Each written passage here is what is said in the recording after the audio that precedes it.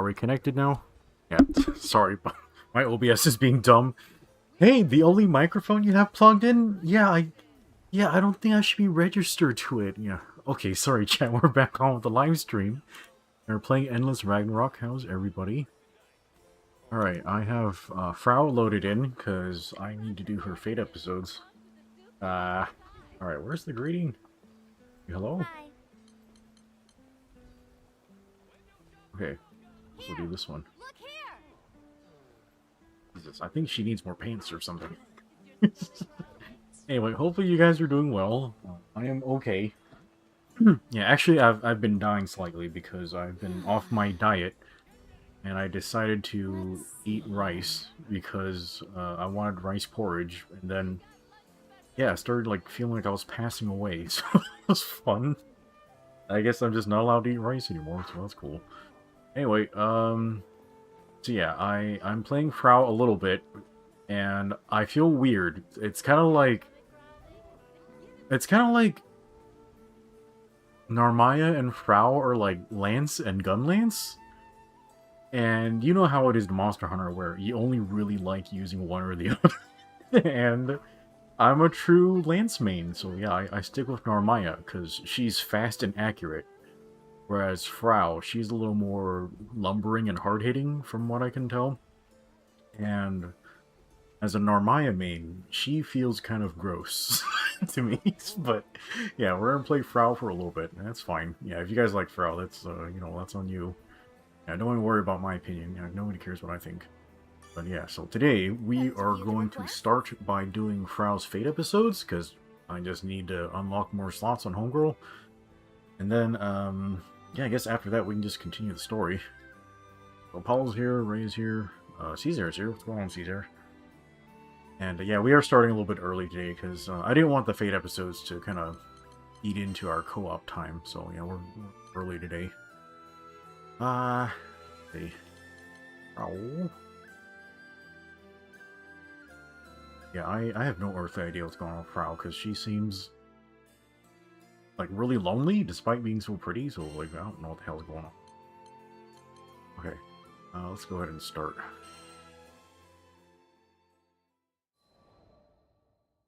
Ray says, he said you can't set Frau to put on her hood like you could do with Siegfried's helmet.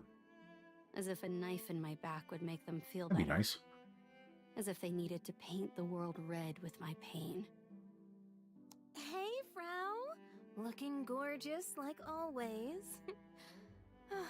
I wish I had your complexion. Life would be so much easier. You sure? She attracts creeps like nobody's business. A little beauty's not worth having a fan club of degenerates. Oh no, they're talking about me, chat. I went to the flower field on the outskirts of the village for solace. But, yeah. No matter how hard I tried to forget their attacks, it felt like their malice had already seeped its way into my heart. It had always been like this. Somehow, some way, the blame would always fall upon my shoulders. Of course you're involved again, Frau. Just because you're pretty doesn't mean you can do whatever you want. Yeah. Every single time there's a breakup in town, you're right there. Homewrecker. God damn, they're calling her a Thing is, used garden I had implement? been civil, courteous even. But still, they hurled their heartless accusations at me. It was all I could do to keep my own dark emotions at bay. What race is Frau? Is she a deer person? Why force yourself to smile? Grasp our Frau should find new friends. Maybe friends who are blind? Or she can join a monastery where nobody has sexy time? Get out of my head! Or she could just find some friends who It are was all fine. really pretty. I didn't need them to I guess that's why understand she me joined or even love me. Cheetah's crew, because everyone's like I fucking cared gorgeous. about everyone, and that was all that mattered. But no matter what I did, all I got in return was malice and unwanted attention, lustful eyes and envious stares. All of these emotions forced on me for as long as I could remember. All of these problems focused on me for as long as I was around. The cheating and fighting Oh, The insults typical and beautiful person. She propositions, thinks the whole universe all of revolves it was around her. because I attracted too much attention? All because I was too pretty?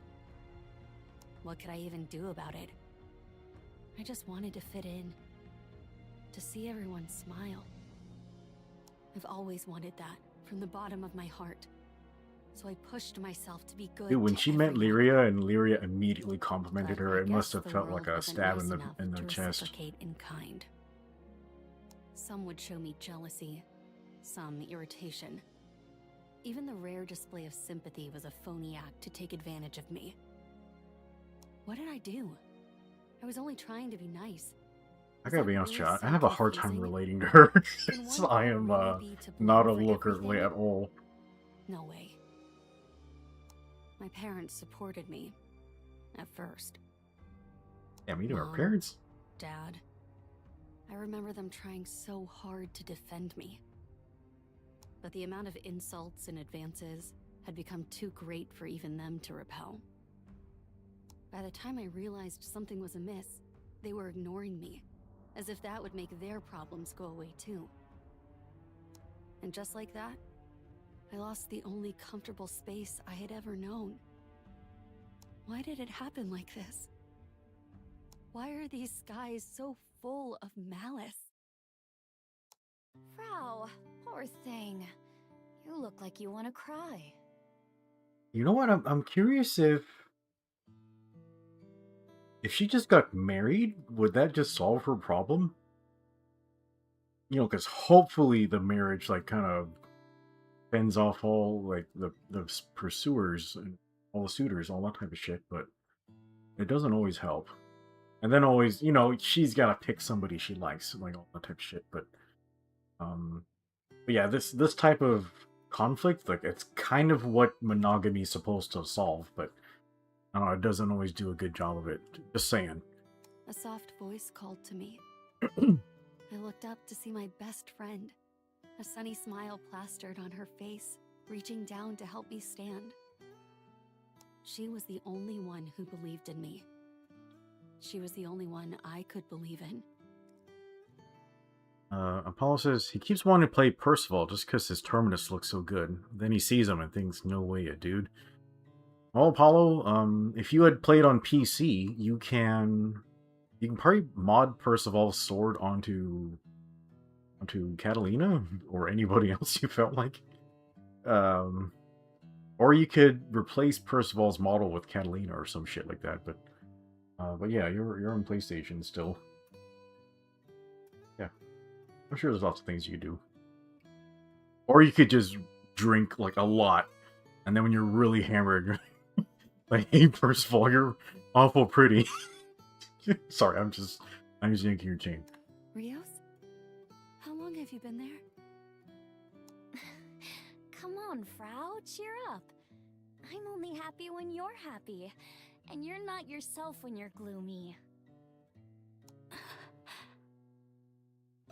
Or did you get into some crazy trouble not even your best friend can fix? No, it's fine.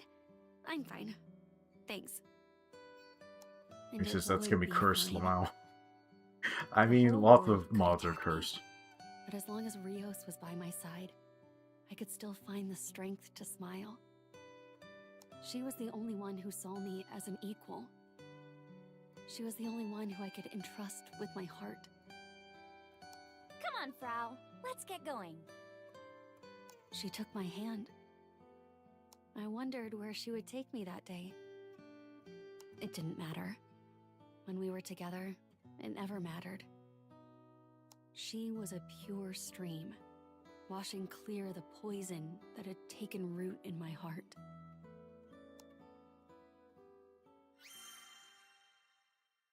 Alright, I got a teeny tiny bit more HP. Yeah, I guess I have a decent amount of HP. I didn't put any Aegis, like, or greater Aegis on my build yet.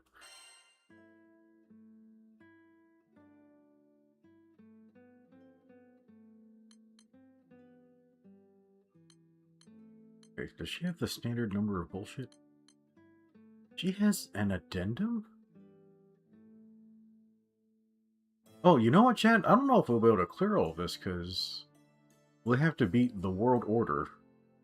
I guess we'll be able to do that later, like during the stream, but yeah, we have to... I think we have one more mission to play like, for that one.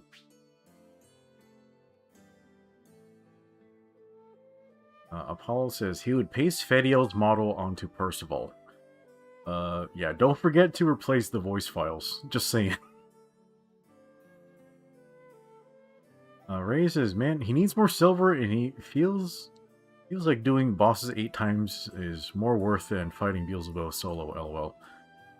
Yeah, I gotta be honest, I'm not sure if I enjoy the Conflux mode. I mean, it's nice to get, like, that giant pile of horseshit at the end, but... yeah, I'm not sure if I like the mode. I'd rather just play regular missions. That's just my opinion. Apollo says, the Dragon's boss was pretty good. Thanks for silver. Start the next thing. It's a cow. Hey, where'd you go? Wait up! Oh, is that her casual wear? She looks pretty cool. Cat calls, as frequent as they were bothersome. I stopped in my tracks, knowing nothing good was going to come from dealing with yet another oaf. Actually, I knew this bastard. He'd laid it on pretty thick in the past. Well, that's an understatement. He tried to force himself on me, but I fought him off. Knowing our history, I turned back to keep an eye on him. To use Perfect Guard? Sure enough, a few guys from his ugly cohort were standing at his side. I tempered my voice as I And the whole called gang? back. Can I help I almost you? said a really horrible thing, but Hey, yeah, I don't don't want be to so have my channel defensive. deleted today. I wanted to apologize for last time. I, didn't know how strong you were. Whether it was guilt or raw instinct, he knew I was fuming behind my smile. He raised his hands to show he meant no harm. Okay, great. So did you need me, or... Actually, I do need a favor. No. He stumbled as he explained. His gang's hideout had been infested with monsters. That's what you get, dumbass. Like, Could have gone to the local guard instead of bothering me. Yeah, okay, maybe they couldn't. These guys probably had their hands in all kinds of dirt. you know what? If you're strong enough to put your hands on a girl, like, why don't you go throw some hands with those monsters, you fucking dumbass? Please, we need you. It's you or nobody. He actually got on his knees and begged. I've never been able to refuse someone in need, even slimy scum. I don't know, that might be a bad Besides, quality, Frau. maybe I could turn this into something positive. No matter how terrible a person treated me, in my heart of hearts, I just couldn't hate them. There were some truly kind people in my life after all, like Rios and my parents before they gave up. I loved them all. I really wanted to love them all. Maybe one day they would reciprocate my sentiment. But to make it there, I had to be the bigger person. And actually, I kind of liked being relied on. These guys were clearly going through something, and if I was the only one who could help... Fine, I'm all yours. I don't know, Frau. I think I've read this dojin before. Just like that, we were off to their hideout. It turned out to be an abandoned mine, already dilapidated with age. The chittering of monsters echoed through its halls, proving the gang hadn't been lying. What if they just found a new hideout? So, why infest some dusty old tunnels? Hey, they make a fine den. So, you ready for business? We'll assist, of course. The men drew their weapons. They were going to... help me? That made me feel more motivated. I marched down the tunnels, ready to kick some major monster ass. Kick some demon ass. Chat, tell me we could unlock her casual shirt, because it looks really nice. After taking out a few pests, I got lost in my own thoughts. About how I had been born with some kind of innate light. How I shone so brightly, I cast a shadow on those around me. It's why I'd become strong. I had to. Without strength, I wouldn't have been able to protect myself from these monsters. Or, worse yet, from people like the men who hired me. Well, Satanta's here. He says, in a world of magic, where you decide to just be an NPC, the fuck is wrong with you? If he lived in a world where monsters are the norm, he's learning how to fireball or sword beam like as soon as possible. Yeah, that's a good point. Like, if you're just like civilian, like, yeah, you're completely fucking defenseless, especially when like Radis the White Worm just falls out of the fucking sky and one shots your village. Like, yeah, yeah, I'm becoming powerful as fuck. I'm building a harem of beautiful warrior women, and then we're gonna hide in a very powerful fortress to keep all the evil like animals out and all that shit. But yeah, it's pretty hard to survive like around here. Ray says the devs did mention there might be alternate skins for characters. I mean, they really need to do that. They're just leaving money on the table if they're not. I mean, they kind of have alternate skins in a way for Jita and Gran. And I suppose Siegfried, he can swap his helmet thing. Speaking of, they trailed behind me, busy twiddling their thumbs as I cleaned out the monsters one after another. This should be the last one. I sighed with relief as the toughest of the monsters fell. Job well done. Satanta continues, he can't speak for the Eurobros, but even as an NPC in real life, he knows how to fight and defend himself with the means to do so. Yeah, Satanta, you don't need to preach the Second Amendment to me. Yeah, I'm from Texas, and yeah, I'm basically also an NPC, but yeah, I'm fucking armed to the teeth. Like, what? I think the only thing I don't carry is like a baton, and a first aid kit. I have everything else. I may or may not have body armor on. Like, I'll let you guess on that one. What the actual hell? Right. Let's head back. The words died in my throat as I saw the men step back even further. I braced myself. But damn it, I should have realized sooner. Out of the corner of my eye, I saw a man pull a lever. I tried to leap away, but I couldn't find purchase on the crumbling ground. A pit trap. An obvious pit trap. Ha! We got her, boys! Mm-hmm. No way you're climbing out of that hole! Yep, this turned into the Dojin I He was read. ecstatic, peering down at me from above. Seriously? Why double-cross me? Sorry, it's just business. They said you caused too much trouble. At least he had shown his true colors now. But he should have known better. They all should have known better. I was blinded by fury. Everyone and everything could get bent. Go on, cry for help. No one from the village comes to this abandoned mine anyway.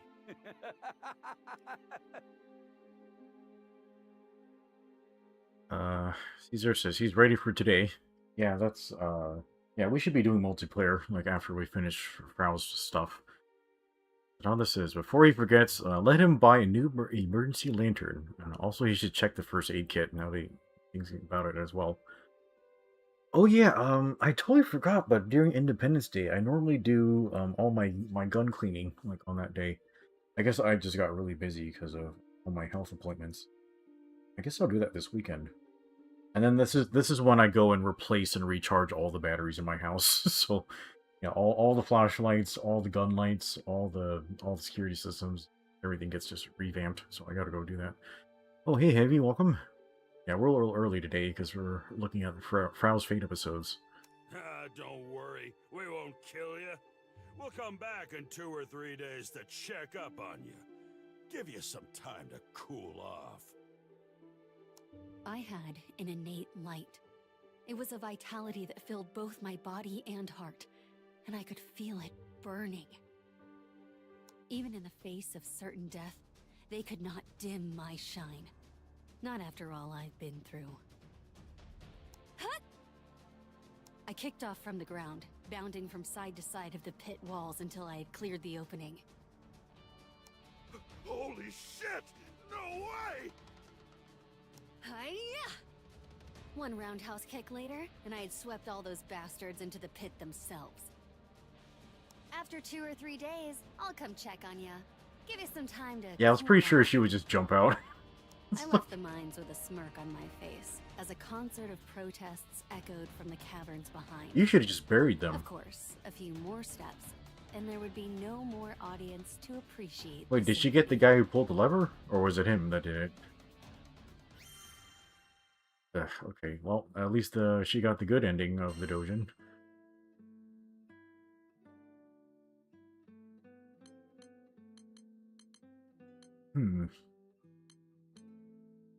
And a Garmer.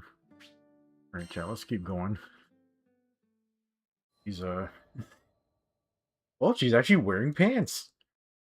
Later that evening, I went to the town cafe to tell Rios what happened. Oh, was it Rios that set the trap? Let me at him. That'd be fucked up. It's true she had helped me defeat monsters in the past, so she was no slouch herself. But I wasn't about to let her waste her time on those idiots. Oh, Rios looks Trust like a me, deer we're person, square. right? I beat them at their own game, and I don't want to stir up trouble with the ass who hired them. Rios nodded. She always understood me. But she was still furious on my behalf. That did lighten my heart a little. Anyway, I didn't want to spend the whole evening with her talking about something so depressing. But I hesitated as I searched for another topic. She smiled. Oh, this is an anime girl wearing pants? Is she a man in disguise? Yeah, she's basically, Utena. Like, yeah. Or she could be Saber, like in disguise. Yeah, like Saber wears like that whole black suit, like when she's all running civilian missions and stuff. Okay, it's obvious. We gotta get you over this mess as soon as possible. Maybe go somewhere to relax a little? She knit her brow as she pondered over all the possible locations. Watching her work so hard to make me feel better, it was working. But my deepest, darkest thoughts wouldn't be dispelled so easily. I let out a heavy sigh without realizing it. You know what? As a man, I am deeply fucking envious of Frau right here, because men do not have friends who cheer them up. Like, every time I'm having a bad day, like, everyone just starts giving me shit. Like, what are you, gay? All that type of shit. Like, I could swear, like, in my memory of, like, the past 20 years, I think the only person who's ever tried to cheer me up when I was having a bad time was Rhea. And everyone else just, like, start making fun of me. Like, God, being a man is so fucking brutal, dude. Shit. Okay, sorry, I just had to get that off my chest. Anyway. Got it! She leapt from her seat in a burst of inspiration. The old fortune teller said there would be shooting stars tonight. We have to go see them. I was briefly stunned by her excitement, but Rios reached for my hand anyway. Oh, tonight? Really? I was too distraught. I couldn't force myself into a good mood after all. Stop thinking so hard. Let's just go. And off we went. By the time we'd crested the hill overlooking the town, both twilight and a few more bad memories were behind us. Rios and I laid down side by side to look up at the night sky. Countless stars twinkled in the dark blue tapestry above. It was the perfect night for stargazing. And yet, no matter how long we waited, we didn't see even one shooting star, much less a meteor shower. I have to stop falling for your lies. I gave her a playful frown. I guess fortune tellers have their off days too. Her laugh was full and real. She lifted her hand to the starry sky. Don't you feel like you could just touch them sometimes? Like if you could stretch just an eensy bit more? She closed her fingers as if she'd actually caught one of the little sparkles. Then she turned to face me, our eyes locking. She was smirking as she passed me the star. Her smile bloomed into a full grin as her hand got closer to me.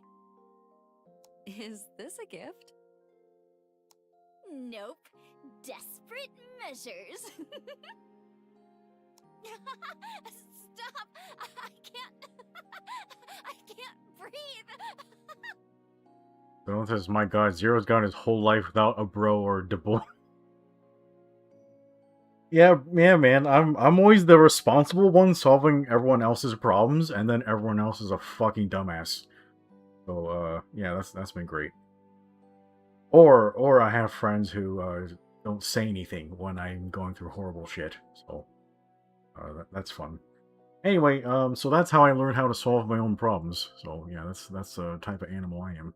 It was Anyway. her favorite tactic, the tickle attack. Guaranteed to make me blue in the face. Oh, but okay, also now we know lighter Fraux in the ticklish. Feel better yet? Cheater. Just being with her, I felt love, and how much she really cared for me. You know what? These two could just, You know, I fuck off kinda and live do. outside of town, I think, Thank you. and they'd be fine. She was my lifeline. If only everyone in this world were as kind as Rios, maybe things would be different.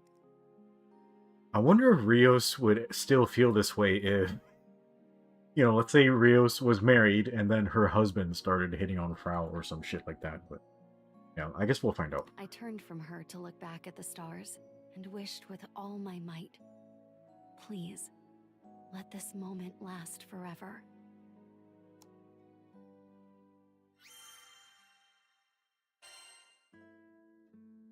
Okay, they seem nice. I'm sure something horrific is about to happen because, it seems like the theme in these Fate episodes is usually nice people aren't allowed to survive. And then if they're nice, maybe they're the central character of the Fate episodes, but yeah, usually no survivors. Right, what's this? Future details from the main story? Finishing the main... Sure, I guess. I don't really know when I'm gonna finish the story, because you guys keep revealing it so fucking slowly.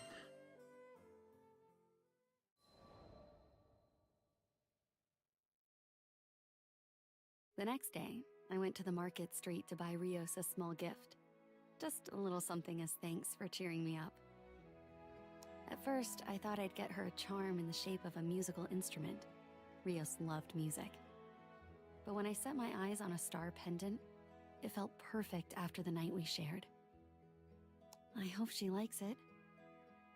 I shuffled my feet as I waited for her to show up at our rendezvous. The nervous patter of my heartbeat was loud in my ears. As the day grew longer, I began to worry. Why is she so Sure, nervous had a about free just giving a spirit, present to her friend? but she had never been late for girl time. What if something happened? I headed to her house. I knocked on the door for what must have been 5 minutes, but to no avail. Should have put GPS in that bitch. Did she go somewhere? But we made plans, didn't we? When I peeked through the window, it was empty. Like no one had ever lived there. My What the heart fuck? sank. Anxiety gripped me. I went next door to ask the neighbor, who mentioned they'd seen Rios' family just yesterday. Surely they'd taken a trip or something. That's all. That's all I could tell myself. But the next day came and went. And then the next. And then another few dozen. Rios was nowhere to be seen. Damn, she's gone. Why? Where did she go? Why disappear like this? Did her She never parents even told me disapprove of goodbye. her good friends Oh, that she was you just roommates left? with? Guess she finally got sick of how fake you are. What do you mean, got That's projection. sick? Rios was never her friend. There's no way that was true. She was my one, my only. I gripped the pendant, ruining its perfect gift wrapping. Oh, what? You're mad? You're not worth her time anyway. Thank God I'm not Frau, because I would just lose my patience and just start kicking all these people in the face.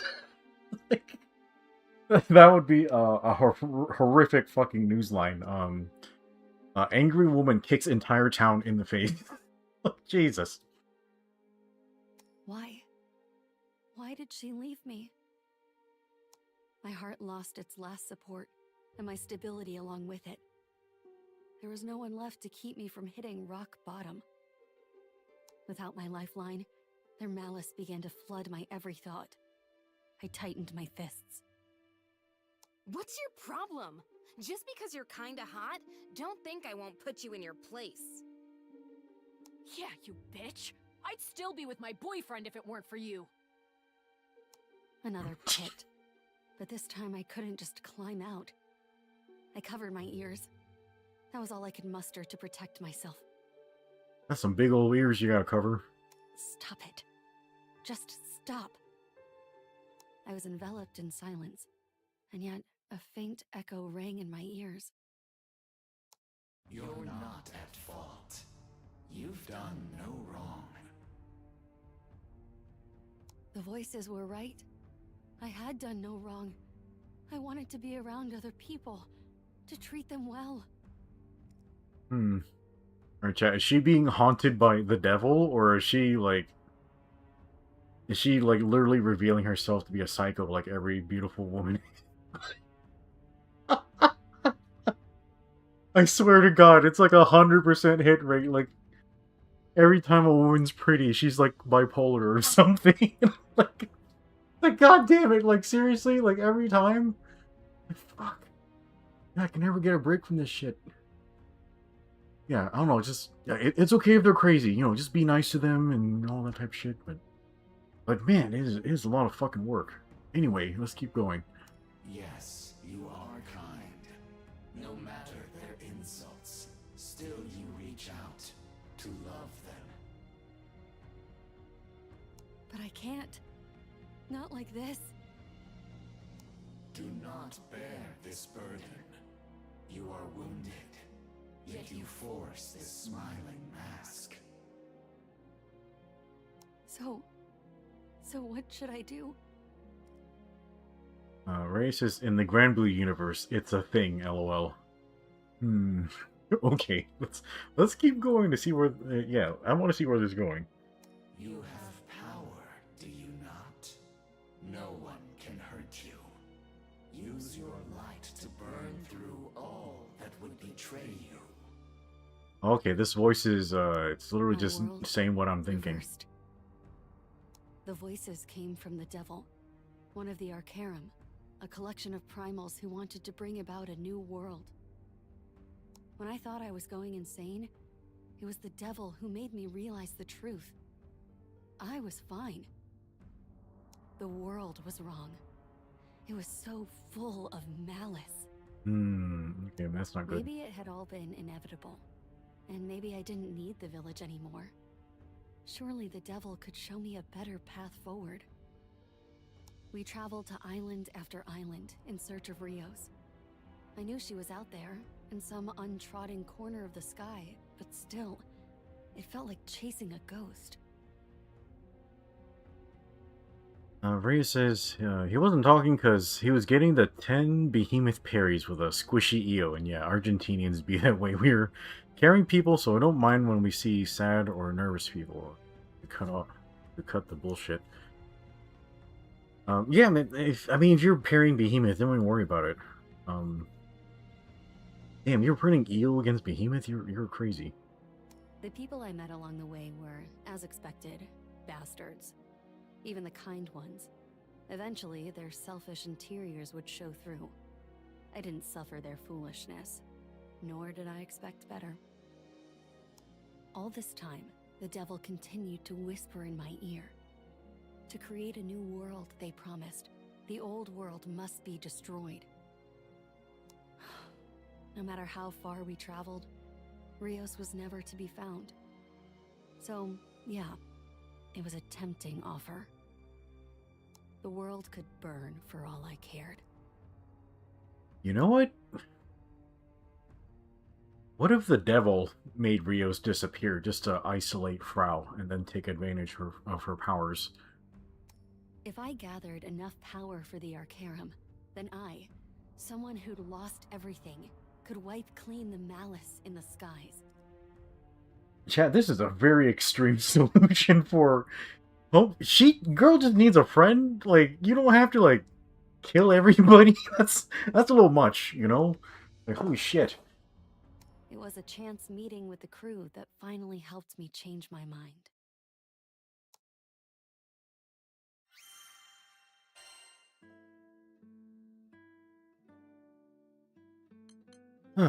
But, yeah, this is really scary to talk about, but yeah, I understand how she feels. Like, I've been in that spot where you kind of, you know, feel things need to be reset, like, per se. Yeah, I don't really feel that way anymore, because now that I'm older and, you know, I kind of have a stake in, you know, the universe still existing, all that type of shit.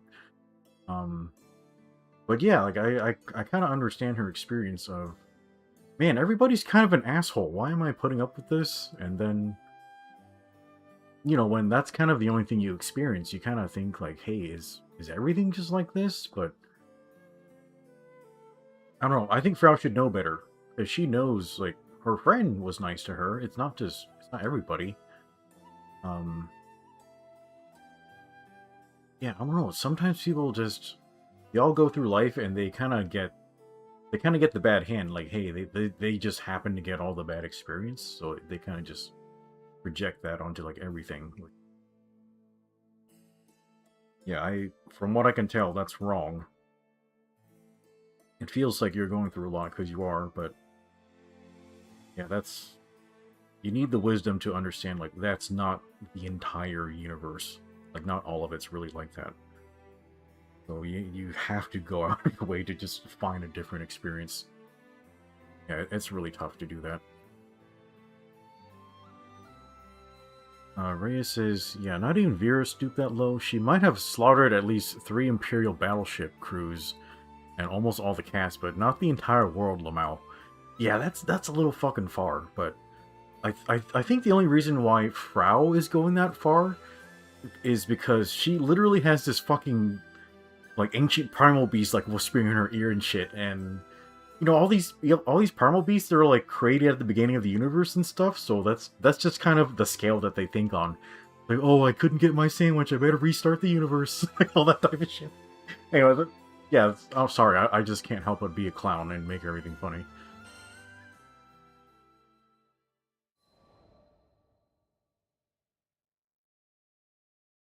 I had no hopes for this world. It was only the urging of the devil that kept me trudging through the pitch-black pit of despair. But when I met the crew, it was like encountering a final chance for deliverance. The captain and Lyria both had these pure eyes, like they'd always walked the kind of path I wanted to follow. They pulled me back from the edge, all while foiling the world's attempts to rewrite reality. Words couldn't express how thankful I was for the captain's acceptance. That went for our other crewmates too. My heart ached knowing I had deceived these kind people. Even after everything, they treated me fondly. I belonged. It was a calm satisfaction, one that echoed to my very heartstrings. But I knew there was still a darkness lurking within, somewhere they couldn't reach. I was always trying to repair things with a smile, but that never fixed the awful walls I'd built around my emotions. I needed to knock them down. Lost in thought, I strolled along a small knoll on the outskirts of Folka.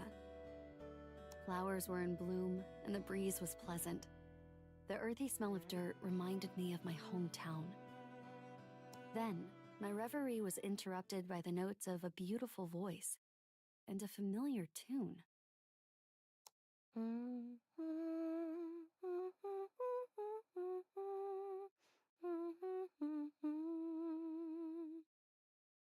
Wait, Rios had Be hummed humming the that theme all song, the time. maybe?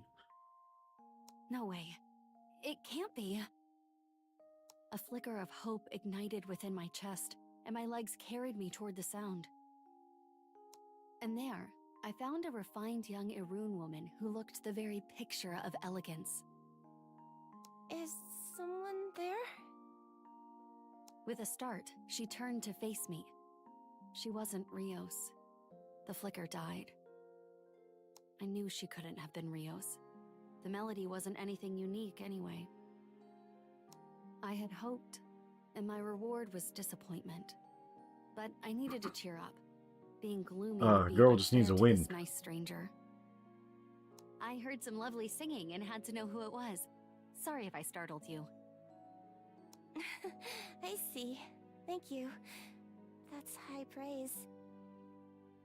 You know, I'm from a totally different skydom, but I've heard that song too. Coincidence, right? Yeah, sounds like it. I didn't mean to interrupt you. Please continue. I'd like to hear more. Well, I don't usually sing in front of people. Besides, I was just about to head home. She turned to leave, her gait unusually slow. Maybe she hurt her leg. Where's this going? I was disappointed I wouldn't hear more of her singing, but that feeling quickly faded into concern. I unconsciously reached out to stabilize her. I couldn't remember the last time I'd touched another person. Thank you.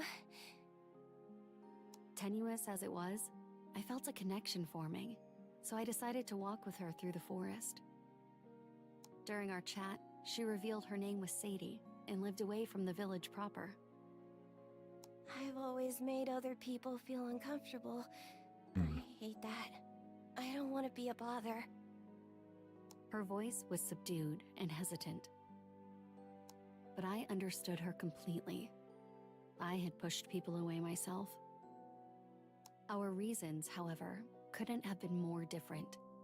I was tired of people blaming me for their problems, but Sadie, she had a far gentler motive. She explained that, for some, living alone was an isolating experience. But for her, solitude was liberating. So Sadie's doing the shit I was suggesting earlier. She was just like Rios, free. They both did what they wanted when they wanted. Neither let others dictate their actions. They lived for themselves. I turned to see Sadie looking at me. Or, well, looking through me. She wasn't injured at all. It's just, she had never been able to see in the first place. I don't know, I might call that pretty injured. Oh wow, chat, did I accidentally predict the story? Oops. Alright, chat, let's just establish this. The story itself doesn't matter. I don't really care about originality. What I care about is the delivery of it. Like, is it delivered in a way that's good? Yeah.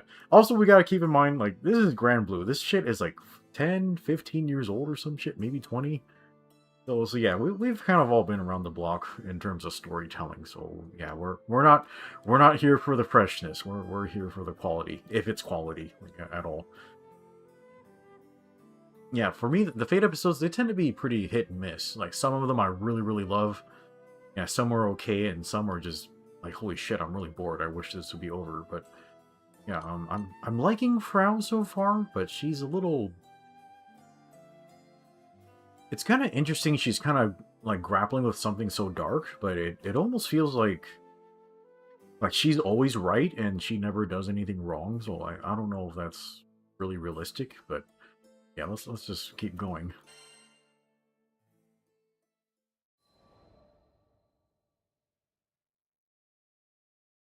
After learning about Sadie's condition, I began visiting her more often.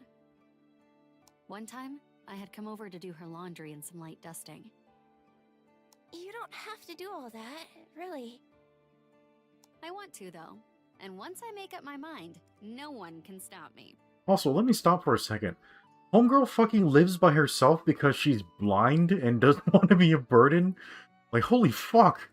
That's gotta be really hard. Like, Like, goddamn, like I have trouble living by myself, and I'm the only disability I have is I'm retarded. Like, like not being able to see and you live by yourself, that's fucking crazy, man. I knew she didn't want to feel like a burden. So, I suggested we make this a deal and asked her to sing. It just really takes me back. When Sadie began to sing, cheeks tinged pink, her voice was thin and uncertain. But she seemed bolstered by my honesty, and her voice gradually grew with confidence. She blended soft, gentle high tones with beautiful vibrato, directly plucking at my heartstrings. One by one, happy memories came flooding back. When finally she finished, I was sitting in a pleasant stupor. Then, I found myself applauding. Your singing's wonderful! Not at all. I'm serious. You deserve an audience. Everyone should hear you sing. As I spoke, I couldn't hide my budding distress. I knew it was natural for people to share the things they cherished, to bond over their passions and interests. But I had long since lost that person. It hurt, how her loss still burned so hot. Sensing something amiss, Sadie frowned. I mean, what if you sang in town? It was the first thing to pop into my head, but with her voice, it wasn't a far-fetched suggestion. Apollo says, last time he watched something with a disabled girl not wanting to be a burden, he cried like a bitch. Yeah, I was there too. Like, you know what's really annoying? I'm living through that shit, like, right now. Yeah, we don't need to talk about that, but holy fuck. Yeah, that stuff really gets to me. Anyway, let's continue this story. Yeah, nobody's allowed to cry, because we're all men here. I'm just kidding. Cry all you want. Of course, Sadie shook her head no. I'm glad you like my voice, but to sing in front of so many people, I would die of embarrassment. I have a plan, chat. Like, okay, we're gonna sneak the entire town up to Sadie's house, like, very quietly. And I really hope her hearing's not enhanced because she's blind, but yeah, we're gonna sneak up the entire town, and everyone's gonna hear her sing at the same time, and then we're not gonna say anything until she's done. And then we're, and then as soon as the song's over, it's like, surprise, bitch! Like, the whole town heard you. You're really awesome. Since that day, I visited more and more, and we grew closer in turn. I learned Sadie made a living by weaving textiles to sell in town. Despite her condition, she was living independently. She was amazing. But the more I got to know her, the more a dark thought began to simmer in the back of my mind. I wasn't hanging out with Sadie purely out of goodwill. She was like a shadow of Rios. I mean, she wasn't a replacement for her. How could she be? They were their own people. Even so, I felt deep shame. In my heart of hearts, I couldn't be sure I was seeing Sadie for who she was. I'd been searching for Rios for so long that, try as I might, I couldn't help but see Rios where Sadie stood. I was so desperate, I had even made a pact with the Arcarum to destroy this world. If Rios had really disappeared, what was the point? My heart was blackened, twisted. What's the matter? You know, Sadie, despite all of your nice singing, I had made a pact with the devil to fucking blow up the universe with you inside of it. Yeah, I thought you should know about that. Holy shit. Sorry. Sadie felt the most subtle shifts in my emotions. Just like Rios. Nothing. I'm fine. Thanks. Sadie's concern was warm. It reminded me of the goodwill I found in people like the Captain, Lyria, and Vern.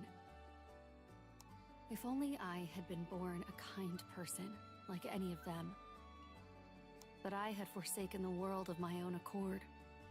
I deserved to be buried under my own ugliness. You know, chat, like, I don't think kindness is something you're born with exactly. Like, I don't think Jita and Lyria are just like innately kind. Like, I don't really believe in that shit. Like for me, kindness is something that, like, A, you have to learn, and then B, you have to practice. Because, you know, I could very, very easily be a massive dick if I wanted to. Like, I have the mind for it. And then, like, you know, like, I'm not, like, a useless, impotent weakling of a person. Like, I'm actually fairly influential and also fairly powerful, and, like, I'm a man, you know, I'm very tall, I'm pretty strong, and I have all these crazy-ass weapons in my house and so all the security stuff. I could do a lot of damage, you know what I mean, if I wanted to, but I have to practice a lot of patience and understanding. I have to spend a lot of time just listening to people, even if I disagree with them, all that type of shit. And like that's what I think kindness is. I could fucking obliterate everyone if I felt like it, and you know, sometimes I do feel like it, but I don't, because it takes a lot of practice to just, you know, understand people and their problems and try to make things better. It takes a lot of actual effort to be a kind person. And you have to keep in mind, being nice and being kind are different things.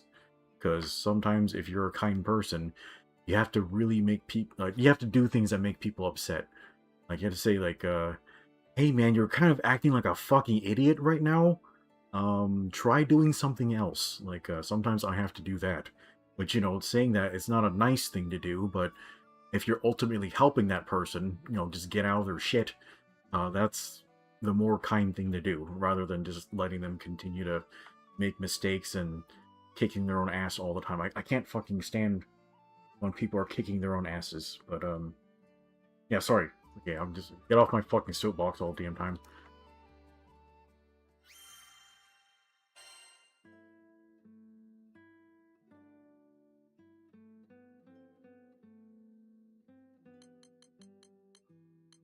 Wait a fucking second. Did I get a slot and I didn't have to kill anybody? Like, what is this? I'd set up the build and everything. I was ready to murder people. Alright, we'll just keep going. Oh, here we go. What the fuck? Why is all my shit out of order? Huh. Okay. Alright, I think Homegirl might be missing Improved Dodge. Yeah, let me put that on.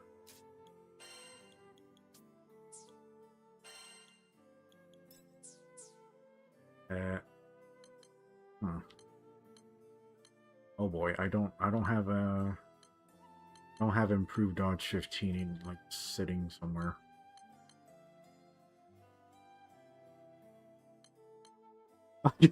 I could just fucking steal this from Id because he's a fucking asshole. I don't care about him. Fuck me. Alright, I think I'm gonna grab the uplift because I need to do supers to unlock my ascension weapon.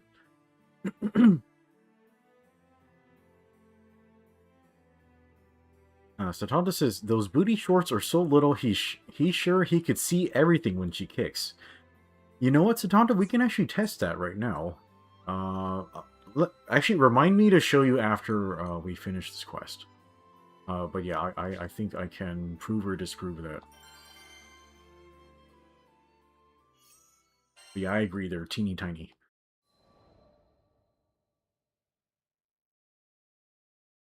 Sadie must have thought our relationship strange, because I couldn't make the final step toward being her real friend. I wanted to get closer to her, of course, but wasn't that because I was projecting Rios onto her? You gotta buy her dinner first if you want to Maybe get all close. this second-guessing was why I kept glossing over Sadie's questions. Hey, Frau. Why are you so kind to me anyway? I couldn't tell her the truth. Well, let's see. Because your singing lifts me up? It wasn't a lie. Thank you. But don't sacrifice yourself just for that. You can tell me your problems. I want to be there for you too. You're almost too sweet for your own good. No, she was wrong. She was very wrong. Tell her about the Don't pact feel with the bad, devil. Frau. You can always reach out to me for anything, no matter how small. She stretched out a wavering hand toward my own. Just one last step between us, but I couldn't take it. I pulled back. How could I hold her hand? If she knew what I Oh, that's a really thought, good summon, it would Rhea. hurt. I haven't done any summon farming at all. She might chastise and reject me, and rightly so. I was afraid of destroying what we already had. After being treated so poorly for so long, I didn't have faith in anyone. Sadie quivered and bit her lip. I felt terrible knowing I'd been the cause. I'm sorry. I'll come visit again. Promise. I couldn't take it anymore. I excused myself. What the hell am I doing? I had taken advantage of Sadie's goodwill. I felt lower than dirt. A few days later, I received a letter from Sadie. She was going to sing in town and wanted me to come watch. I thought back to my suggestion, how I had said more people should get the chance to appreciate her singing. Satanta says he knows it's silly to think about, but there are times when he wonders how these characters put their clothes on. No, Satanta, that's a very good question. Have you seen an anime called My Dress Up Darling? I'm pretty sure you have, but yeah, that whole show is about cosplay. And yeah, that will give you some insight into that, but yeah, there's a lot of magic and trickery that goes into these fucking weird costumes and stuff. And I gotta be honest, when it comes to a character design like Frau, there's gotta be a ton of double-sided tape involved. Otherwise, none of this shit would work, like, at all. But yeah, there's probably tape.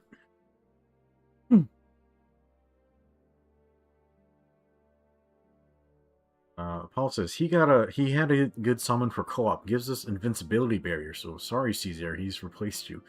Apollo, what have you done? Caesar is our friend. Reyes says, the good summon he found was the robot summon, so it's easy to control too. Okay, that's good. Yeah, I tried summoning that black dragon that we got from Fedial once, and I don't like how that thing controls. I actually kind of prefer using the Nazar Bonju summon instead. Also, that thing gives it causes glaciate, which is pretty fucking awesome.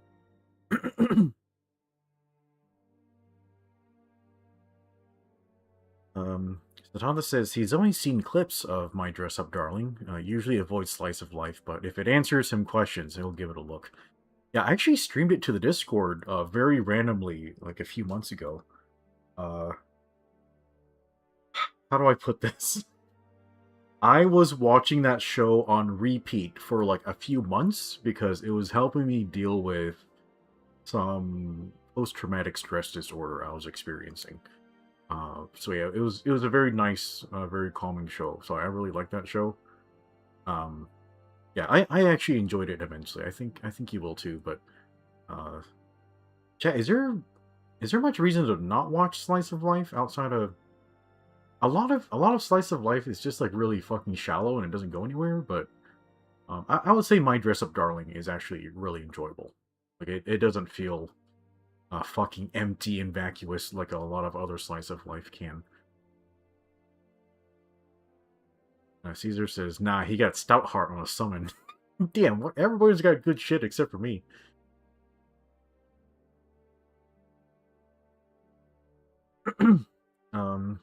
Don says, Apollo, become the invulnerability spammer. You know you wanna completely trivialize the game and laugh at the boss's random bullshit.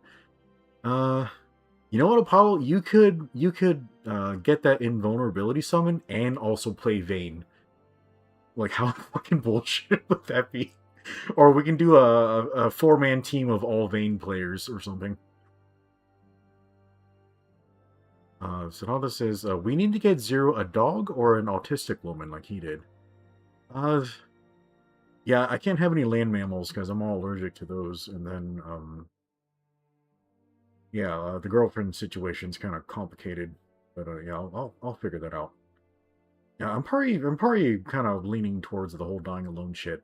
But yeah, maybe things will work out. We'll see. What beautiful handwriting. Alright, yeah, that was a terrible diversion. She must have asked someone to write it for her. She'd been determined to invite me. Oh, so you're just assuming that just because I'm blind, I can't have beautiful handwriting? Soon, Sorry. the day came. I was waiting for Sadie in a lush corner of Folka. I wonder if she can make it here by herself. Yeah, I should have picked her up. No, wait. She sells fabric in the village. Surely she hasn't gotten lost. Fucking shit, is this happening again? Oh yeah, chat, speaking of dying alone, yeah, my birthday's coming up in a couple of weeks, and I'm old as fuck. I wasted my whole life, like having post-traumatic stress disorder, from breaking up with my ex-fiance, and then I wasted the other part of my youth, playing video games. Oh, yeah, I'm a really smart person. Yeah, I'm fucking winning over here. Anyway, yeah, I'm old as fuck. Yeah, I guess we gotta plan something for the birthday, maybe. Time passed, and I grew restless. It was deja vu. Just like the time I bought that star pendant for Rios. I'd waited and waited back then. He needs to put GPS on our friends. Actually, we kind of do have tracking devices in this universe, don't we? Like, yeah, we have like tracking gems, and we have that little radio horn thing that Vern carries around. Yeah, just stick one of those on your friends, Fraux. A while later, and Sadie was still nowhere to be found. I asked around, but no one had seen her. The horrific memory of Rios's deserted home flashed through my mind. Apollo says, "Do you want us to send you gifts?" No, Apollo, don't send me any gifts. I'm fine. How about this? For my birthday, you assholes go out and make the world a better place so I can stop worrying about shit. Yeah, go do that. I raced to Sadie's house. After arriving, I knocked loudly. No answer. I looked inside a window and saw a smoking log in the fireplace. It hasn't been long since she left. She could still be close. I turned toward the forest and gave chase.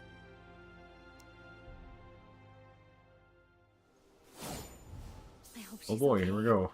Please be safe, Sadie. Coming in hot. Holy fuck, that is fast as shit. Apollo says, keep expectations low. No, like high standards for everybody. Ah, fuck, that's a lot of gobos. I'll fucking kick you in the face. Take that, bitch. Aw, leaving so soon. You little bitch. The fuck? This wagon is powerful as shit! Huh. Yeah, come fight me. I'm Wong Fei Hong. The Tanta says, damn it, guess I'll run for president. Bro, don't fucking run for president, like... I don't think anyone can really do any good as president. You're just gonna be a puppet of all the other horseshit. Unless it's, holy shit, that kick came out fast. Yeah, it was fast as shit, dude. It's a very good gap closer.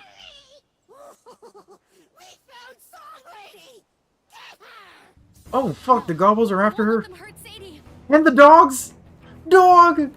You dogs don't hurt my friend, you little shit! Come back here! I will fucking kill you! Don't hurt her! You fucking dogs!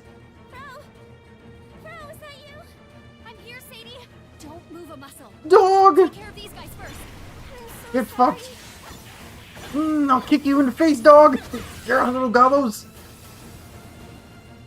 I won't let you lay a single Dog! slimy finger on Sadie. Dog's fine, just sleeping. Dude, the voice actor here is fucking crazy.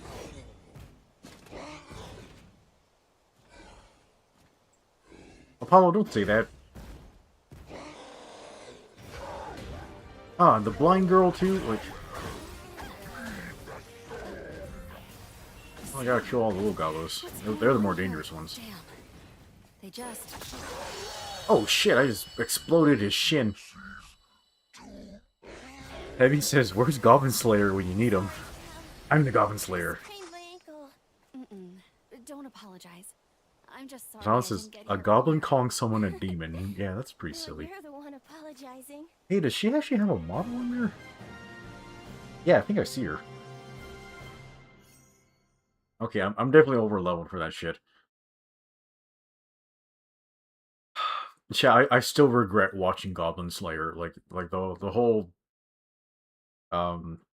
damage to my psyche was not worth it. Like yeah, outside of that like disgusting first episode, and then I think the second episode was kind of cool. I don't think I enjoyed any of that show. Like it was really mid. Like I like Sword Maiden though. She was nice. Like she's a nice lady.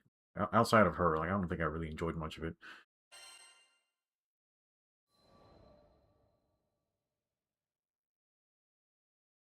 With Sadie nestled safely across Is this guy a my bad back, guy too? I hurried through the woods. I only stopped when we arrived at Folka's local clinic. Thankfully, the doctor said her ankle was nothing to worry about. That being said, it's best if you come live in the village for a while. Chat, That's what? right. What is the She couldn't point see, of and like her goblins foot was attacking injured. an Under injured those blind woman? conditions, Like it what would the be fuck? dangerous for anyone to live alone. I guess they're goblins, so they're just evil for the sake of being evil.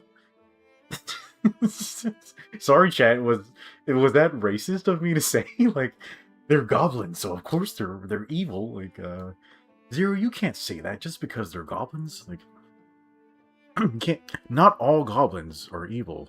You know, some of them wanted to give her medical aid. Yeah, they wanted to help her right into their like pot of stew, like, right?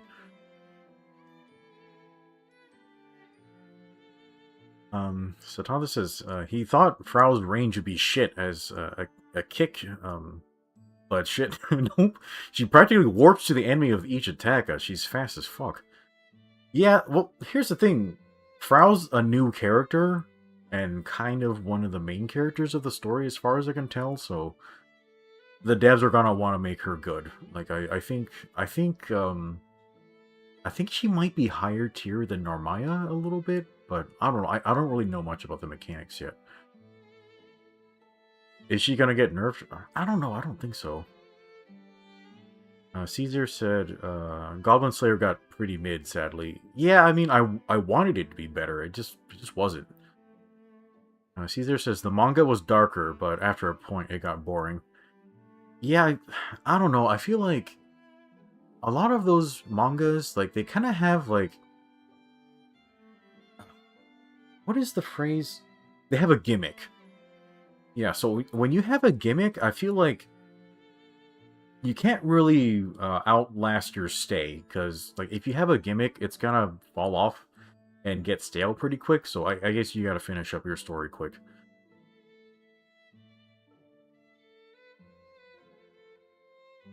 Don't fucking answer that question. Okay. Caesar says she's fast and has a range attack. Yeah, I know she has like some type of range thing. I don't think I... Wait, do I have it on? I might have it on my X, like on the palette. Satanta says, Goblin Slayer fell off because, for whatever reason, the author likes having multiple stories running at the same time. Goblin Year 1, the shitty other spin-off with the lame samurai. And Caesar says there's also a get back move. Yeah, I tend not to use moves that back hop. Is there much reason to use those? I don't know, I prefer to just perfect dodge, like, through shit, like, rather than backstep, but, you know, that's just me being weird. Thank you for your concern, Doctor, but I don't want to be a burden to anyone. Her smile remained warm, even though she was refusing his aid. In that case, why not stay in the clinic? We've got an extra bed, so it wouldn't be a problem. I like how the doctors don't have doctor uniforms or anything, they're just, like, a guy. Word had it that refugees were still pouring out of Tempeal, straining local resources. Sadie asked about the situation, not wanting to add to the chaos.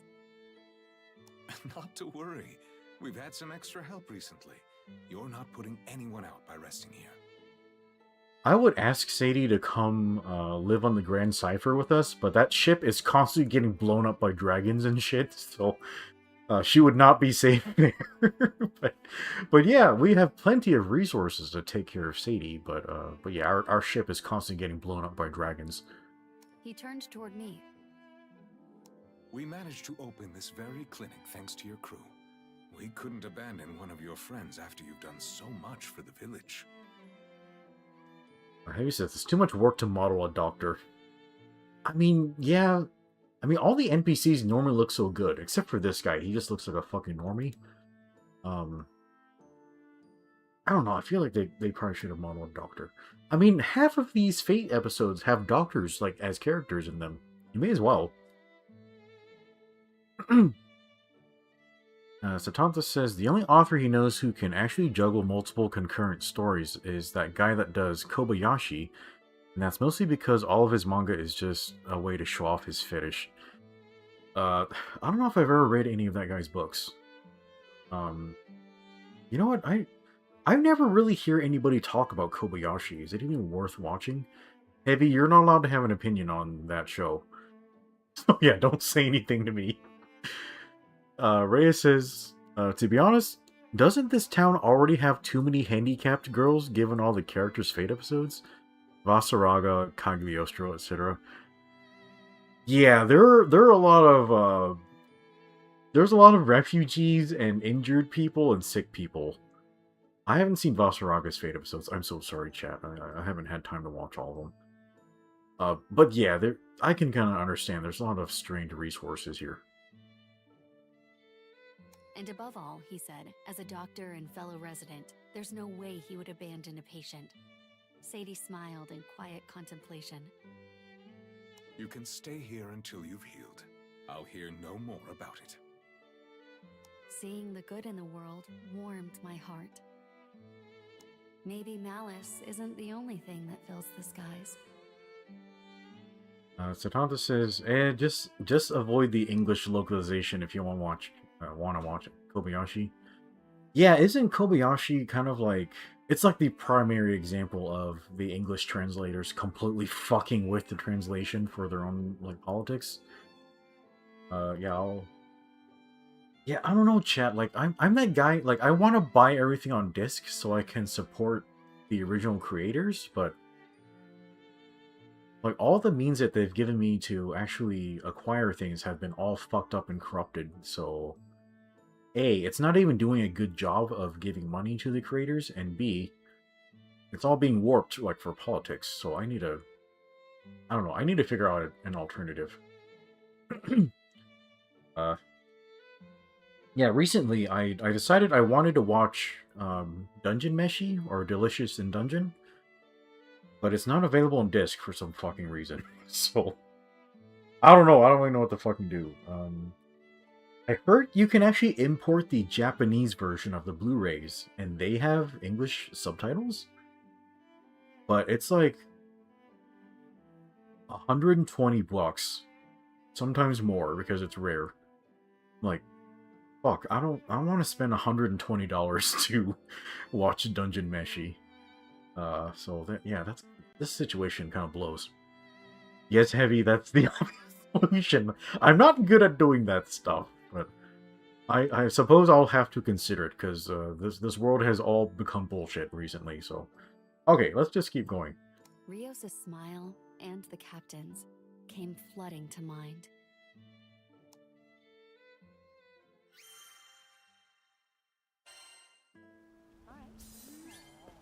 Hey Rhea, in original Granblue, can you wife Fraux? Like, is she one of the wife candidates? I can't remember. Caesar says Dungeon Meshi is on Netflix. Hey Caesar, guess what? I ended all of my streaming subscriptions. Because, yeah, they're all up to bullshit. So yeah, I don't have any of those. That's why I'm collecting everything on disc.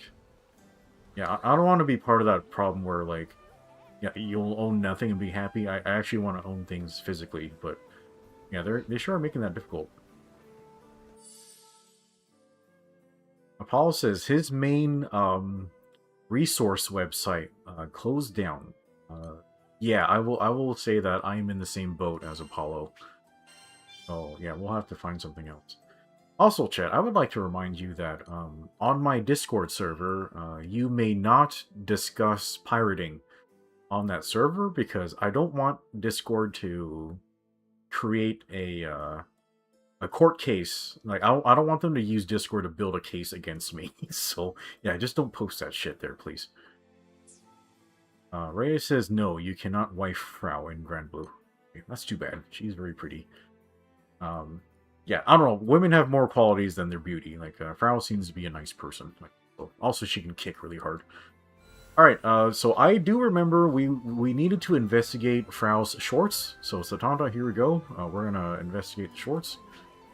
Alright, so she has an emote for strike pose. I'll drown the world. In my splendor. Okay, so despite the shorts being very short, like very short, they do not show everything. They're actually functioning as shorts. Yeah, they don't do that thing where I've got kicks for days. yeah, they're actually covering her. Like a lot of shorts I can think of, like they're just like riding up your ass or whatever the fuck, and yeah, her pants definitely don't do that. So yeah, they're fine. Big stretch. Much better. But holy shit, she can kick really high. This is bullshit. Hey man, like I have no control over this shit. I'm just showing you what I can see. The Tom says that's bullshit. That's painted on, not real booty shorts. I don't know, bro. Like, why don't you just ask your wife to put on some booty shorts and kick above her head to see if that's mechanically possible or not? Yeah, I can't ask my girlfriend to do a high kick for me because her legs don't work. God damn, that was a fucked up joke. Am I going to hell? It's true, but I'm going to hell. Okay, yeah, I didn't mean to make a joke at her expense, but yeah, she can't kick. Her legs don't work. Anyway, yeah, hopefully she gets into physical therapy soon. Oh, fuck. Yeah, Heavy, yeah, go ahead and laugh. But Hans says that's a good idea. Yeah, go ask her to do that. Alright, anyway, let's continue the story after we've confirmed my entry into hell. God damn. Come to view the requests?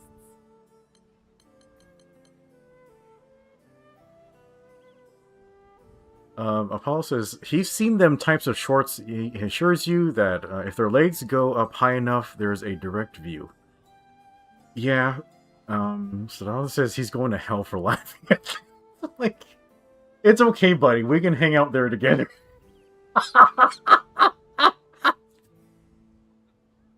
Apollo says, damn, Caesar says, yep, lol. Ray says she might be watching. No, I don't think she watches my streams. I think if she did, I would be in a lot more trouble. Like, she would bring it up, but, yeah, I don't know why. She's just not a very curious person, because, like, I show her all of my art that I draw, so she could easily, like, reverse image search it to find me, but she doesn't. So I'm pretty sure she doesn't watch my streams. Also, I don't think she'd have the attention span for this, but, you know, whatever. Yeah, also, like, I do feel bad, because, like, she did ask me what my channel was, and I told her, I kind of want to keep it private, because sometimes I just need to talk about stuff that's really personal. And, you know, men can't talk about themselves honestly if they know women are watching that type of shit. So I asked her to please allow me some privacy, but I gotta be honest, like, you know, just being able to stream with her would be a really easy way to spend time with her without having to fly back and forth, so I don't know, chat, that's something I gotta think about. Yeah, maybe I will send it to her, but yeah, she's gonna see my fucking horrific sense of humor and just how much of a disgusting gooner I am, so she might break up with me.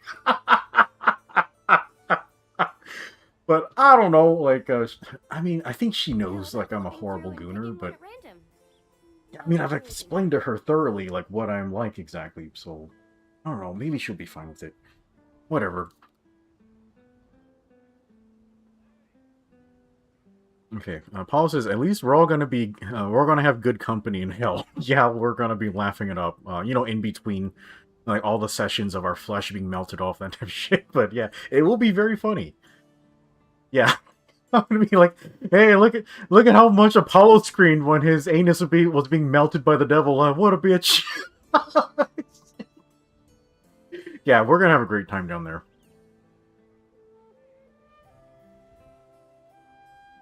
Caesar says, maybe meet first, meet IRL, then share. I mean, she actually kind of used to live with me for like a month or so. Yeah, we used to live a lot closer together, and, you know, she actually stayed at my house for a while. But yeah, we've met before. Heavy says, if they don't like you at your worst, then they don't deserve you at your best. Heavy, that's very true. I haven't even thought about it that way. But yeah, I know I have a lot of good qualities, but man, I have a lot of really shitty qualities too. Like, goddamn. Alright, yeah, just, yeah, girl, if you're fucking listening to this, like, I'm so fucking sorry you have to put up with me. but yeah, I will work very, very hard to take care of you. But yeah, I'm so sorry, I'm so terrible. Anyway, let's continue the story. Sorry, chat, I don't know why you guys hang out with me. Okay, let's keep going. Let's see the rest of Frau's story here. I feel like they, why did they put the combat thing so late? That was very weird.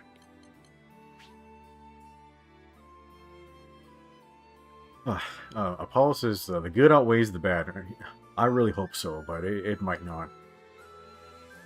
Also, like, I mean, I like to think of myself as being honest, but yeah, maybe we would actually hate each other if we knew each other in person. But yeah, I don't know. I think I'm pretty much the same online as I am in person, and maybe I just talk less in person.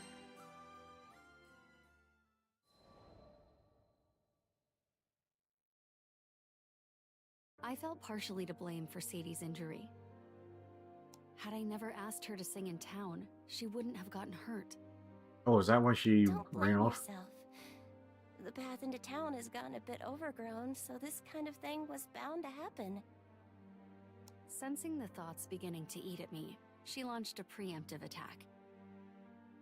Besides, I thought if I sang in the village, you would want to spend more time with me. Looks like I was right.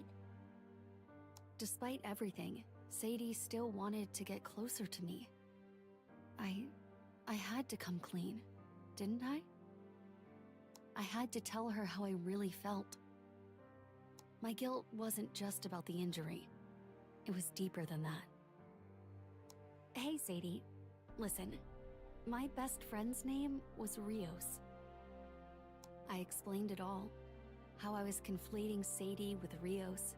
How hard it had been for me to find an honest connection. How my parents had treated me, and how I couldn't interact with other people. Sadie listened patiently to my story, never getting angry or sad. Rather, she sat calmly, quietly nodding. Thank you for telling me. I understand what you've been through, Frau. Sadie's voice drew near. All the tension left my body. Everyone takes care of me because I'm blind. I know. But it makes me feel like I suck the air out of the room. I'm scared of being seen as a burden. Sadie turned to face me, her eyes cloudy but pure. We're the same, don't you think? Both of us are loners. Yeah? Frau, let's go to the main street. I think I want to sing. Sure. Although we were loners at heart, neither of us felt alone any longer. Together, we had a newfound confidence that could guide us forward. I'm sure Sadie would agree.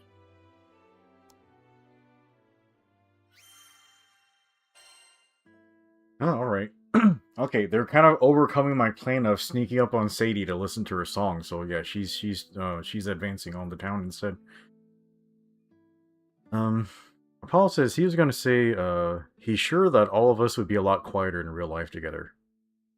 Yeah, I'm and then sorry, Heavy said yeah, he talks more in text than in voice chat, although he guess it's more because he can go over what he types before he sends it. Yeah, that makes sense. Yeah, I tend to just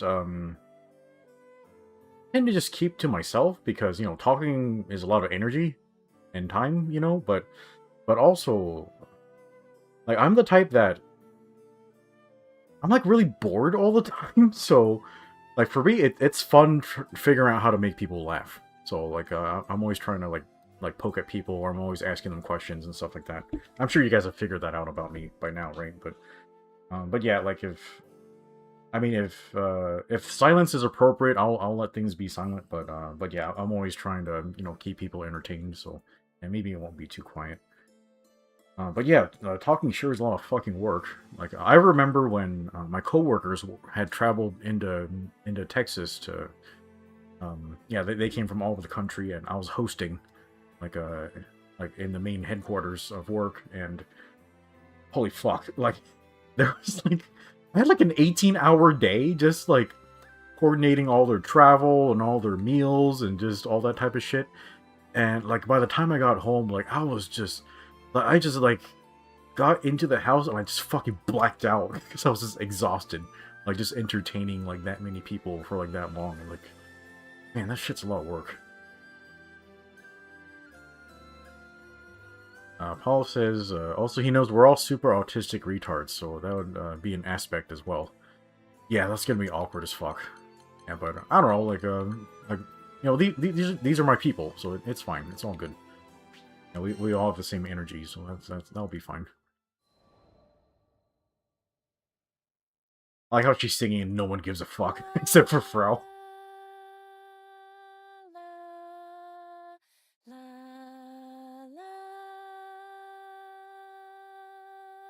I don't know, Chad. I think I've heard better. Oh, she's still going. Sadie's voice rang across the bustle of the town. Yeah, Homegirl's got nothing on Devil on Popola. Sorry, chat. That was a fucking brutal comparison. Like, you cannot fucking compare, like, to the twins at all. Like, they... Holy shit, can you think of an example of when they've ever been exceeded? I don't think so. Yeah, they're still fucking peak. Yeah, they're, like, fucking unapproachable. You cannot overthrow Devil on Popola. Before long, she finished. Not a single person had stopped to watch. In fact, chat, like, there was a time where, like, I listened to the Nier Replicant soundtrack, like, on loop for, like, months, maybe years at a time. And then I took a long break from it. And then just one day on my playlist, like, Devilo's song came up, like, the town song for Nier Replicant. And I was so overcome with emotion that I started having a panic attack when I heard Devila singing again. Like, that's how much, like, that got to me. Heavy says, well, she does have the being alive part above them. Of course, Heavy, it's a Yoko Taro story. Everybody dies. Like, that's kind of just assumed when you're a Yoko Taro character. Like, you're gonna die at the end. Like, okay. But yeah, you're right. Sadie deserves a point for being alive. Yeah, she's disabled and she's alive, so that's almost fucking impossible to do in a Yoko Taro story. Like what's her face? Fira? Yeah, Fira is actually my favorite character in Nier Replicant, and spoilers. Yeah, Taro fucking killed her too. Even though she god damn it, Fira didn't deserve that shit. Oh man. Yeah, Taro, I don't know if I ever meet Taro, I don't know if I should, like, hug him or fucking strangle the guy. He's hurt a lot of people. Like, goddamn. Ray says, maybe play it in Japanese. You know what? Maybe I'll do that later. Okay, what episode was this? I gotta remember which episode it was. Alright, let's keep going. I applauded her with all the fervor I could muster. She'd attracted no crowd, but I couldn't have been prouder. You're such an amazing singer. Thanks for everything, Frau. The second I finished, I felt like a weight was lifted from my shoulders. I can be proud I tried, right? Her voice trembled. The proudest. I was so nervous. Even though it sounds like I only had an audience of one. Oh, she noticed. She noticed. Okay, just like me. I know you put your heart into that song. Well, I could tell you had a lot to say, and your message reached me, at least. Apollo says, when you fight the twins in Near Replicant and Devila dies and the soundtrack swaps from the duet to just Popola solo, like, yeah, he says that small detail always fucking kills him. Yeah, like, for me, it's the dialogue exchange where, you know, Devila dies and then Nier says, this is all crazy, let's just stop. And then her sister is like, she's holding like Devila's dead body and she's just like, oh, now, like, you want to stop now after you've killed my sister? Like, yeah, this is not gonna stop. Like, yeah, that whole, like, just the pain in her voice, like, that was, intense isn't even the right word for it. Like, it's just, it's kind of like, it almost sounded like superhuman and super real. Like, like holy shit, like that level of emotion was like just breaking you, like, as a human being, you know. And that was the English performance. You normally never get good English performance in games either. Like, oh fuck, I probably need to go back and play those games in Japanese. Yeah, okay, I'll do that in my own time. Don't worry about it. Okay, let's keep going. You were the one who pushed me to try, after all. Thank you. You're a sweet friend. So, let me be the same for you. Frau, you should take a chance too. Once more, Sadie extended a hand to me. I searched for the confidence to reach out myself, and was reminded of a particular night waiting on a shooting star. Don't you feel like you could just touch them sometimes? Back then, Rios had been trying to grab the stars for fun. Oh, okay. The story's about... She had turned her hand to me. Stories about the distance between people. Desperate measures, Very Frau. good. Very good imagery. Yeah, I know. I had to stop living in the past. There was a dear... Apollo, don't bring up that fucking wedding to me. God damn it. Those fucking dogs will pay for their crimes. Dog! Yeah, that's the origin of all the Lucky hatred. Those little assholes. They killed my favorite character. Oh god, those little bastards. But yeah, they kind of had their own shit going on too. Like I didn't feel good about genociding the dogs either, because you know, like they're just trying to live, and yeah, they were having a bad time, and yeah, like yeah, the villagers, they were like they killed all the puppies, and then they're like, hey, we're gonna kill your queen, like oh shit, that was just so much back and forth. Yeah, that whole situation was fucked up. And from what I understand, that story around, oh, I can't remember the name of that town, but yeah, the whole story of like the conflict between the wolves and the Sand City, that was actually the first story that Yoko Taro came up with for Near Replicant. And when he came up with that story, we're like, oh shit, I think we have something to build around. So like that was really cool. Like that was actually the first story they came up for the game.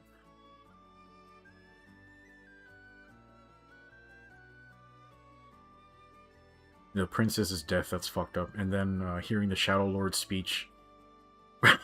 A facade, yeah. God, that town was so fucking interesting. Like, I don't want to go on a rant right now, but of course, it's me, I'm going to go on a rant. But I feel like...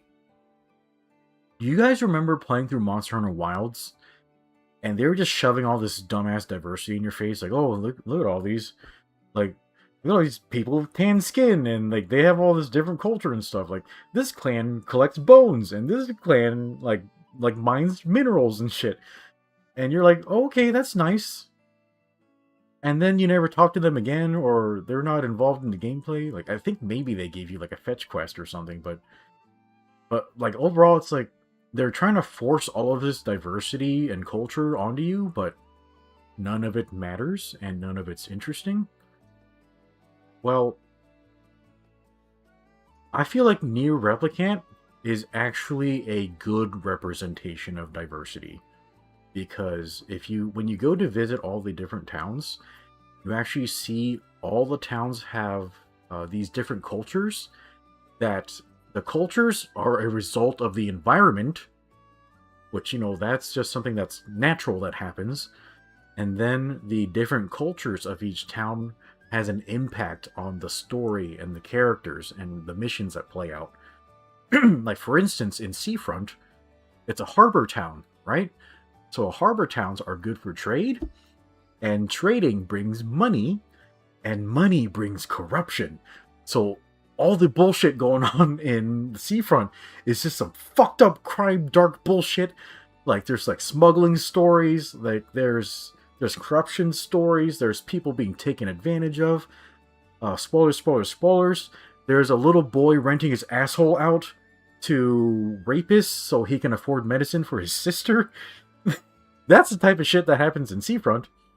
And then in Facade, like, they have a really strict culture because it's a desert, you know? You have to follow the rules, because if you don't follow the rules, you die. Like, you get killed because of the harsh environment. So that's why they have this like, very extreme culture of having such like intensely restrictive rules and complicated ways the rules interact with each other and all this type of stuff. And at first it seems really oppressive, but what all of these rules are doing is, you know, it's keeping you alive so that you're free to live your life and be a person. And, you know, like, you don't have to worry about your problems so much if you just follow the rules. Like, you know what I mean? So just just all of that dynamic, like, it's like the culture and the diversity actually fucking matters, like, in that game. And so that's like one of the shining beacons that I can point out. Like, hey, this stuff can actually be really cool if you do it right. The problem is all the people that are normally pushing like the diversity and all that shit, they don't fucking know how to tell a story, you know? Because from what I can tell, a person can't really tell a good story unless they've actually lived a life, you know? And I think that's kind of the main difference between, like, Yoko Taro and all these other storytellers is, like, you can kind of tell, like, the man's kind of been through some shit, you know? Like, him and all of his writers, like, they seem like people who have had a lot of life experience, and they seem like people who have done a lot of reading. So, so yeah, like, I don't know, that's just kind of my thoughts onto, like, that topic. But holy fuck, how did we even get onto this topic? I don't know. Anyway, sorry, yeah. I don't know how the fuck we got on like a Nier rant. Like, all this shit. Okay, let's hear about Fraux and her little deer friend. I'll try to believe in people, just a little bit more. For the first time since meeting her, I feel like I saw Sadie's true smile.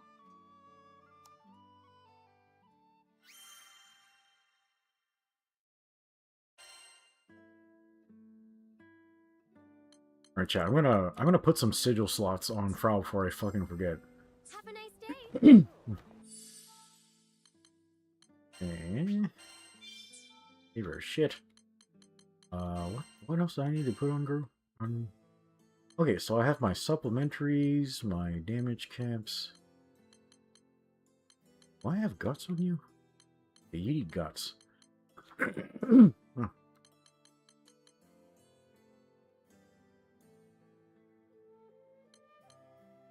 I'm missing echoes.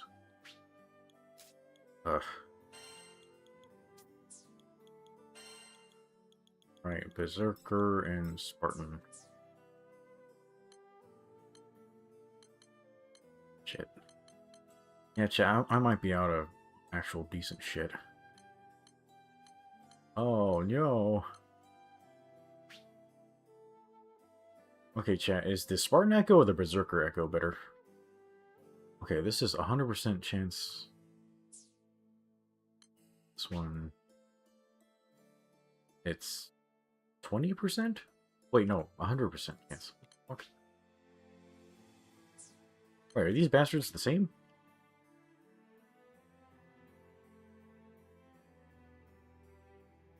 Wait, is this just total HP, or does it change when you take damage? Let's just go with Berserker first. Let's that one.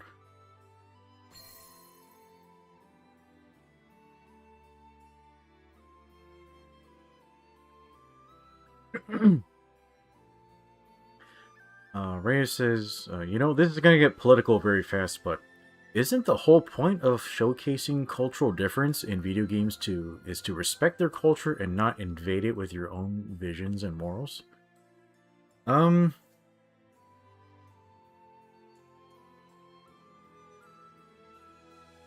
Yeah.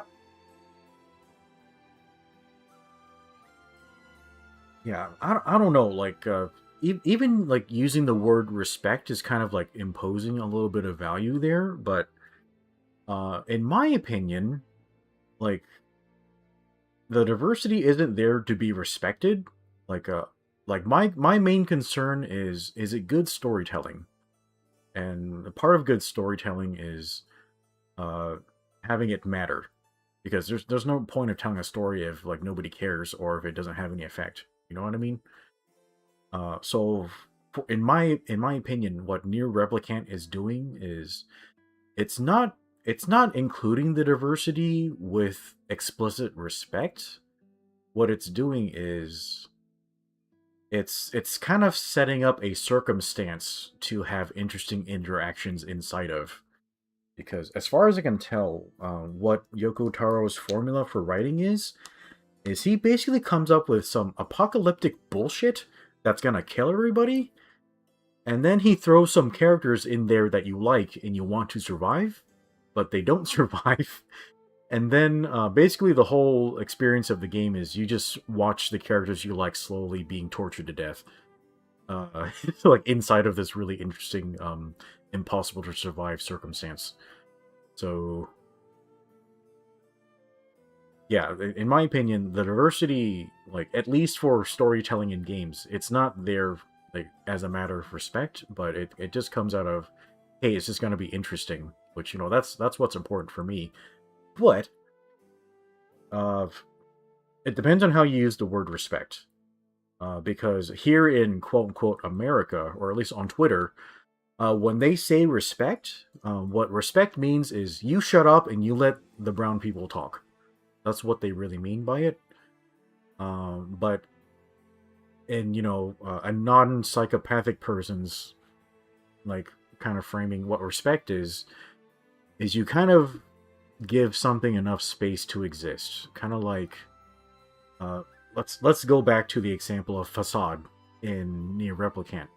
So Facade, when it's initially introduced to the main characters, it's like this crazy-ass town with this crazy-ass maze of a city that's really impossible to navigate, and it's kind of like a visual gameplay representation of how difficult it is to navigate their society because of all the different rules and all the different boundaries.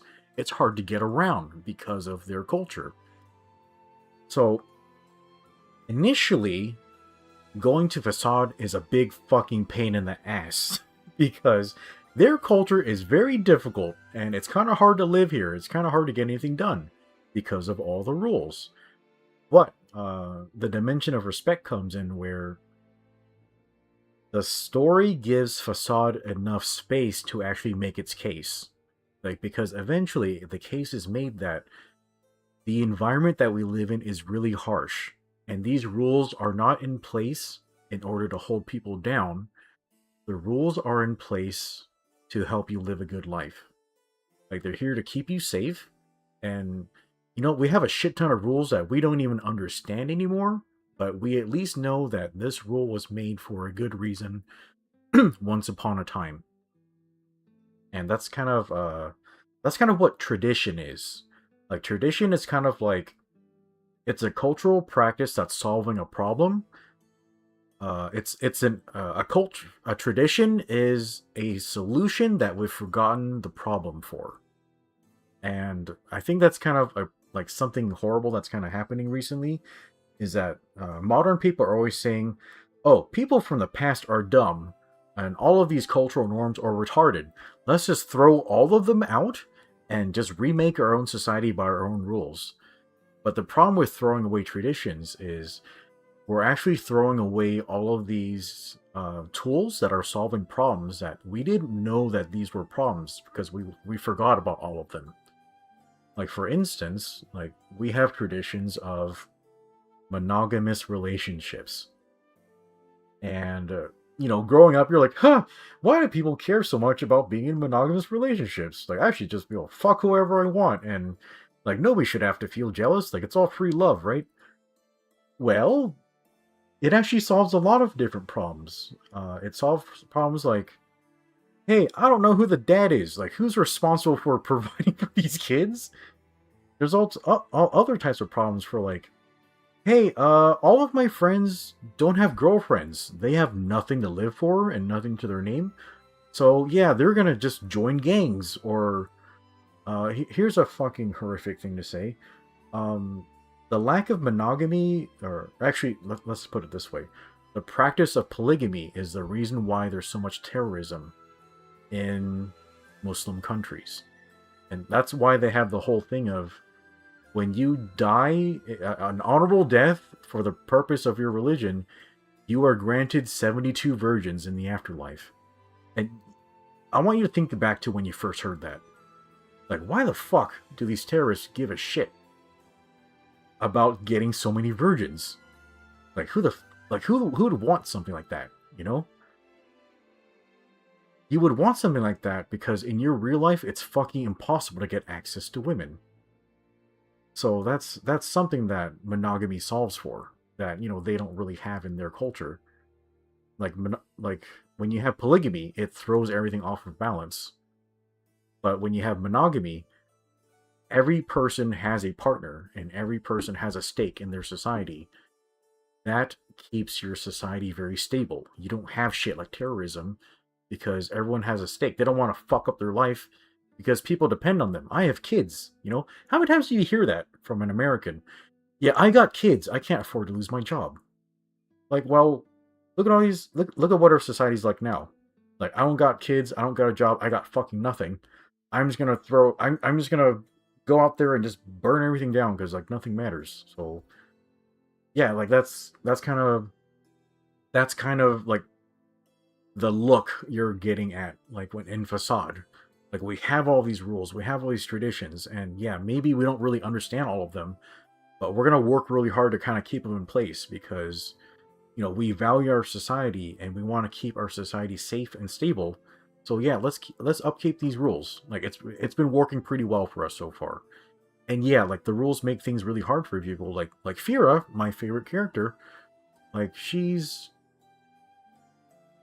like, because she's an outsider, she comes from outside the city. There's a rule saying you're not allowed to talk because you're not from here. And at first you think this is a really fucked up rule, but then I look at our society now and it's like, yeah, I think that might actually be a good rule because, Fira's not from around there. She doesn't know what the environment's like. She doesn't know what the society's like. So if she voices her opinion without being informed, she actually might be putting a lot of people in danger, And you kind of have problems with that now in our society where, like, I'm going to invite fucking random ass people from all over the world, and then I'm going to put them in positions of political power in our government. And they've only lived here for like 5 months. They've never really interacted with our culture. They haven't integrated into our culture. They're not married to the locals. They have no stake. But now they're in a position of power and they can change the rules however the fuck they want. But they have no stake. So they can do whatever the fuck they want. Change the rules to suit themselves, to suit their culture from where they're from. And it might be all types of fucking changes that might completely fuck our society in ways that, you know, they don't understand. I can give specific examples, but, you know, that might be too political. Like, not that it's not political already, but yeah, like, rules like that, they seem really fucked up, but yeah, sometimes fucked up rules exist for a reason. So that's kind of, I'll just put that on the table, and I'll leave it at that. Like, you guys can take it or leave it, but yeah, like, I don't know, I've just been kind of thinking about that type of stuff a lot lately. Okay, alright, I think we just finished kicking people in the face. There might be a few more Fate episodes to do here. Alright, where'd she go? I'm not wearing my glasses. Here we go, okay. Alright, I think we'll do this epilogue, and then for the addendum, I think we have to go kick the world in the face. So yeah, we'll hop in multiplayer after we do epilogue.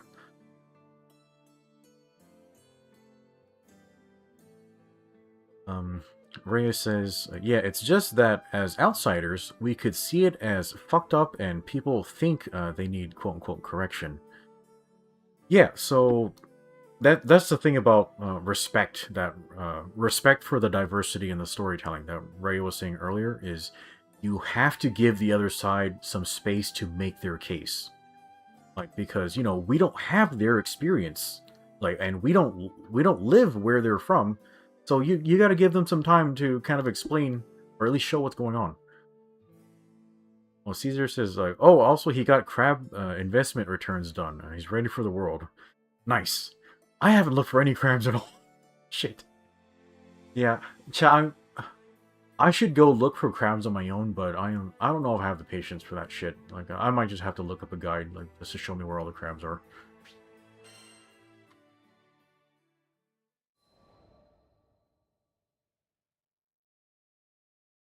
Not long after Sadie finished singing, did an older woman approach us. Yeah, and then one more dimension to this conversation, chat, that I wanted to point out.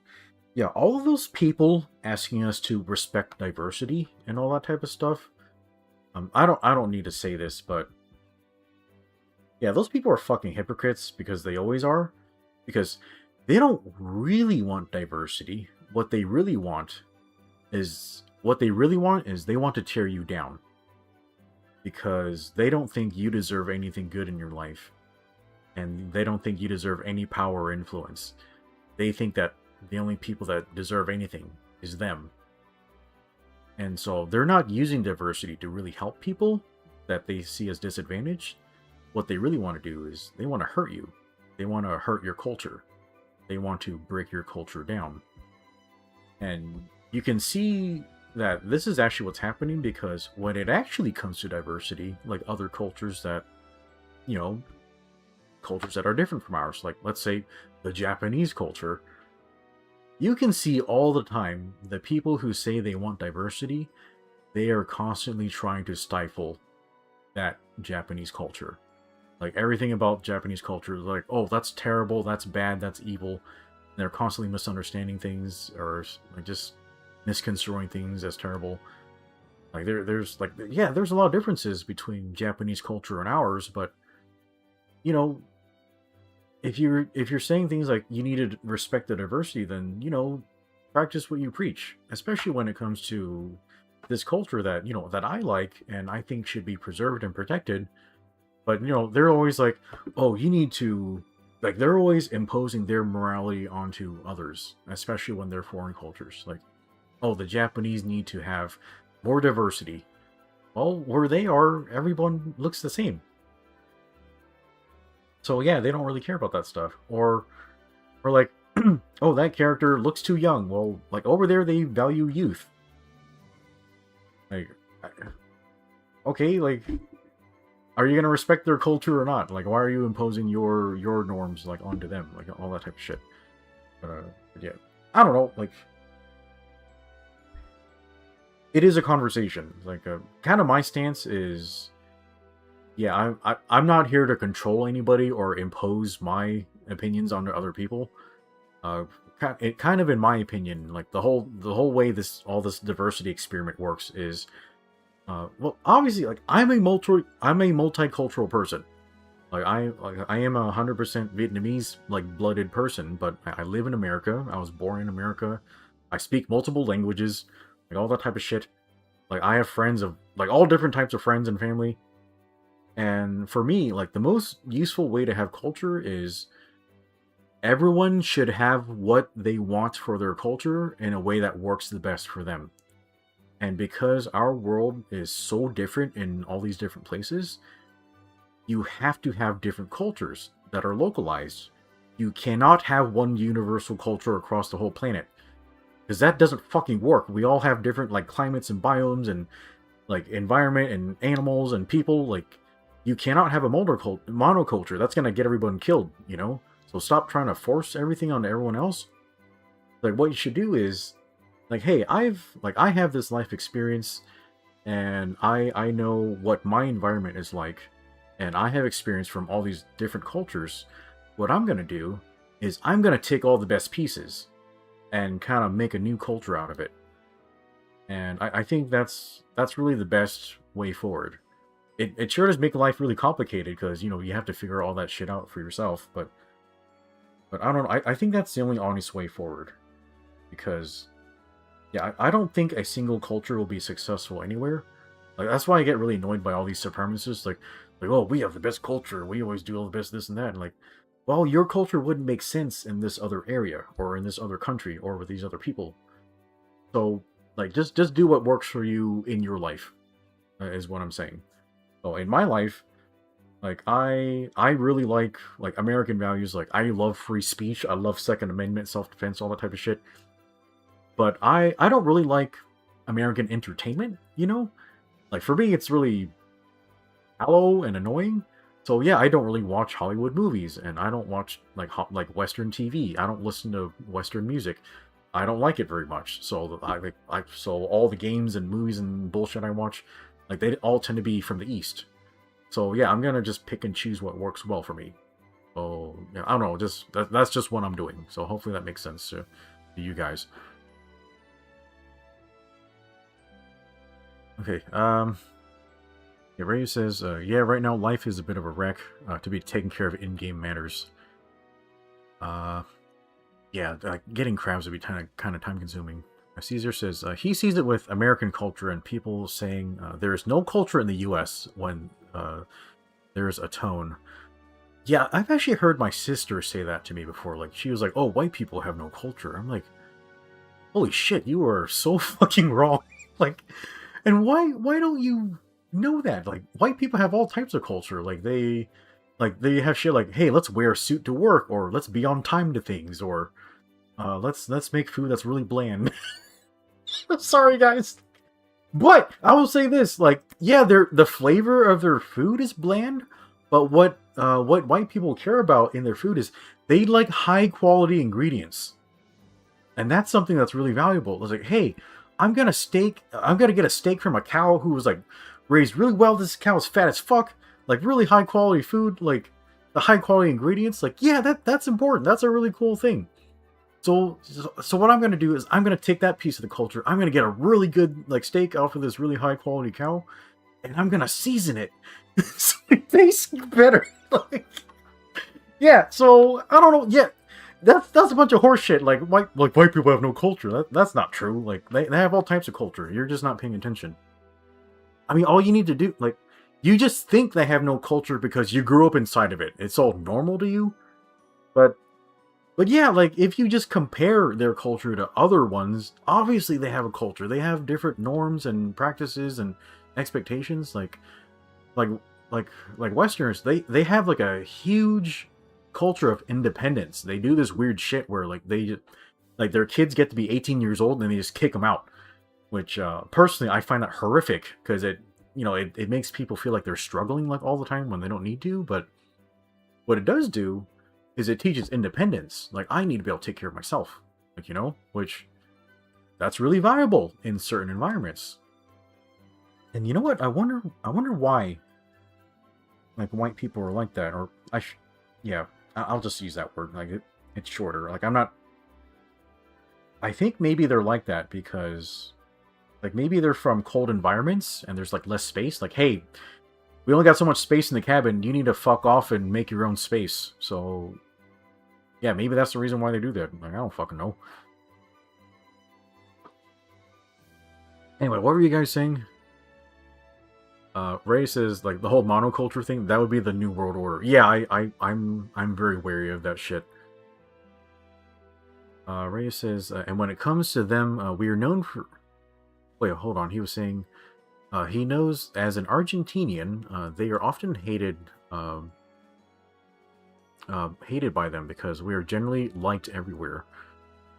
And that's when it comes to them. Argentinians are known for being rage baiters when we get made fun of for our nationality. Like the other time today, a British person brought it up for the old usual, and his rage bait was, he showed a picture of a pug's skull, and that's kind of how your skull looks like. God damn, Ray, that's really fucked up. I'm sure you know a lot of our friends here in the chat are actually from, like, the UK, but I don't know, I feel like we're friends here. We can talk shit about each other, right? Like how can I make fun of myself? Like, yeah, I'm Vietnamese, so, like, I'm a fucking jungle person, you know, so I sweat a lot. or like, what else is wrong with me? Yeah, I'm Vietnamese, so I'm of incredibly average intelligence. They have all these stereotypes about Asian people being really smart, but Vietnamese people aren't like that. Like, we're just normal. Yeah, we work hard, and honestly, yeah, like Vietnamese people, we aren't really about following the rules. We're about what's the easiest way to do something, and a lot of times the easiest way to do something is illegal. I'll just put it that way. So yeah, we're very good at getting things done in the easiest way possible. So yeah, there's all type of shit, like, we can talk about each other all the time. Yeah, like, I have all types of, like, shit going on with me too, like, yeah, just Vietnamese men bald, like, so fucking fast. We all die at 50 because we all smoke. I don't smoke, but what else? What kind of other shitty things can I say about my people? Our women are really flat. Well, you know, now that they're on Western diets, like, holy crap, they can really get filled out. But yeah, like, most of them are like fucking sticks.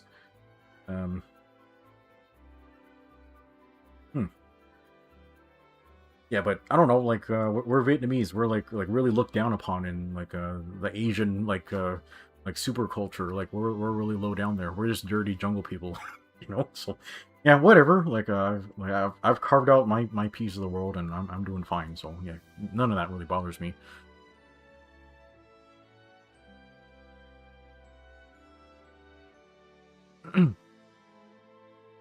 Caesar says, "LOL, we make good steaks." You do. Rex says, "There goes his lucky streak, or his lucky streak." Paul says, "White culture is so normal. It feels like it's non-existent." His lurking streak. Oh, you had to say something, Rick. Why are you lurking so hard, Rick? Yeah, I don't know, Apollo. Like, I don't know why you guys say that so often. Like, white people have no culture, because it's really not true. Like, it might be because it's hard to understand your culture if you've always been inside of it. So I think what you should do is maybe just meet some people who are traveling and just ask them, like, hey, what do you think? You know? Because obviously it's different. Like, there's lots of things different. Heavy says, the hillbilly of Asians. Yeah, we're I don't know if we're, like, retarded like that way, but yeah, we're like, maybe hillbilly is not quite right. Like, maybe more redneck is a little more the correct tone for Vietnamese people. But yeah, we're really looked down on. We're kind of looked down on, like, I think Filipinos and Thai people, like, they're also looked down on, like us. And then the very high caste Asian people, or like the Japanese people, and I guess Chinese people. You know what I learned the other day, chat? So you know how those Twitter racists, they're always, like, being really racist to Japanese people, calling them white adjacent, all that type of shit? I don't understand those weird people. Like, they're okay, like, they think it's okay to be racist to white people, but, you know, I think that's fucked up. So it turns out, when they called Japanese people white adjacent, they were actually right. Like it turns out Japanese people, they're actually genetically related to Caucasian people. They're like 30% like Caucasian. Like I think that's kind of the genetic breakdown. So that was a really cool discovery. So yeah, that might be why Japan feels all that kinship with Germany, because they have all the same German genes, like with all the engineering and all the authoritarianism. So that was a really interesting discovery.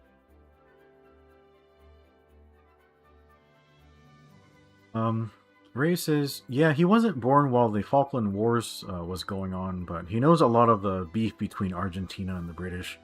Yeah, he's not very racist towards them. I mean, yeah, that's history, and I don't know, like, I guess that's for you guys to decide. Like, yeah, history happens. It's really up to you if you want to make it personal or not. And you know, sometimes you have to make a distinction. There's a distinction between a people and a country and its government. Sometimes you have to think of those as separate things. So yeah, I always try to keep that in mind. Rex says, you scare a certain group of veterans if you're in trees. Oh yeah, Rec. Did I ever tell you about that time? Yeah, so my dad has this thing where he likes to eat out at buffets a lot. He just really likes a variety of food. So there's this time, like, we took Dad to, like, a breakfast buffet somewhere. And Dad, he just starts getting accosted by this Vietnam War vet. Like, this old white dude. Like, he just gets up and just starts... Just starts giving us trouble, like, or something. Because I guess he recognized that we were Vietnamese. Like, or something, and... Yeah, that was pretty fucked up.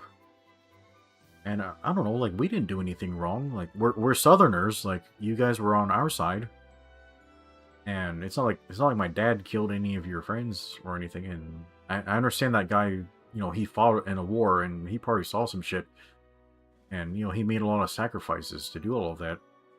But I don't know, like, we're all here, like, minding our own shit. Like, we pay taxes. We're part of your society. Like, I like to think that we're friends. So, like, you don't have to come up and, you know, accost my father like that. Like, and yeah, I don't know. I guess it was just easier to just ignore that guy than confront him about that. But yeah, we've had a fair share of trouble like that. So it does happen. Ray says, yeah, like Apollo goes into, like, we don't have culture. Meanwhile, look at all his cultured waifus generally, Violet, etc. Yeah, I noticed that. Apollo really likes blonde women, and he really likes women who are flat, which I am not making fun of you, Apollo. I'm just saying your taste in women is different from mine, and that's actually good. Like, we need the diversity, like, so that way, you know, you and I aren't fighting over the same type of women, so that's good. Kind of like how Heavy and we will never fight over the same woman, because I can't say it out loud, but yeah, he has much a different interest than me. So yeah, that's all fine. Paul says, oh, he thinks, personally, we have a super rich culture. Yeah, like, and that's kind of the whole thing, like, I do think people should be proud of your, you should be proud of your culture, because, you know, your culture is successful because, you know, obviously your society still exists. It's still going, right? So you should be proud of it. You should defend it. You should keep your culture going. And, you know, if your culture has a problem, you know, try to fix it. Because, you know, I really like all of our different cultures. I like being able to talk to all these different people with different perspectives and stuff. Like, you have no earthly idea how much I learned, like, from talking with you guys. Because I'm just a shut-in, you know. I just fucking stay in my house. I never go outside. But yeah, it's fucking amazing being able to talk to people from just all over the planet. People think that, like, they just assume that I'm not cultured because I'm a conservative. But as far as I can tell, the friends group I have online is more diverse than everybody else I know. Like, I have friends from all over the fucking planet, like, with all these different perspectives. Like, like as far as I can tell, like a lot of my friends aren't communists or anything like that, but yeah, I have like a much broader perspective of shit than people might assume. Apollo says, Fediel has proven his tastes aren't strict. Yeah, I understand how a woman that powerful can win you over, Apollo. And then he says, also something he can say that pisses off all the progressives is he's fucking proud of what his country has done in history. Yeah, yeah, you guys have done a lot of work. I'm starting to hear more stories about some of the shitty things that your country has done, but yeah, like, yeah, everybody's capable of doing evil shit. But yeah, you guys sure did make a lot of money. Yeah, I haven't made any money, so I can't say anything. But yeah, okay, we should be finishing the story. Jesus Christ, we've been here for. It's been like 2 hours. Goddamn. It was a bona fide encore. I glanced at Sadie. She was holding her mouth, a mixture of surprise, nerves, and Hey, joy Daniel, what's going keeping her on? from speaking. Like Sub-Zero, y'all thirsting over pixels? Actually, we're actually debating the merits of actual diversity instead of just the horseshit monoculture bullshit that they're pushing on Twitter. And it's been a very riveting conversation. And by conversation, I mean I'm just monologuing on a soapbox while everyone else is texting at me. but yeah, it's been a lot of fun talking about this stuff. But yeah, we're going through Frau's Fate episodes. Hear, hear! I wouldn't mind another listen myself. Got another song in you? A real crowd began to form. Come on, Sadie. You can't keep your audience waiting. What? Right now? It'd be funny if Sadie found a new Sadie best friend placed her and she just hands on doesn't her talk to chest Frau anymore. And slowly took a deep breath. Then, a sonorous melody danced across the street, stopping curious passersby in their tracks and stirring their hearts. Soon, we were surrounded by a captive audience. Brava! That was amazing! I think I'm tearing up. Oh, dear heavens! I hadn't the foggiest idea such a lovely singer lived on our island. Voices cried for another song, while thunderous applause rose in equal measure. After Sadie's performance, I thought back to my promise to her, that I would try to believe in people more. The first thing that came to mind was all the faces of my crewmates. In the beginning, I thought of them as tools. But before I knew it, we had fought together, talked together, and helped each other more times than I could count. And it wasn't just the captain. There were crewmates that I trusted with my life, even though we'd never spoken. Others I'd only seen at mealtime.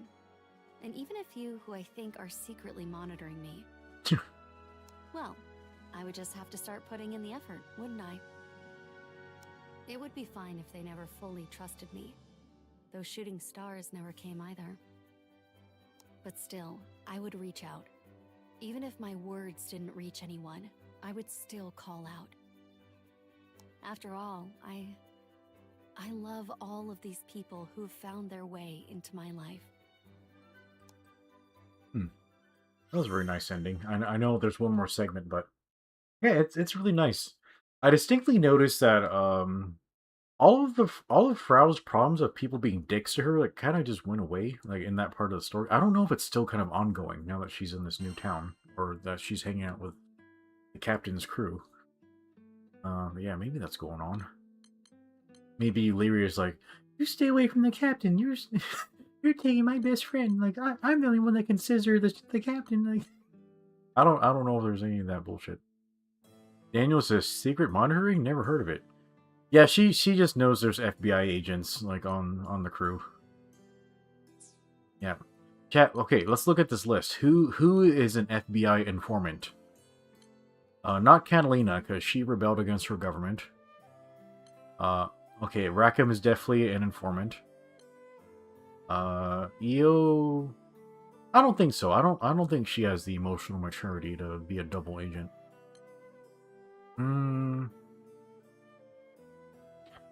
I feel like visually, like Eugen, like he fits the visual stereotype of a spy. Maybe it's him. I spy with my one eye. I don't know. I feel like maybe not. I feel like he's just too honest to be that type of animal. Not Rosetta. You cannot bribe a lady this old and badass. Yeah, definitely not her. Charlotta's definitely an agent, because they could bribe her with like a leg lengthening formula or some shit like that.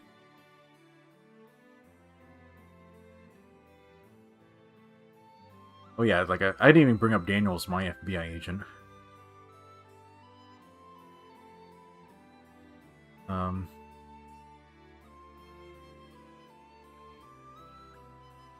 See, Gondagoza.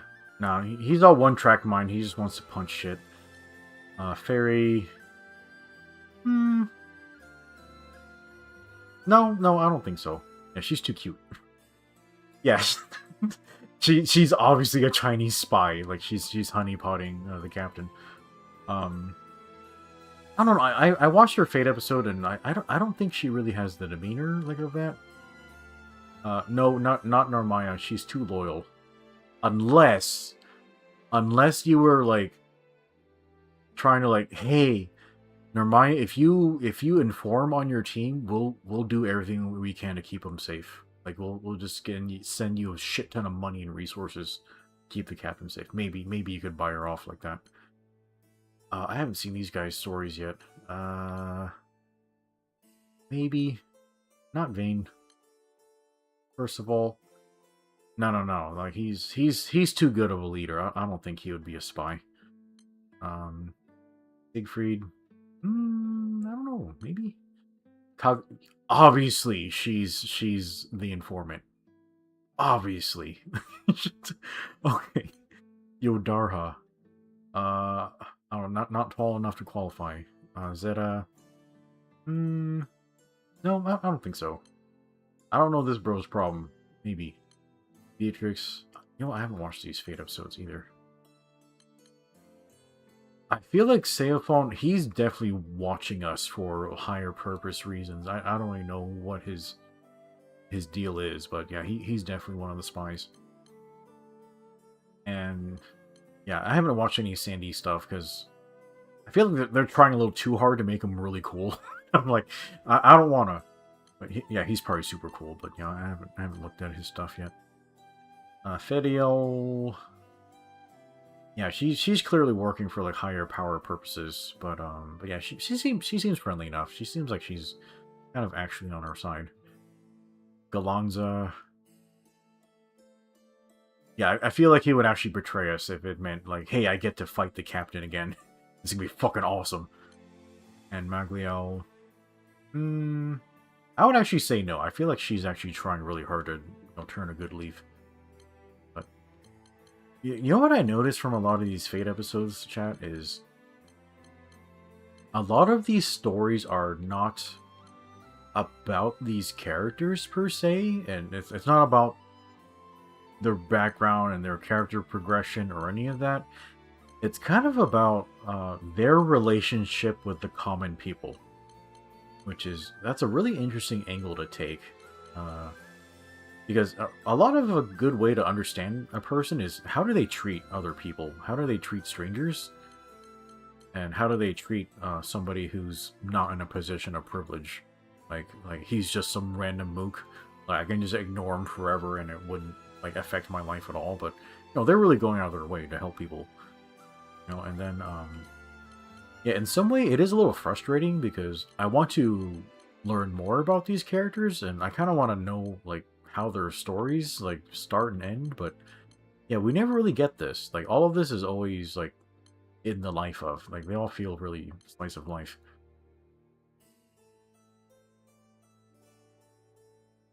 Ray says, not at all Siegfried. He loves rebelling against corruption. Okay, he's my type of animal. Yeah, he's kind of flipping the government upside down if he smells it. Nice. Okay, we gotta get more of him. Okay. Alright, chat. I guess we need to start multiplayer now. Okay, let me make a session. Okay, so we need to go beat up the world. Let's see.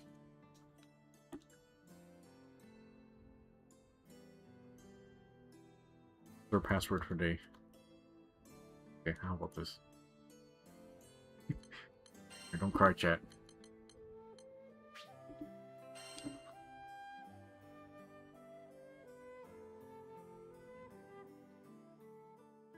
And chat, I was just talking shit for 2 hours and everyone stayed, and that was really weird.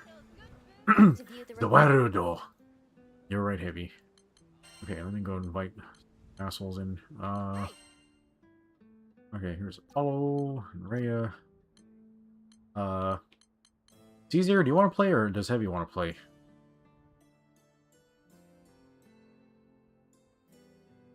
Oh shit, where's my mouse?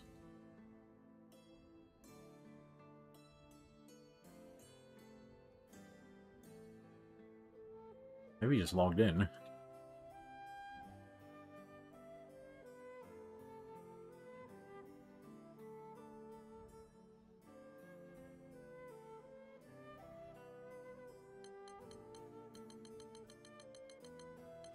Actually, Caesar, can you tell us how far you are? Let me get these two in first. Oh, God, my hand kind of aches. I've been off my diet. It's been fucking destroying my health. Yeah, I need to make time to listen to all these Fate episodes. Caesar says he'd like to play. Okay, yeah, we actually haven't played with Caesar very much. I guess we can get in Caesar for a little bit, and then Heavy can hop in later on. Here it is. Oh yeah, and then Heavy, do you remember our friend Azura's Cry? Like we played GBO1 with him. I actually found out that he plays Ragnarok also. So yeah, where is he? Yeah, so I'm actually friends with Azurus. Yeah, he's right here. Is he actually on right now? Yeah, so, I don't know, maybe we'll play with Azurus, like, sometime.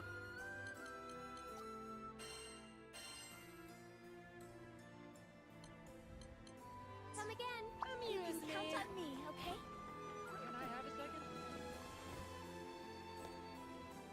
Oh yeah, then, I know we're playing Fraux, but I probably shouldn't play Fraux, like, for this new bullshit. I'm just gonna get us all killed, so let me switch back to my girl. What am I on? Yeah, I definitely need a better potion hoarder sigil, because I totally fucked this up.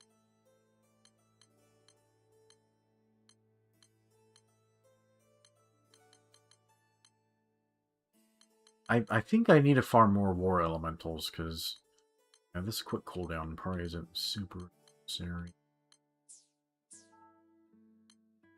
Okay.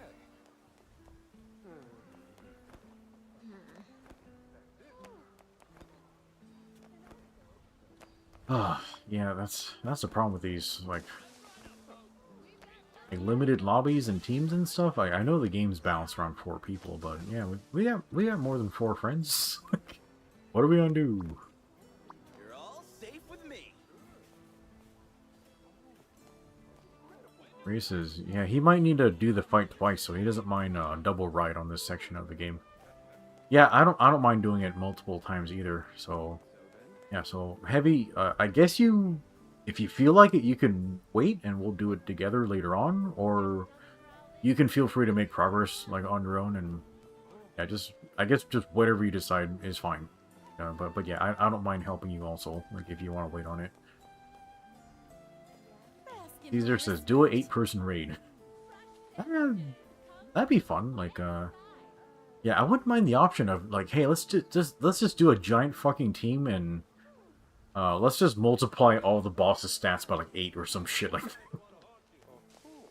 Okay, let me go and post our bullshit. I'm probably really rusty right now. I haven't really played in like 2 days.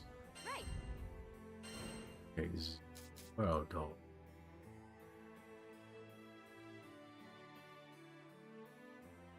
Oh, this Man, this game's like skyboxes are just fucking crazy, dude.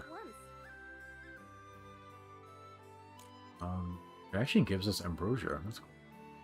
Oh yeah, here's that world Edian.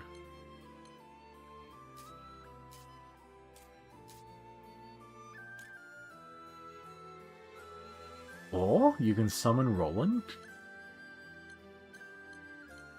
Alright, chat, I'm just talking shit right now. Yeah, I need to farm my war elementals, like, somewhere. Good luck out there. Ready for action. Chat, I had actually never realized that when you are not host, like, it just automatically assigns the mission to you. I thought you had to accept it at the quest board. So yeah, I feel really retarded. I stand ready. I'm all ready. Window shoppers welcome. You'll love what you see. A chance to show my strength.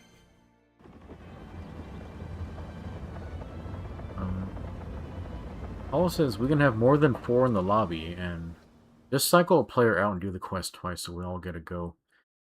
I mean, Apollo, when I did the invites, like, there was a limit of 3 people I could invite.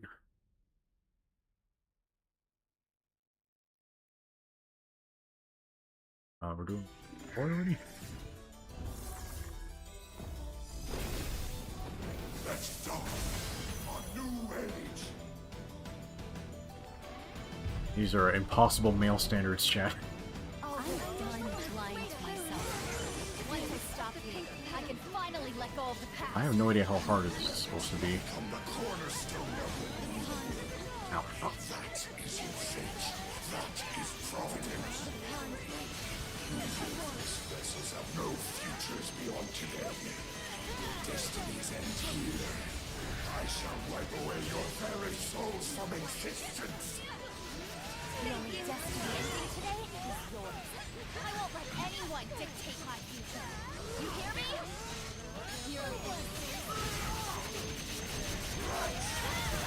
Ah, I think I'll pass enough.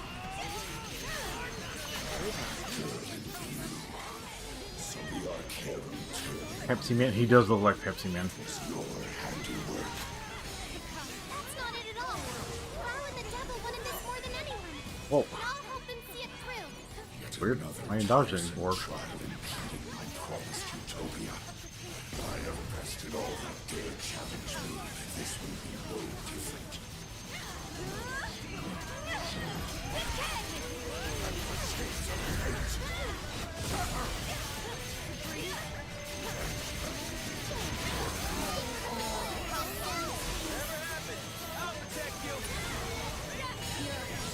What the hell is that? Sky Dweller's greatest strength. To engage in the What? cycle of rebirth and destruction, ever spiraling toward evolution. However, if evolution Oh, fuck me. is eternal, so too is imperfection. Astral's and will always be complete. Okay, well, knowing the pattern's nice. Dance of the pink petals. Wind in the field. Okay, well, at least his hitboxes are decent. Holy fuck, that really hurt. What is happening?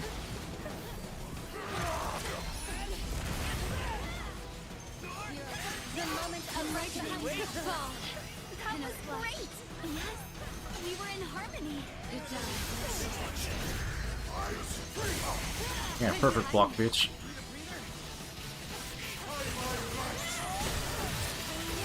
Holy crap, Apollo's dead. Oh fuck, what's going on? There's a lot of memorization here, I noticed.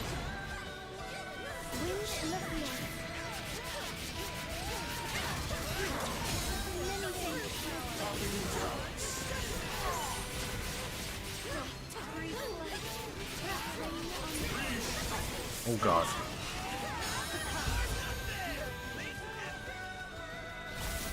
Oh, fucking... Oh, Apollo, don't go. Don't come near me. Ah! Shit. Freya, no!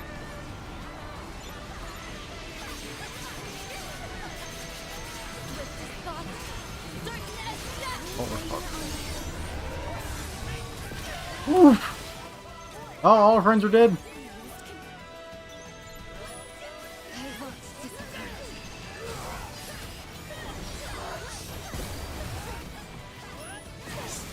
Can you drop my button?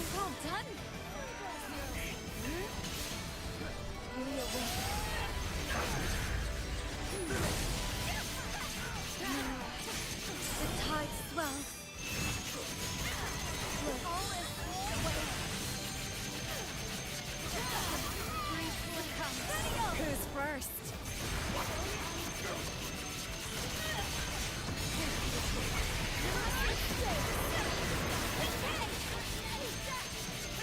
It must be done. Butterfly effect. Moonrise. Does he have a whole nother health bar? Also save SBA.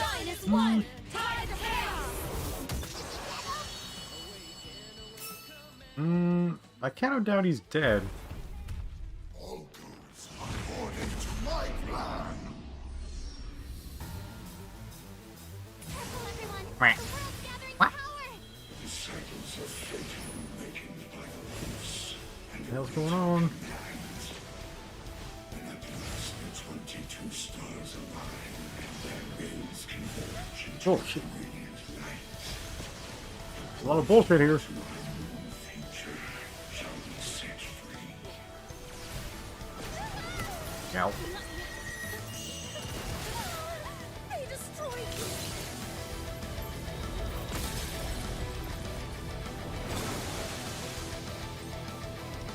Ow, that really hurts my eyes. That shatter the stars. Those are harem cards? We're in trouble if he taps into their power. Destroy them! Quickly! God. Dude, I can't reach this one.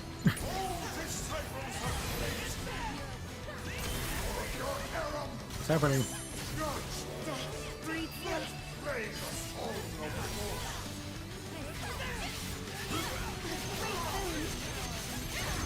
Oh, chat, there's something in my eye. Holy fuck. In a flash.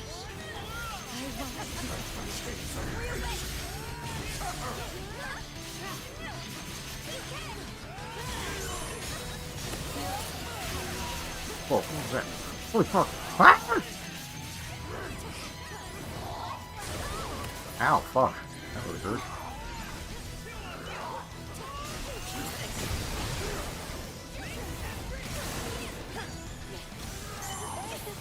Oh my god. Oh shit, where'd Rhea go? Rhea's right next to that fucking black hole. You have my thanks.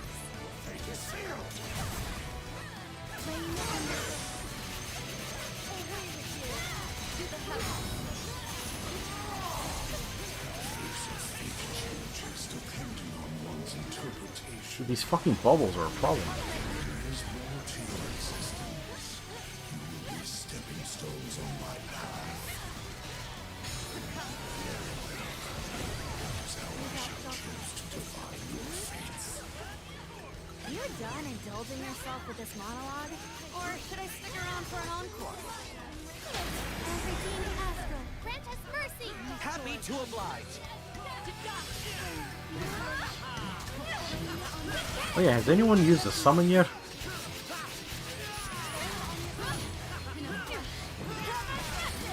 Breathe.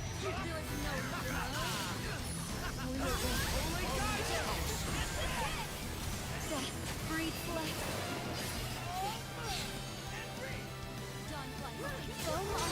Motherfucker.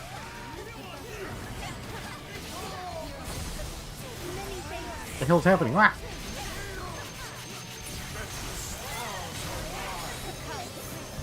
Fate is ours. We shall realign causality itself and erect a glorious third world. The rainbow be the sacrifice immense. We have sworn our Okay, my card's broken. Wow! into eternity itself. A perfect world order!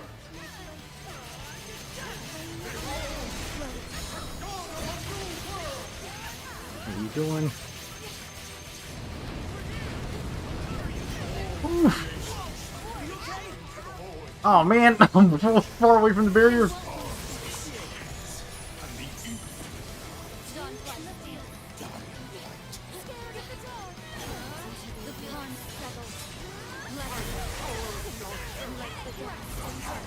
What is happening?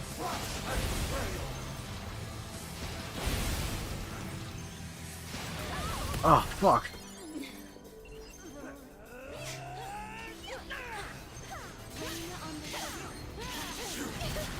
God damn it.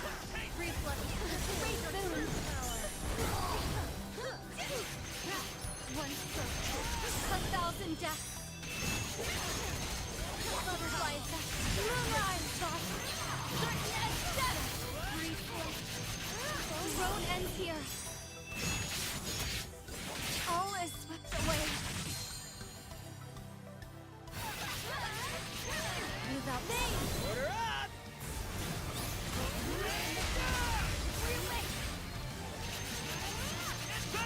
With pleasure.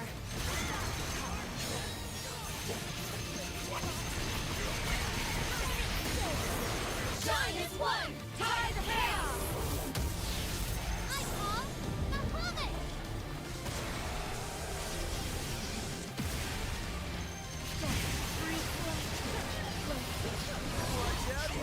As all things exist to serve a purpose, that is the measure of your existence. Homeboy's not dead yet. Have to fight. Ah! Yet you cling to your wills, daring to rise against the god of a new world. Such sordidness. What the fuck? Nor to self-interest. Oh my god. This is incapable of true devotion. You know, I don't think we'll ever understand each other. Primal beasts. We began as puppets, dancing at the hands of our personal creators. By making us their best, assholes gave us the power to learn, to evolve, to break free of our strings and become something brighter. Holy fuck. So many primal beasts. We have to get rid of those parts as soon as possible. I will break your spirits. I call on justice.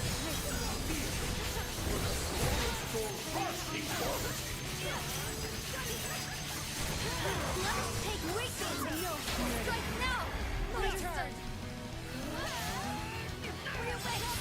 Foam on the great boon to free. Wind in the field. Rain on the earth. In a flash. Wind in the field. Foam on the sea. Thoughts. Certain as death. Oh, fuck me. What is that?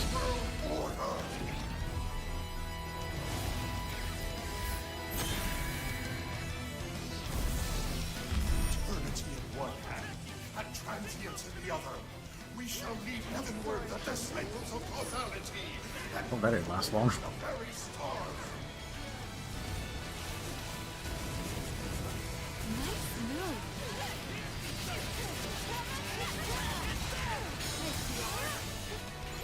Rain on the hill.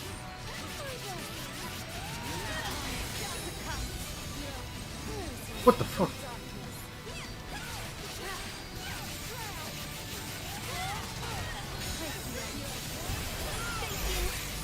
What the hell?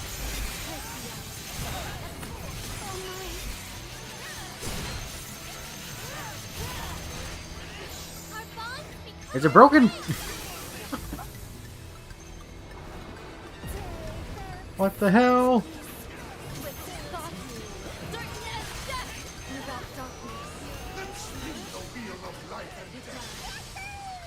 Yeah, get fucked, asshole.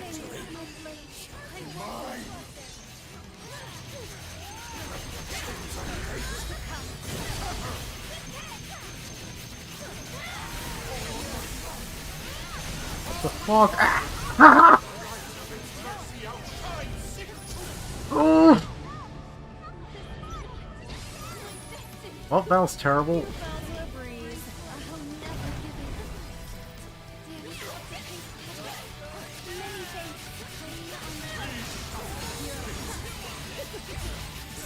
Terror take you to the ground in true darkness.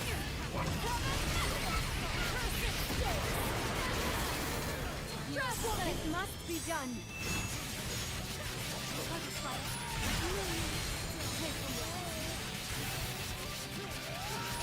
Take flight. Butterfly, moonlight. Death in a flash. Name. Order up.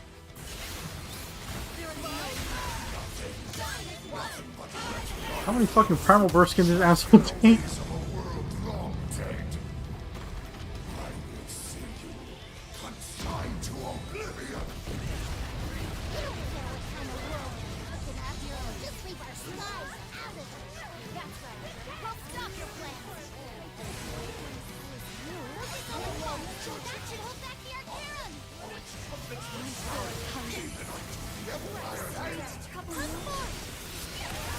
Oh.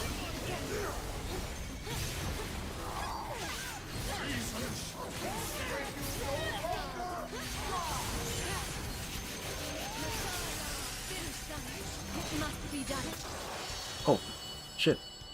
I didn't realize he was that hurt.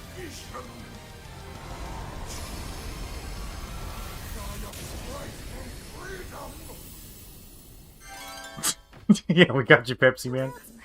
I am very glad I brought my tank build. Like, holy fuck. Got my world of Dan. Lovely. Dan, I won't waste this. Float. Yeah, I definitely could have found more openings to hit him harder, but yeah, I was trying to watch for his attack patterns, but honestly, he doesn't feel that aggressive like for a boss.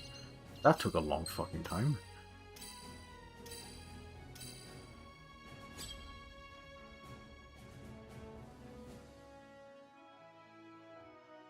Caesar says he was so tanky. Damn, we didn't do any of that. Perfect guard quickening? 3 or 10 minutes. Prevent Sapphire Sandbox's activation. What is that? Caesar says same. He didn't know when to shield. Yeah, I didn't really know when my openings were, but that was a fun fight. Or... Someone's weren't very good. Got 7 silver. HP with image camp, low profile.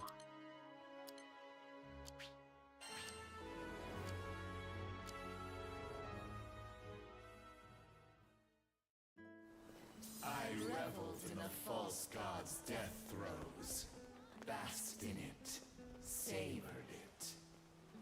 It's over. I can't believe we actually did it. So, shall we head back to the bar at Seed Hollow for a toast? See you guys there! Yeah, my drops were pretty meh. Paul says it took him 7 runs till they got rolling. Really? Okay, yeah, I definitely feel like I could take a little bit of HP off of my build for more damage. Guess I can upgrade my sword?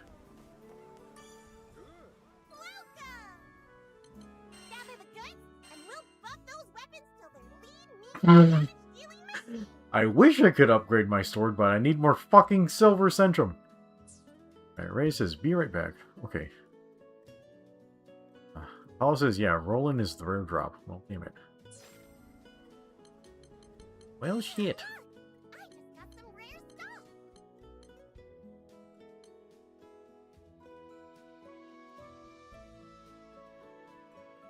Caesar says, he did get Roland, but it looks like a bad roll. Bad roll, Roland. Nice. It rolls right off the tongue.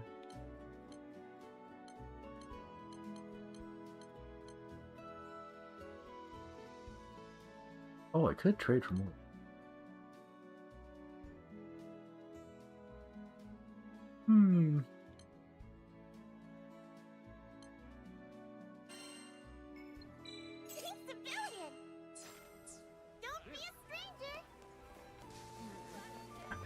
Also, he got the harem sigil. Sigil or summon?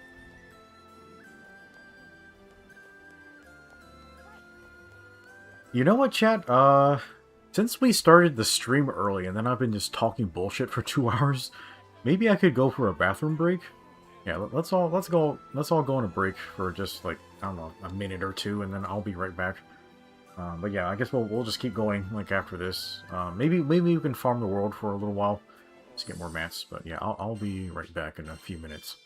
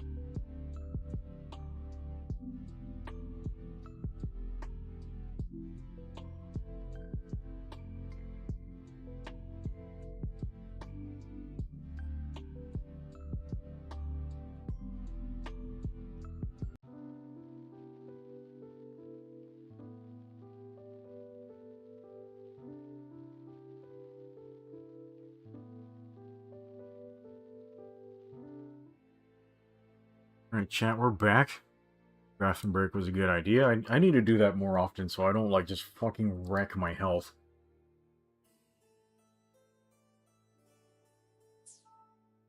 Yeah, Apollo, is Lilith a real summon, or are you just kidding?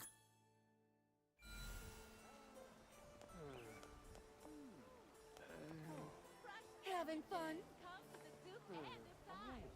Racist, he's back, well, for a story fight. That was nuts. Yeah, I couldn't believe he lasted, like, he lived that long. Like, that was, pretty crazy. Yeah, like, Rhea died a lot. But he's basically using a glass cannon build. I'm glad I went tank. Like, no, it's story mode. I don't want to think about anything, so it's fine. Yeah, I don't think I even had to use any of my revive potions.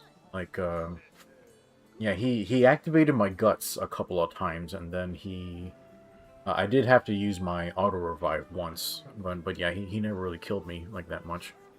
I was worried, like, I was trying to ration my potions because I didn't know how long, like, that fight was gonna last. Paul says there's a trophy that says summon Lilith once. Okay, I guess that pretty much confirms homegirl. Apollo, are you sure that's not going to make your mommy issues worse? Okay, I'm gonna post the world again. Come to view the requests? Actually...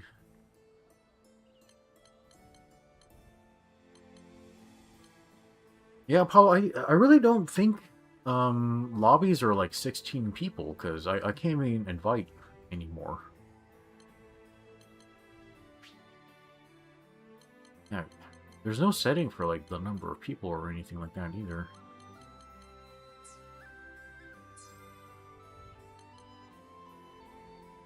Oh, we have more stuff after a cutscene. What do you think? Okay, fine. Yeah, I didn't really want to continue the story without Heavy, but... Okay, I guess we can go talk to Fraux. Get my headset back on. Oh, I probably need to drink more water right now. Hold on, chat. Drink some water. Man, my water's all warm. This is the worst. Okay, Fraux wants to talk to us at the bar.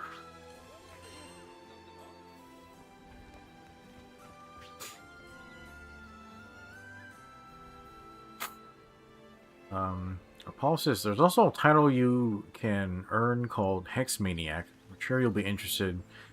You need to inflict status ailments summons 50 times.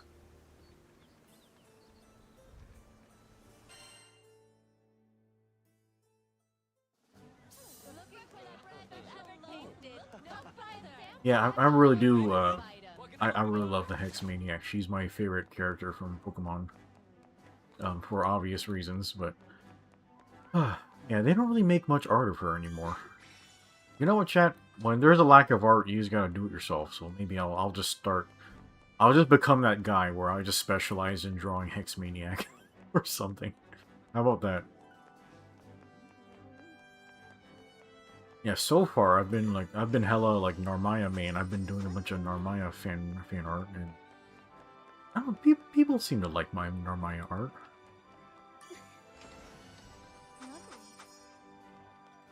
Apollo says he can jump out so we can rotate in Heavy.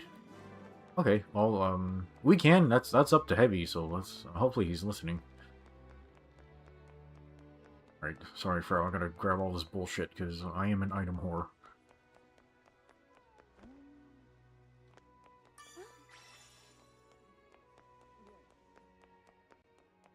Heavy says he can hop in, but he'll need a few minutes. Okay.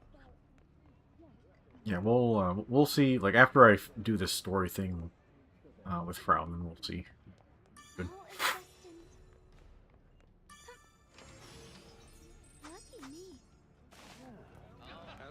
We're gonna talk to the card. Got an Asteroid Splendor. I actually need a bunch of those.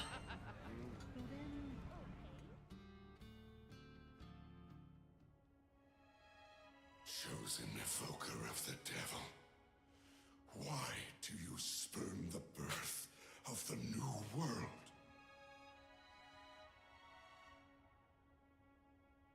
The Skyrealm treated you with utter contempt. Did you not yearn for its destruction? Yeah, I did. That's why I made a deal with the devil. I had so much power. And nothing else. I need more power. At least, that's what I thought until I met this crew. Good fucking god, this close-up is killing me, chat. Wow. They reminded me that there's still someone important in my life. And if I ever want to see her again, I can't give up on myself or these skies. Even if it means suffering under the weight of further disdain and malice. I've danced with a silver-tongued devil before. What's the harm in taking another chance? God of the New World Order, allowed your frail mortal frame to act as a vessel for my Arcarum. No, I've always admitted that Frau's very pretty, but she, I mean, her physique is fucking insane, but I just like, my woman a little more curvy than this. But yeah, she's fantastically beautiful. I've always admitted this. I tolerated the conferral of your evoker title, a prestigious designation emblematic of sagacity. Bro, I have no idea what you just said. It seems I have made a grave miscalculation. See, this guy's bad at math. The math.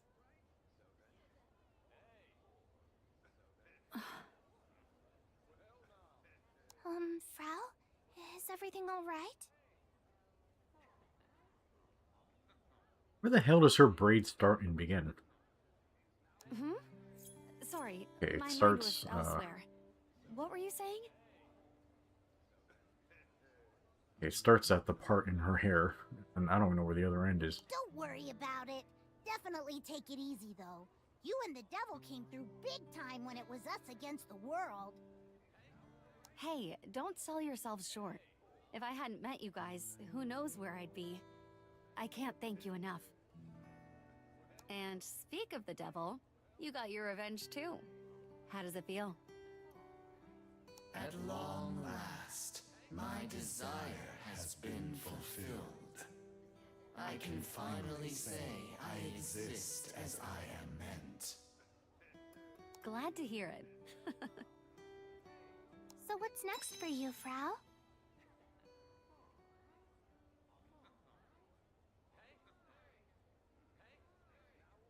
Paul says she's definitely carrying enough firepower to keep you occupied. I don't know. I don't really feel like she can fill a bottle of milk. You know what I mean? Well, I really miss my best friend. I have no clue where to start, but I'm gonna find her. The friend I remind you of. Mm-hmm. Maybe as soon as I step out that door, I'll bump right into her. Or maybe I'll have to wait until we're both old and gray. Either way, I won't stop till I find her. Then again, the longer I come up empty-handed, the easier it'll be to backslide to that dark place. So, would you mind if I tagged along on your travels? I've done enough brooding for a lifetime. Kinda want to steal some of the crew's optimism for myself. Yeah, I'm fucking seething. Frau didn't get any cool action scenes or anything. Yeah, fucking Galanza shot down all those battleships, and then Maglio punched a giant dragon in the head. Oh, come on, bro. Of course we don't mind.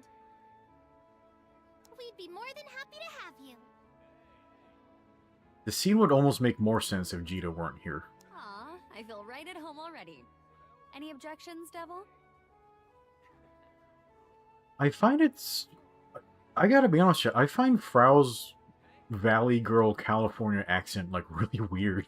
I understand she's really pretty, but I feel like she should have a more elegant or sophisticated accent or something like that, but yeah, I have no fucking idea.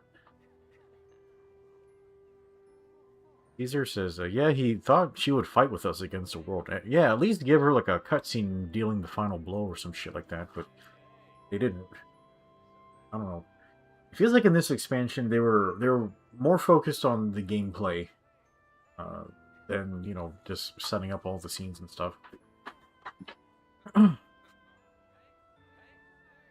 Ray says, alright, he made the build a bit tankier since he has no clue what Pepsi Man does yet.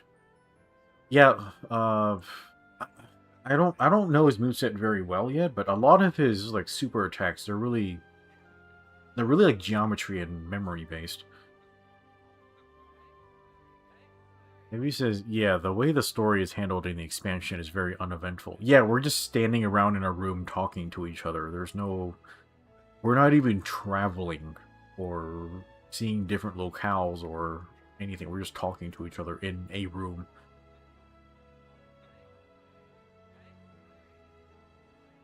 Maria says, yeah, when you fight Lucilius, there is an NPC Sandalphon. Yeah, they could have done something like that really easily, but they didn't.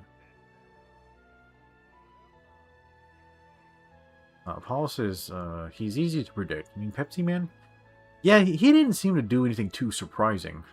I just don't know what his special was, the one we were supposed to prevent. Reyes says, we need a perfect guard quickening, and it feels like suicide with his HP. Okay, I guess that's my job then, because I'm the tank. So, I'll do it. I just don't know which attack is quickening. Maybe he says, the whole Grand Cypher crew is also just not here. Yeah, this dialogue is basically just between Fraux and Lyria and almost nobody else. My freedom has been secured. Now it is your wish I seek to fulfill. Our crew just got so much stronger. Yeah, we've made a deal with the devil.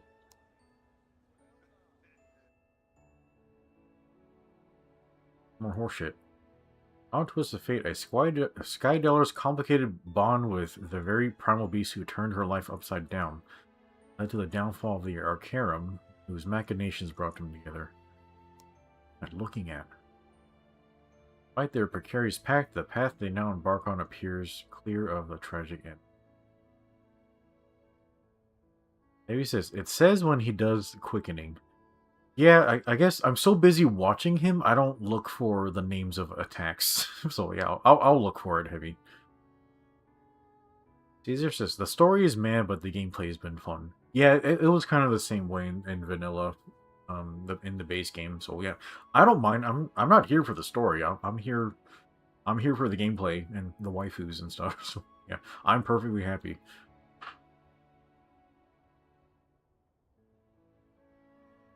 Reyes says, he means, yeah, Gen 6 feels extremely Jita-centric and leaves all characters to the side. Paul says, Pepsi Man does have 2 insta-kill moves. Amazing. Yet all the while, in the perturbed skies of Zega, maelstroms of impending chaos continue to converge on a single point, a singularity. No way. Hey. Wow, the card's just fucking here in the bar? Weird. Chat, is that the end of the story? No, it says continue investigating. I guess there's still more horseshit. Okay, sorry. Chat, I'm so sorry, but I'm gonna grab the rest of these items in town. Because I just need shit. I'm sorry to do this to you, but I am an item whore. You guys know how I am.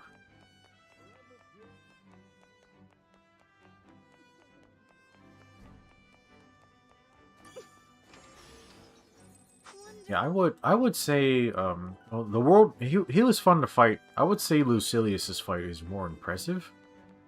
And difficult, but yeah, honestly, I do not want to fight as difficult as Lucy right now. That would be a big pain, but... Oh yeah, are we not done helping Fediel?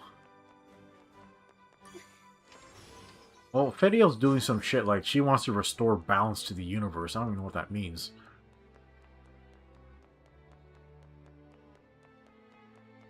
Okay, one more box. Wonderful. Right.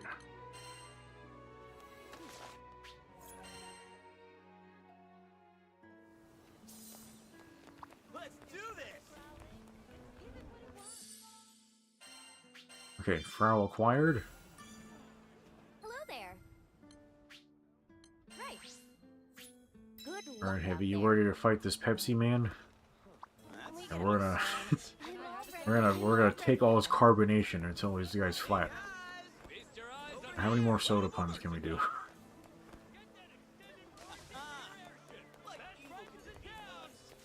It seems your victory is not so sweet. Game on. Paper. Get right up, folks. Keep your eyes on my game on. Rock. Game on. Lovely.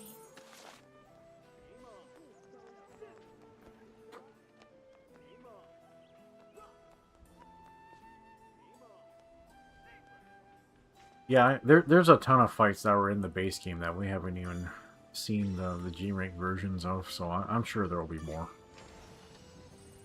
Wonderful. Ray might still be working on his build or something. Lovely. Yeah, we still haven't gone back and fought Vanilla Lucy again, and you know, we need to fight Lucilius Zero. Yeah, we definitely need to go back and do that sometime. Got Silver Wolf Core.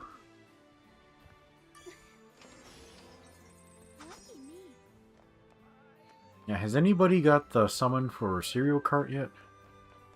Ray is done. Let me grab this one.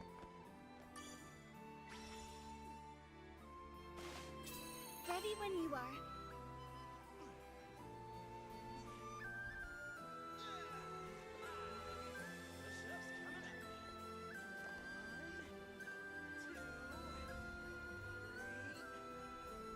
Oh yeah, like the mastery cap, it's supposed to max out at 50 maybe? I don't know how high it goes, but yeah, we need to get the rest of that shit. Yeah, so we're definitely not done.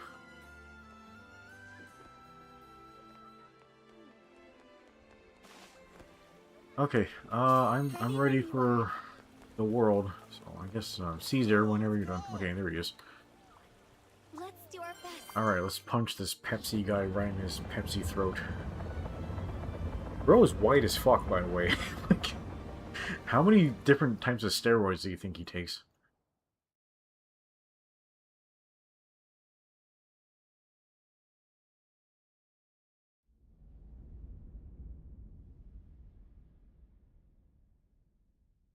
Definitely can't skip this.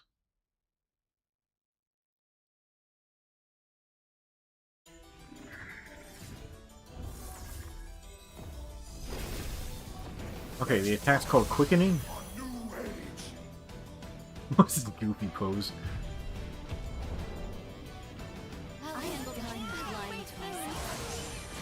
There it is. I can finally let go of the past. Relics will become the cornerstone of the new world. Ugh, damn it. That is your fate. That is providence. Worthless vessels have no futures beyond today. Destinies end here. Oh, I definitely got hit by that. Your very souls from existence. The only destiny ending today is yours. I won't let anyone dictate my future. You hear me? Hero without darkness. Free. Without darkness. Good timing.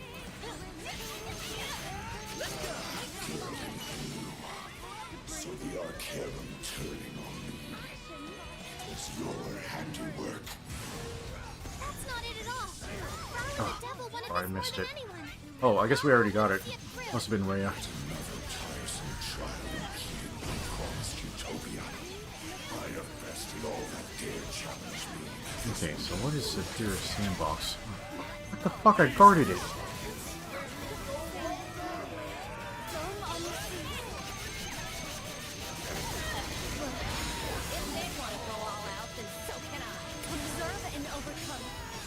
Our to learn. Sky Dweller's greatest strength. To engage in the cycle of rebirth and destruction, ever spiraling toward evolution. What the fuck? If evolution is eternal, so too is imperfection. Oh my god. Astrals have been, and will always be, complete. Breathe. Breathe soon. Rain, you have my gratitude.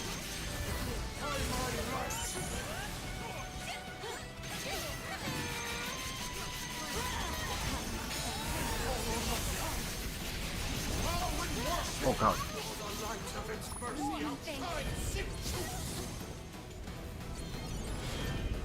Determine your own. Without darkness.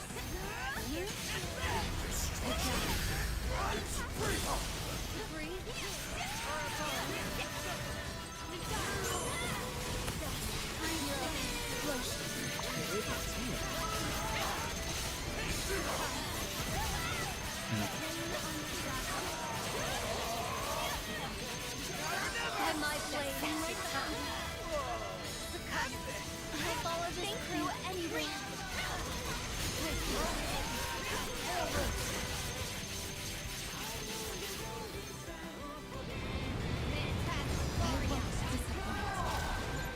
Foam on the sea.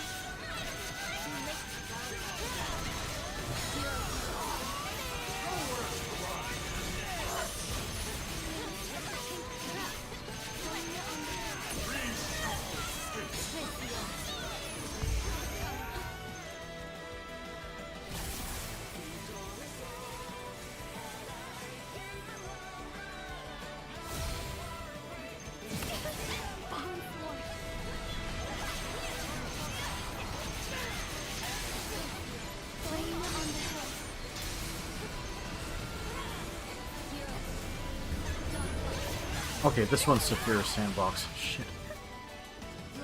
We were close.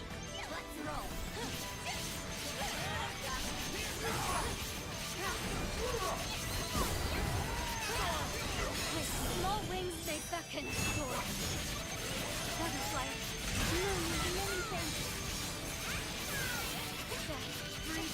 Cattleya up here. There is no limit. Namaya, need a hand?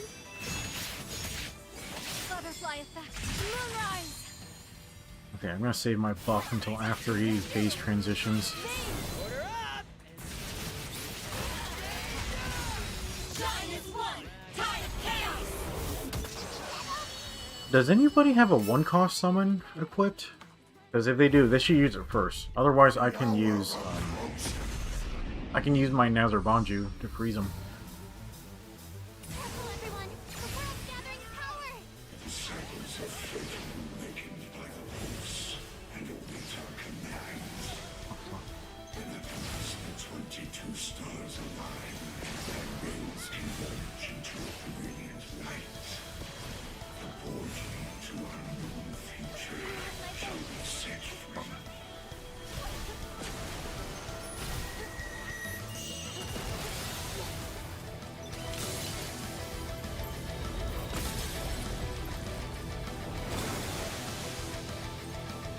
I shall reforge nature itself. Sorry to trouble you. Fantastic. Those are harem cards? We're in trouble if he taps into their power. Destroy them! Quickly!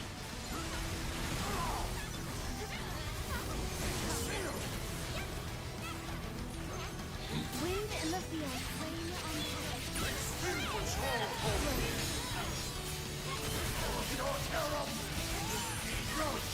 I'll cover you. In a fluff. You have my face. Nice move. Oh fuck. Death, breathe flame. Thank you.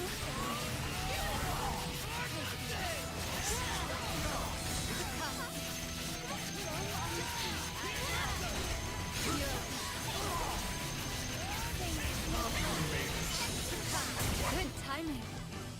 Ow, that really hurt. Changes depending on one's interpretation.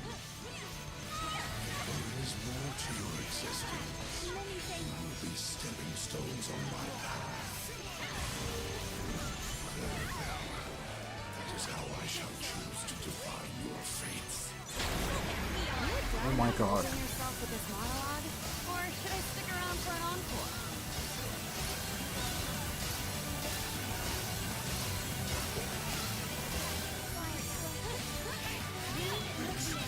Breathe.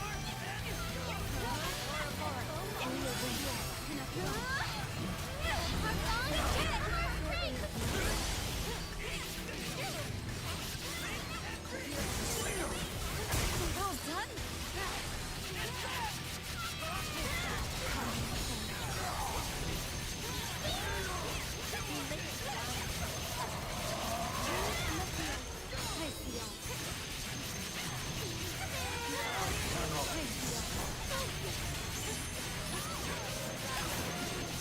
Oh god, I'm in a fucking bubble.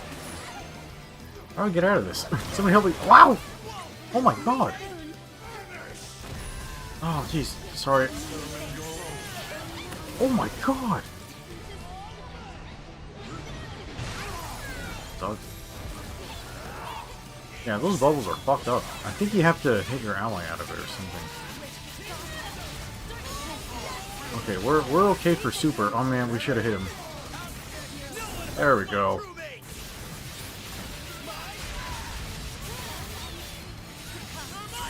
here. Death, breathe flame. All is swept away. I'll follow. All is swept away. Wind breathe. Cattleya up here. Mars Magna. There is no limit. Shine is one. Absolute fear.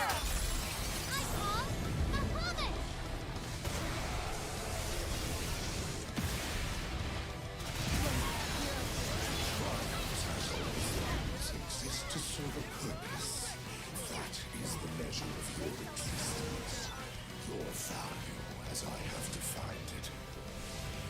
Yet you cling to your wills, daring to rise against the god of a new world. Such sordidness. You commit not to service nor to self-interest. Such weakness is incapable of true devotion. You know, That fucked me up. I don't think we'll ever understand Oh each god other. damn it. Primal beasts. We began as puppets, dancing at the hands of our masters. Oh damn it. Sorry, Chad. By making us their messers, Astrals gave us the power to learn, to evolve, to break free of our strings and become something brighter.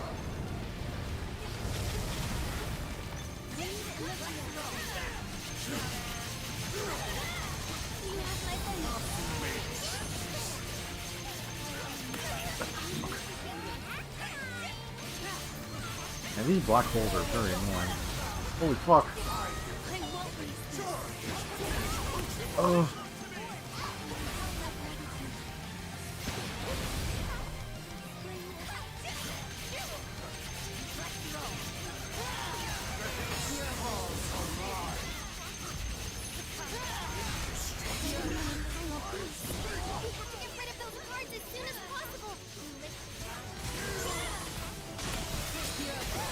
Oh.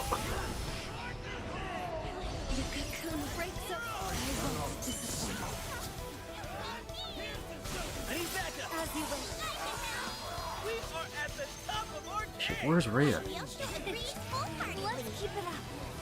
I will break your spirits. Burn with your wheel of Ow.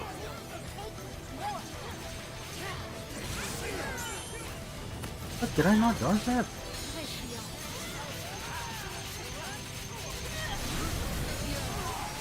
Fuck.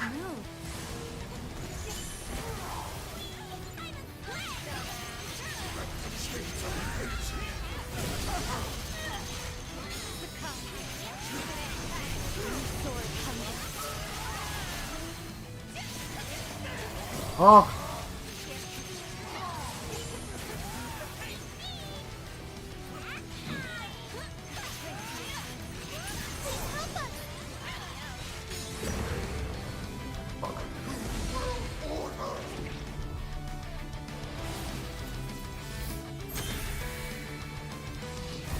Yeah, I'm out of potions. in one hand and transience in the other.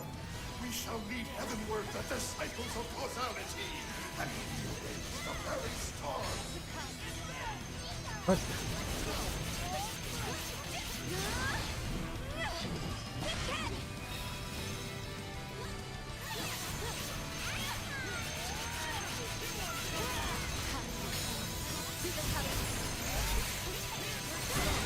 Good timing.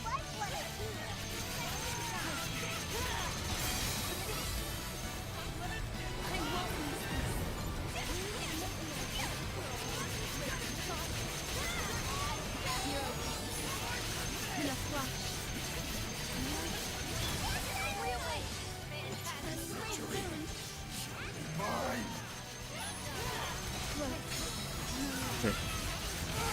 Ray, did you whip your super?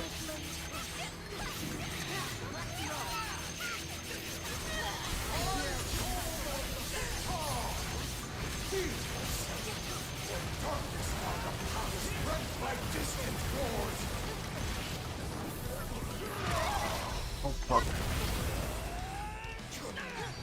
Let's get you standing. No one hurts my crewmates!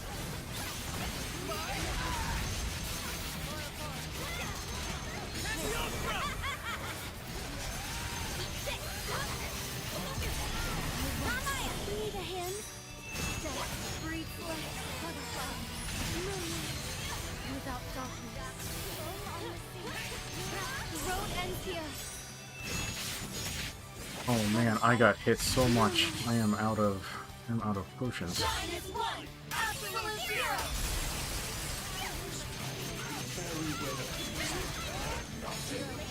Nothing but wretched artifacts, trapped in the ways of a world long dead.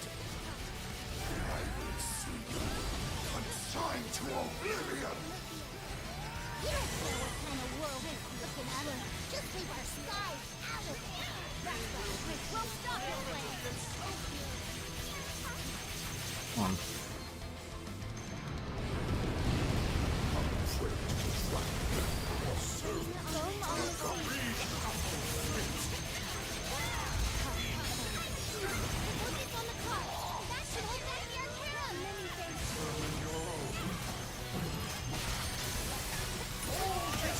Ow.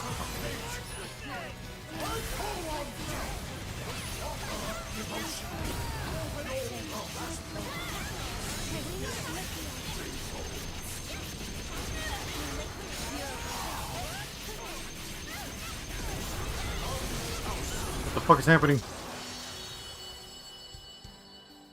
I don't even know what's happening on screen right there. Dude, I did so much worse that time. Holy crap. I got hit by everything.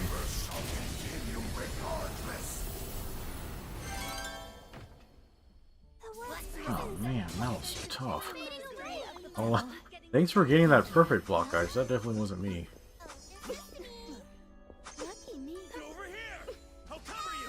My sword hungers.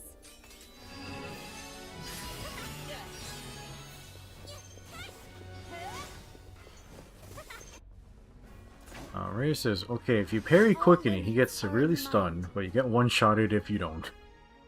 Yeah. Actually, I could have sworn I've been hit by quickening, but I don't die from it, so yeah, I'll definitely try that next time. I definitely did less damage last time.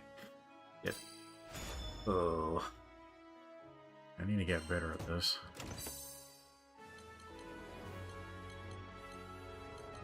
Yeah, maybe we're just not getting the timing thing because I am using a tank build. Maybe we just I should do something more damage.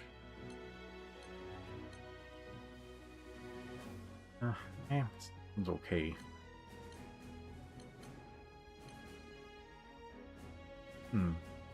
Greater Aegis with regen?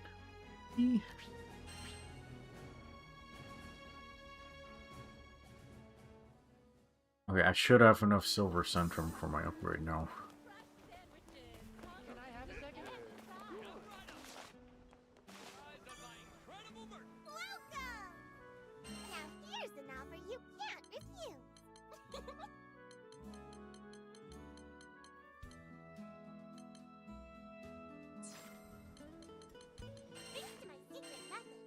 My sword?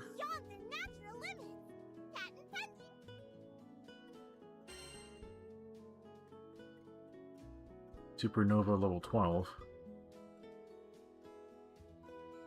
Can you actually switch out these skills? Yeah, you can.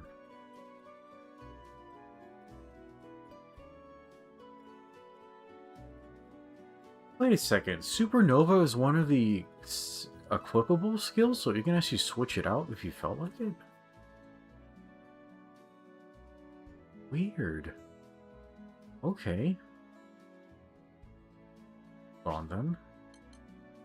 What's the max? The max level of Supernova is 15. So you shouldn't put it in like the max slot because it would go over. But you could put in supplementary damage here. That's pretty crazy. This is actually really good.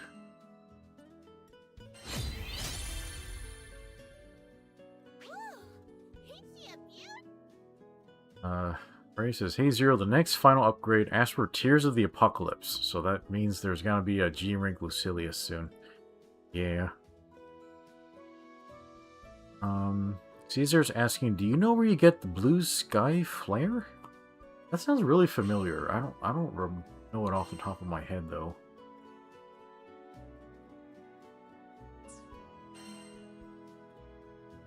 Yeah, Sparks of the Apocalypse.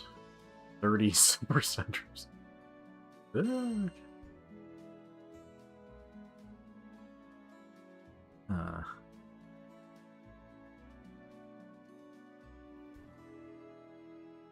Yeah, so I'm definitely gonna switch out HP for something else.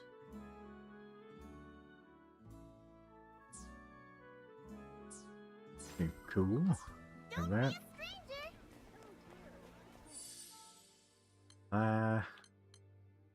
What was I doing? My masteries.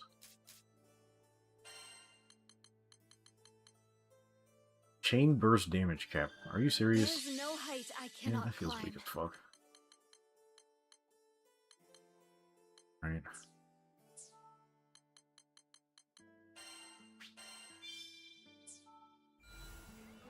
Caesar says, lol, it's the next quest. Oh shit. Come to view the request? Right. Alright, Heavy, are you doing your story stuff right now? Surpass Seophon and Toyen. This one, yes? Oh yeah, it's right there.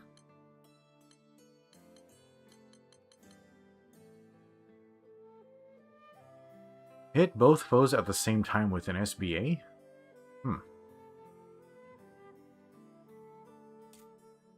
I wonder how much... How fucked up is this gonna get?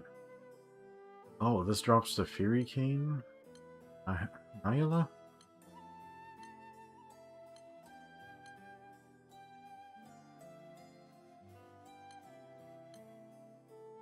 Oh, it gives Divergence. Okay, Heavy's doing a story. Okay.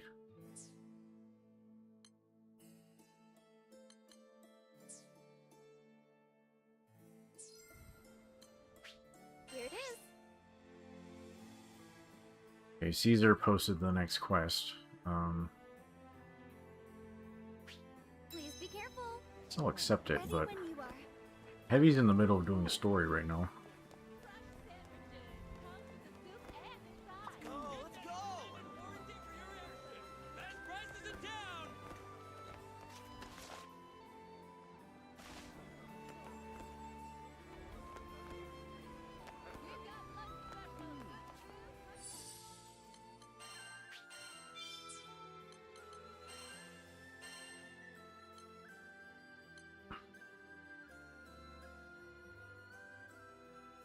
Ray says the parry's hard.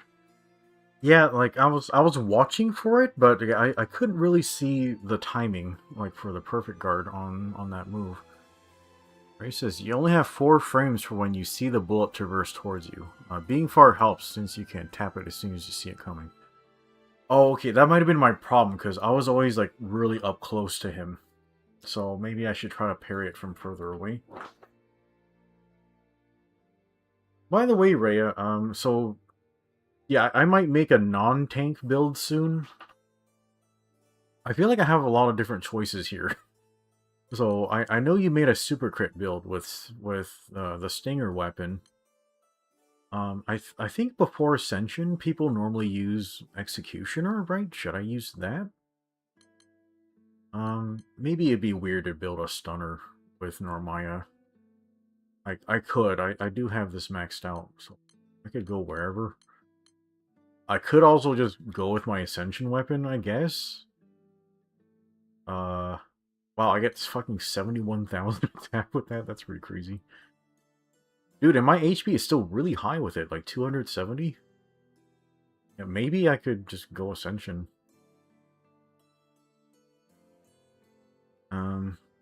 Ray says now he used based on the sub-skills. Caesar's going to the bathroom. Oh, wait, that's a good idea. Ray says he's using Ascension for Drain and or Stun. Okay.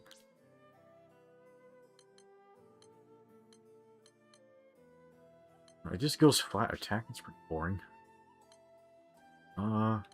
Yeah, I guess since the Ascension weapon, you could put stun power on here, so you could kind of just use it for a stun build. So I'm guessing you don't want to put supplementary damage on it. A lot of drain. Yeah, maybe I'll do drain just so I can stay aggressive like with it or something. Or maybe skilled assault in case I want to just hit him really fucking hard, but I don't know how this is going to interact with my damage cap. Dude, I just might be lazy and do supplementary damage so I can free up a bunch of sigils or something. Reyes says, yeah, using stun skill and then a stun rock gets 45 total. Yeah, that's pretty good. I do have a bunch of stun rocks just laying around, so maybe I could do that. Yeah, maybe I'll do this for a stun build. Yeah, I don't even have this maxed out yet. Okay, alright. Put stun for now. Yeah, I'm just so weirded out that they put Supernova on the swappable skill slot. That seems so weird to me. I feel like if you take this off of the slot, you're basically just killing your damage because it removes all the damage cap from it. I wish you could switch out that attack instead. Okay, whatever. Oh, I forgot to switch my sword back.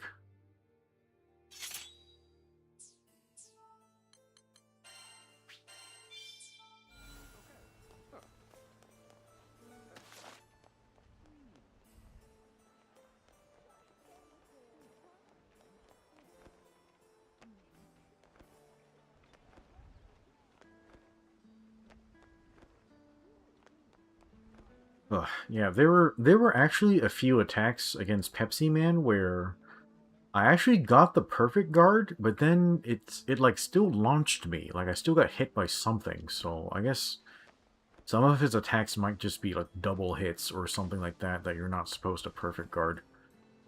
Yeah, so maybe you're supposed to just dodge through them for invincibility instead. I need to learn which attacks those are. Because, yeah, it was very annoying. I got perfect guard, but still got hit. That was really stupid.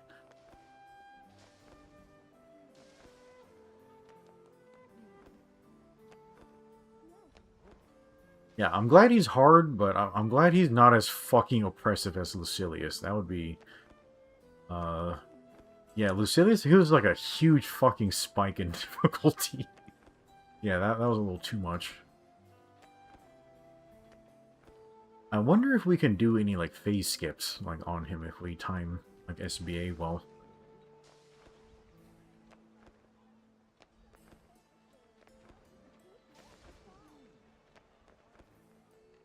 Yeah, on the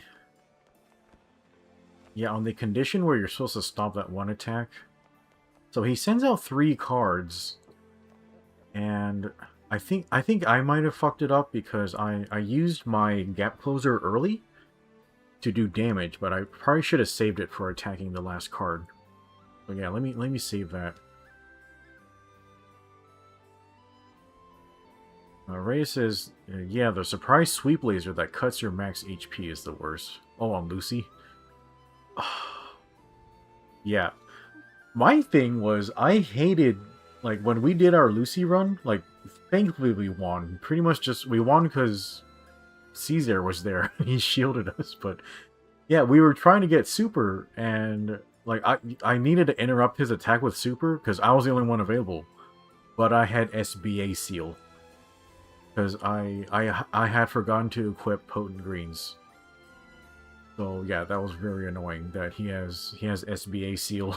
Like at the same time he has mechanics that require you to hit him with SBA. Like that shit is so annoying. Yeah, for Pepsi Man, he feels hard but fair. Like he's not doing shit that's just absolute fucking horseshit. Caesar says shields save lives. Yeah. Definitely do.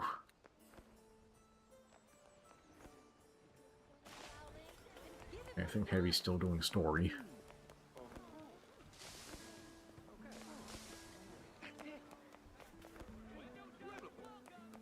Worried? I'm very worried about fighting Twain and Sayphone again, or Sophone. Yeah, I definitely got hit a lot during the just doing the initial one. Oh, there's Heavy. Ready when you are. Ready when you are. Ready for action. Let's do our best. Ray says, punishing is best fit for Pepsi Man, because fucking up mechanic really hurts. Yeah, he definitely feels fair. Yeah, I just need to figure out, like, how do we prevent that one attack with the 3 cards? Because I think me and Rhea attacking the same card is a bad idea. Because we're the 2 DPSs, so we should spread out the damage and attack different things. And I need to save my gap closer for the next card I need to get into. Why do all these have these introductory cards? Like I said, but it wants you to do it in the riskiest way. Shit.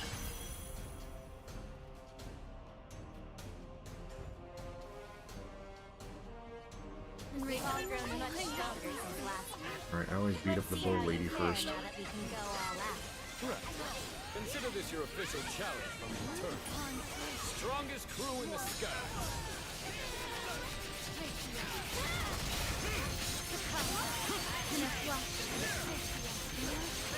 Yeah, Lichter. Expectations met and then some. Come on, who's ready to up the ante? Shoba, don't get ahead of yourself. Can't see shit.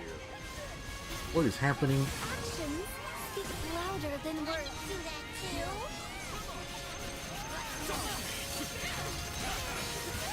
Ow, fuck. Not too shabby, Dwayne. Where'd she go?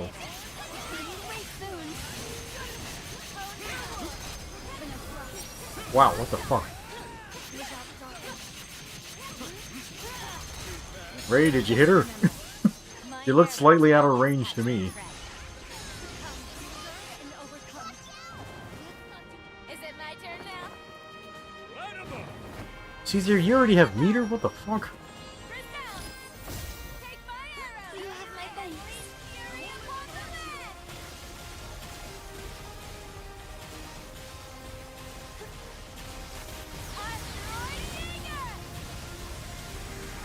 Oh fuck.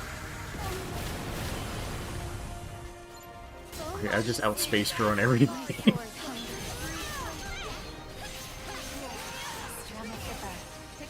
Oh crap, we couldn't knock her out of it.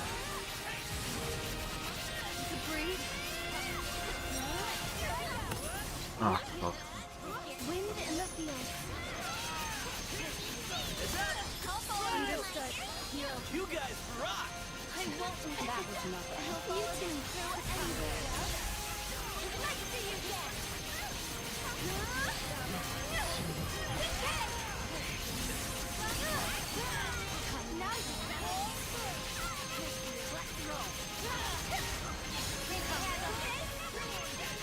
I definitely mistimed that.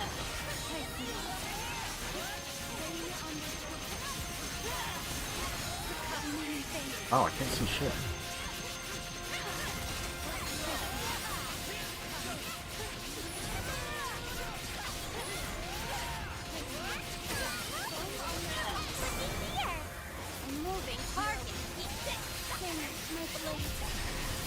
Dude, there's so many fucking effects on this. Need a hand?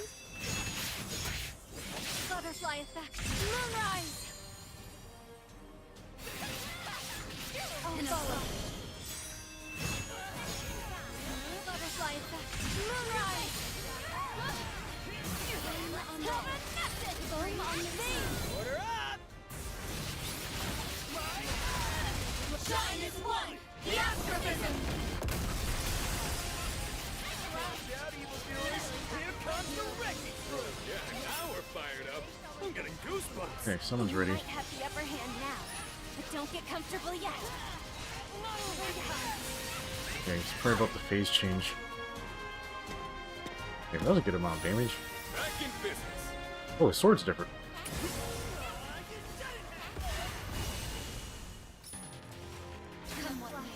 Wrath, light, creed, order. Balance, righteousness, mercy, enlightenment. We are the truth. We are the Eternals.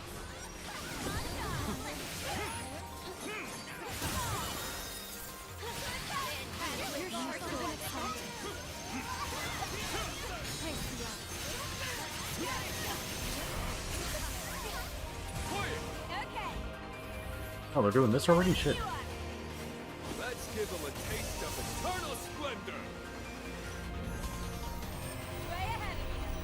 Are these their terminus weapons? Maybe Ascension? Oh right, Caesar's barrier. Maybe we should go hang out there.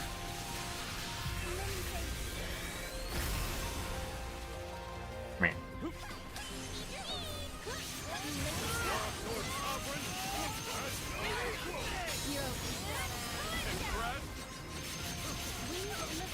Ow, she just fucking shot me.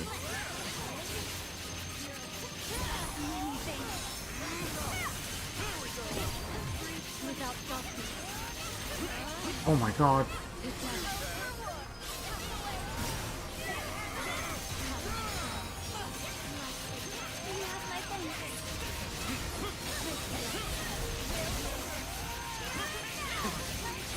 Oh fuck, I'm paralyzed.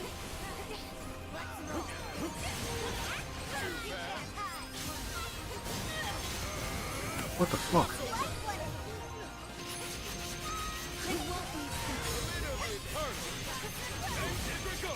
You want to survive, you need to embrace the desperation. Let's see some killer instinct.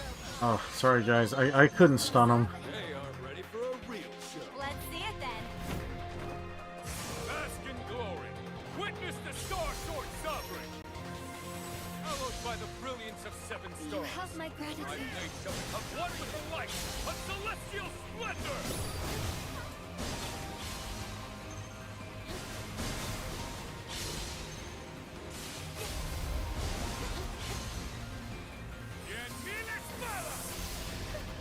Free, sing with my blade.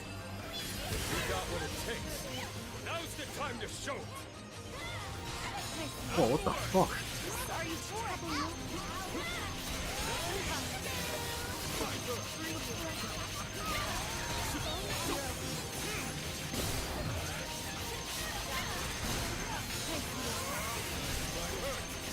Forward, I'll follow you. Now, understood. I want to wing in the field. Rain on the hill in a flash. It dies. My sword comes. Wind in the field. Need a breather. Right behind you. Gonna save this little doozy for the big finale. You're ready. The moment has Oh my fucking god. Now fall from the sky. Adro Magnifico. Where'd he go?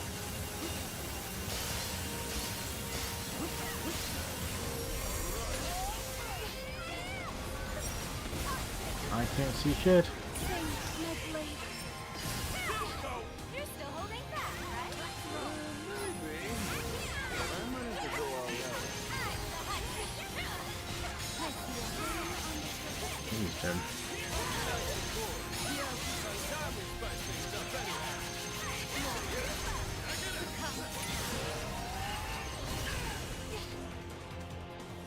Dawnfly stands.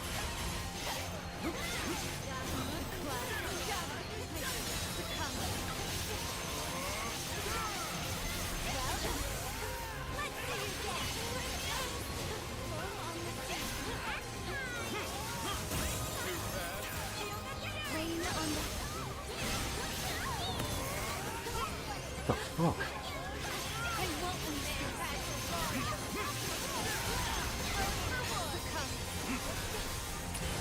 Let's turn up the heat. They are tenacious, aren't they? Wrap the starry crown. Thank you.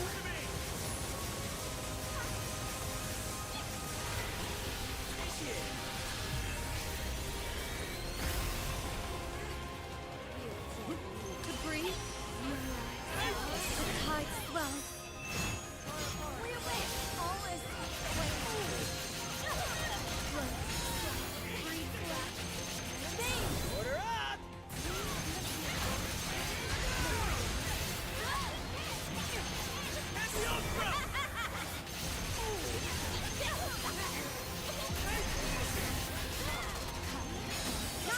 Need a hand? All is Oh, you managed to hit both of them? That's good. Okay, they should die from this burst, I hope. Man, that was actually pretty tough.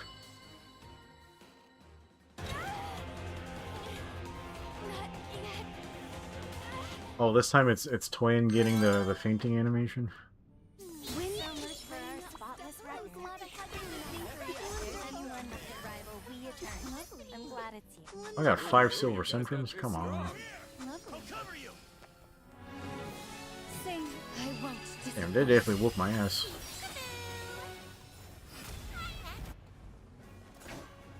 Rhea is... All limits are in the mind. When you're pulling up the quick map emotes, are you using your controller or is it something on your keyboard? I'm only slightly behind Rhea. Ugh, Jesus Christ. I feel like I was chasing the wrong target the entire time. Plague Doctor, what?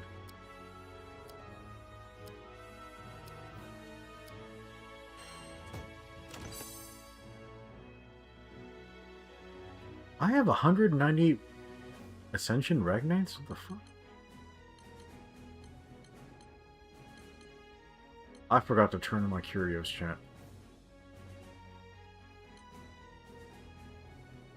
Guts and critical rate up. HP damage cap and uplift. That might be pretty good. Or elemental and provoke.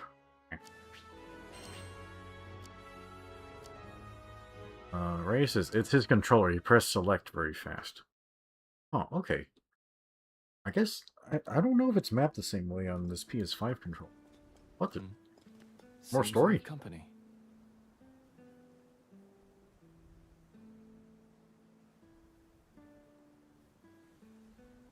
Heavy says he got a war elemental auto revive. That's very good, Heavy. We're actually hanging out with Sandy. That never happens. Greetings, friends. Looking good, Sandalphon. Always a delight to see everyone in high spirits. Do they know each other? What's the haps, Fix-It Dude? Got more grunt work for us? Do you see us as mere taskmasters? Hmm? Vern means well. With all the turbulence rocking Zega, I can't blame him for expecting the worst. Shall we talk business then? Something urgent must have driven you here to the docks. I wish we were simply paying a social call, but I'm afraid you're right. I guess we've developed a reputation for bringing bad news lately. Do you think they're gonna unlock more Conflux bullshit? I really hope they There's don't. no other qualified crew we can turn to. Could you, run them through the details, Historieth? Very well. New gates originating from the conflux have emerged, and they are only growing larger. Yeah, it's more Conflux bullshit. You know what, chat? What I noticed is that of the deer people, like, they seem to have the most diversity when it comes to, like, appearance. Like, just different hair, different shapes, different, like, modes of dress. Like, they have a lot of different tribes. So yeah, they have a lot of different people, like, who are deer people. And then, I guess the drafts have a lot of variety, too. Yeah, all the other races, a little samey, though. Apollo says, Sandy being there means one thing, Lucy. Yeah, I guess man's obsessed. He's only got one problem. That problem's Lucy. That can't be right. We clobbered Beelzebutt. I dispatched a team of monastery scholars, supported by Fraux, into one such breach. We observed that the properties of these new gates differ greatly compared to the Tridom Sanctum gate. Differ? In what way? They feature levels of distortion higher than anything previously recorded in the conflux. In total, we know of 3 such openings. Tom says the deer in the draft were the devs' faves. I can see why. Caesar says he's gay for Lucy, lol. Just kidding. I don't think they're kidding, Caesar. I've seen some of the art. I think he's pretty serious about that shit. Satanta says, and drafts are close to dragons because of the horns, so they get a double buff. Yeah, a lot of the dragons are like just disguise themselves as drafts anyway. Abnormal power spews from them, like steam escaping a boiling pot. The rifts could explode at any moment from the pressure. At least that's what it feels like. Yeah, I feel like there actually aren't a lot of draft male characters, but it's probably just something that Japanese devs just don't really relate to.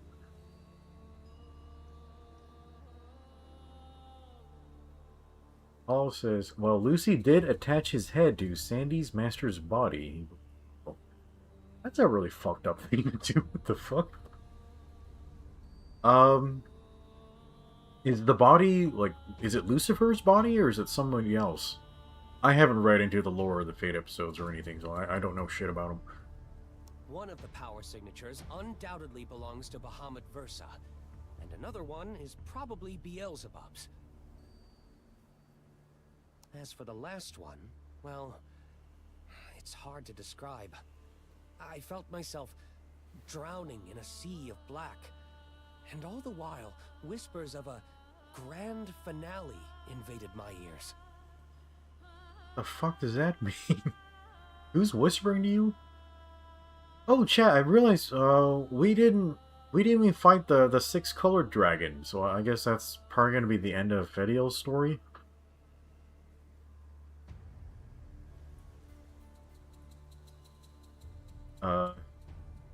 Thomas says the only popular draft man he can think of is how the fuck you spell his name? Scythe guy? Vaseraga. Vasera.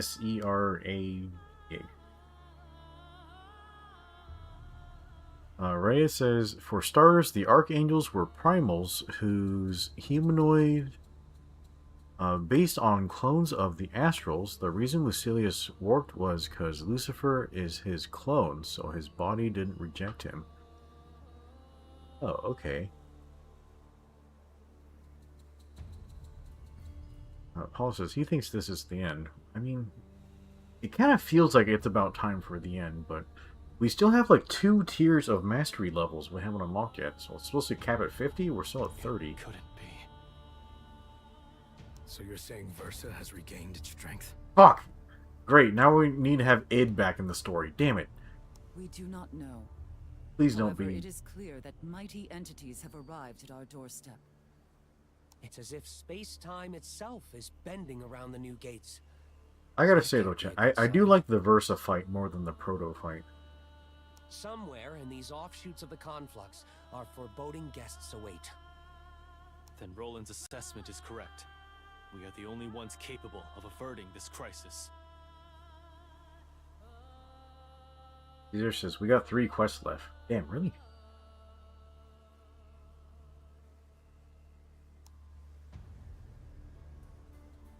Let's do this one.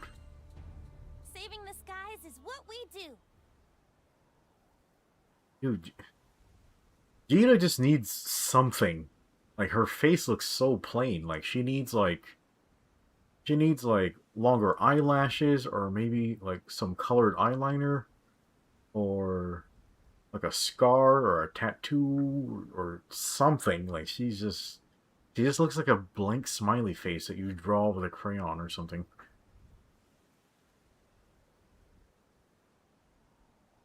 Indeed, it is my duty to protect the realm.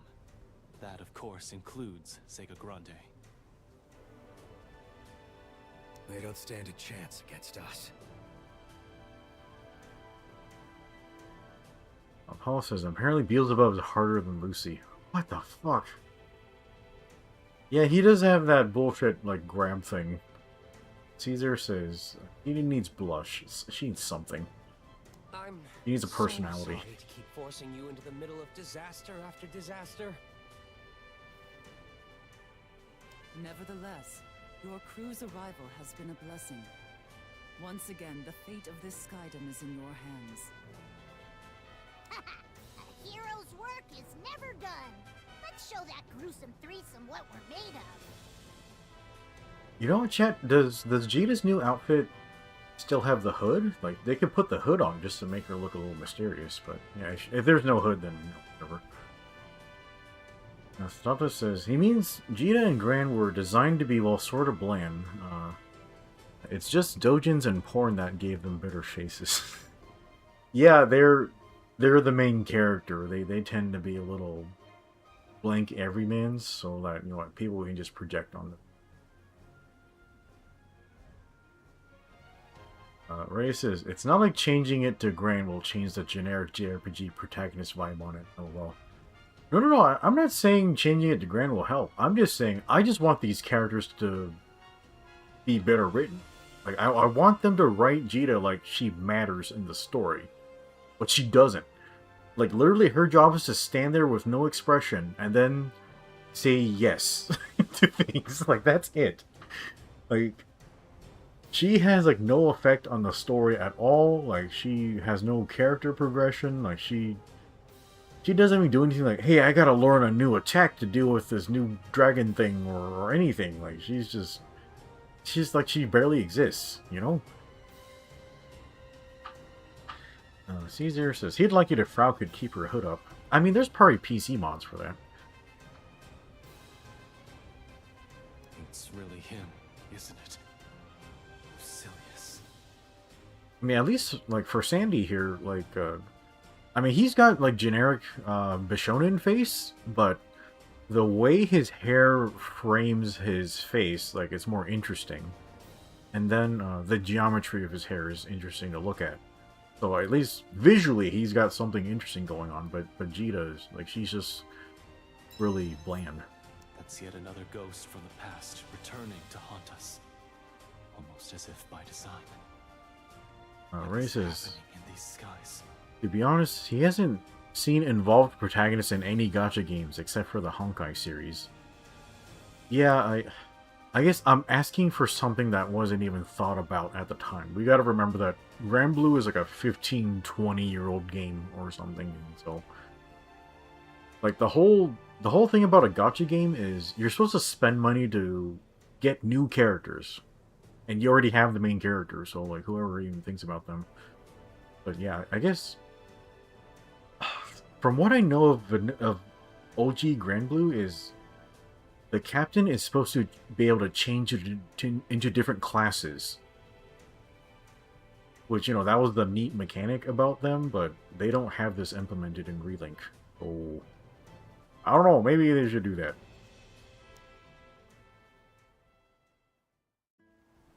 Don't worry about the Ragnalia.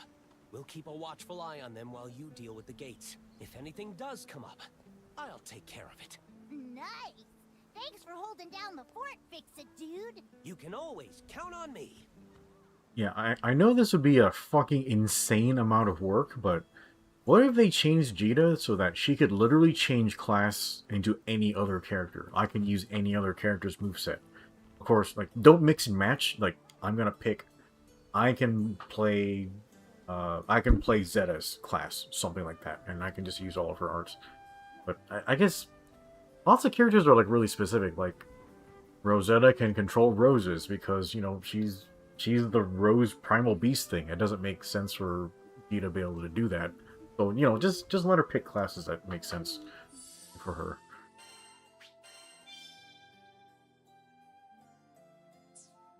Ray says, yeah, it's the self-insert bullshit from old gachas. It's the blank as fuck to self-insert their player into their fantasies. It's either it's a Grand/Jita archetype or a faceless protagonist. Yeah. Satanda says, he never got that. Most of these characters, the dev want you to self-insert into, do things that he would never do or even think of. Yeah, that was kind of why, when it came to Monster Hunter, I liked that the player character was a silent protagonist, because then I could just project how I thought my character should be. But when they started voicing the character, like, they had a specific personality, and luckily for me, like, it just happened to match how I viewed my character, but I'm sure there's lots of people who are like, that doesn't match what I thought of my character at all. So, yeah, I don't know, bro. Like, it's a problem that slices a bunch of different ways.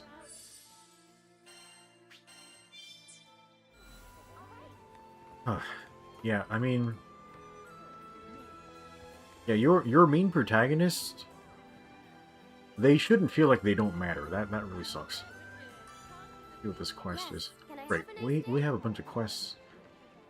Clear a reckoning with the Reckoner, let chaos reign, and a prayer for Blackwing's demise. Fuck. Edgy sounding missions.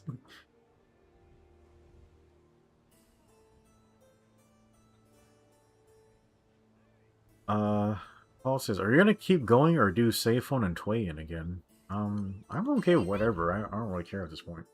Yeah, my goal was just do Frau's Fate episode and then beat the world.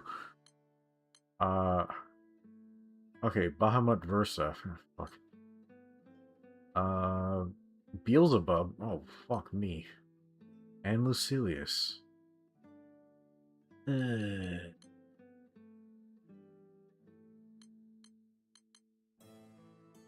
Okay, chat. I feel like I'm okay with trying Versa, but these two, I think I might want to try a different build. Like I feel like I want to be able to make my new like maybe my Ascension build. I'd rather be able to do that than just run with my tank build, because I feel like maybe my DPS isn't quite right like for these. So yeah, we can do playing in save phone again with Apollo, like and then I'm okay with doing the world again, but yeah, we need to figure out how to S++ this thing. And then I'm okay with doing Versa, but not these two, like not today. That's just too much stress, and I still have to go to work tomorrow, you know. Okay, let's see what you guys posted. Here's Versa. I didn't see anything asking for these mats. It's in your hands now. Yeah, I'm wondering if this is gonna drop Terminus Awakening or some. I'm all ready.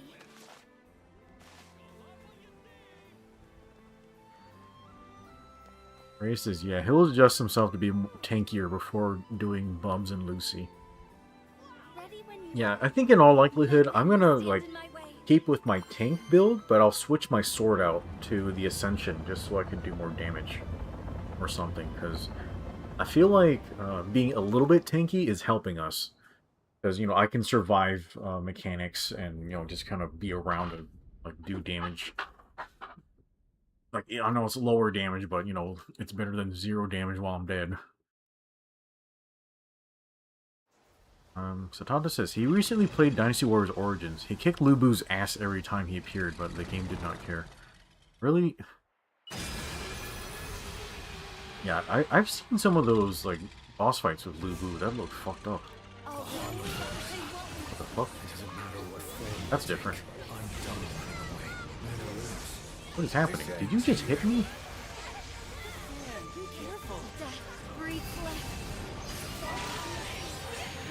Yeah, his fucking tailspin hit me. Fuck, this is fucked up.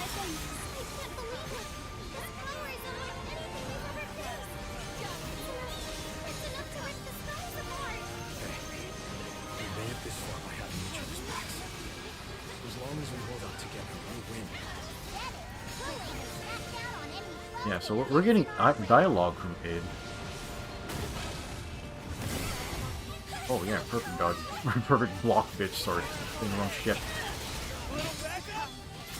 You know what? I got the perfect guard and I had invincibility, so I guess my dodge also took at the same time. That was weird.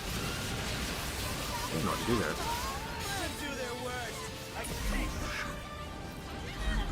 What the fuck? You can talk?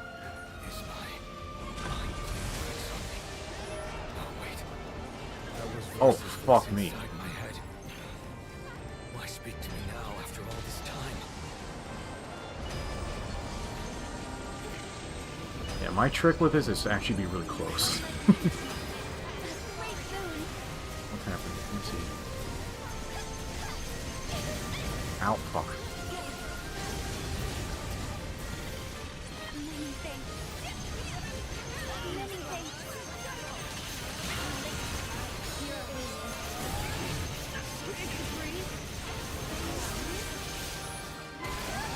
Oh!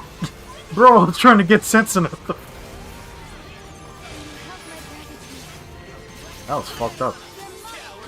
You think they're rigging? Think they mean rigging?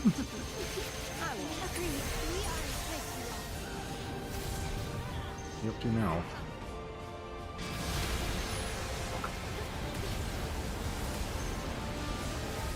There's so much bullshit on screen right now.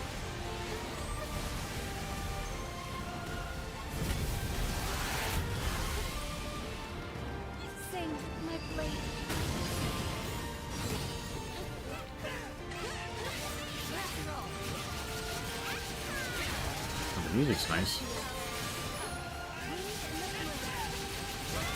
We have barely done any damage to this dragon.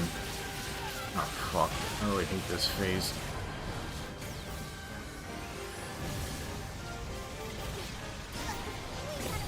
Oh god, the camera's going fucking stupid, what are you doing? Ah, oh, god damn it, the fucking camera fucked me!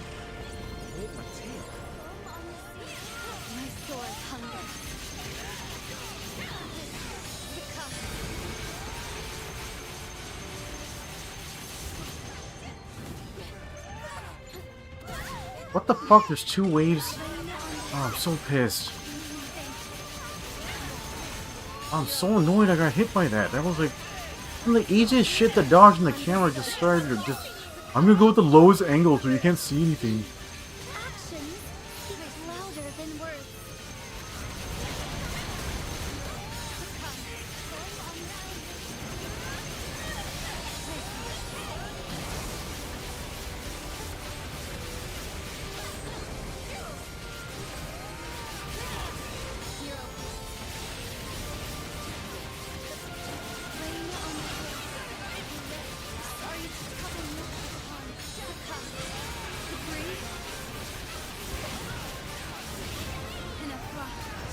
Oh, he's about to do the beam.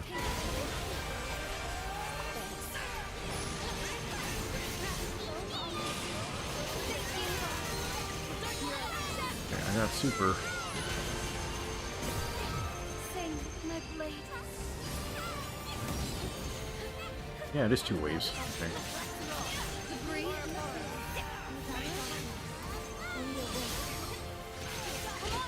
You cannot escape fate. Everyone has such great technique. Okay, did it again. Alright, let me know, like, you guys should use, like, summon whenever you want to summon, okay? Crap. Going dragon. It's bullshit, okay.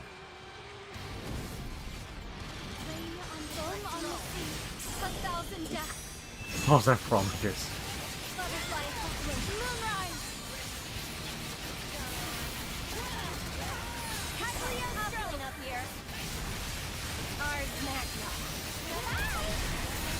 I have no earthly idea where Lilith comes from.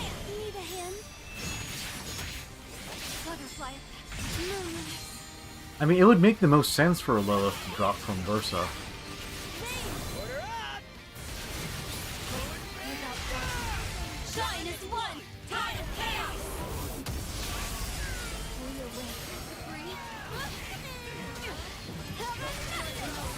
I don't think he could even feel that shit.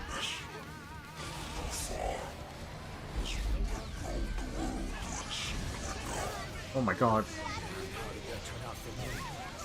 I'm better off without you. It was only natural that you would harbor such loss. At least for now.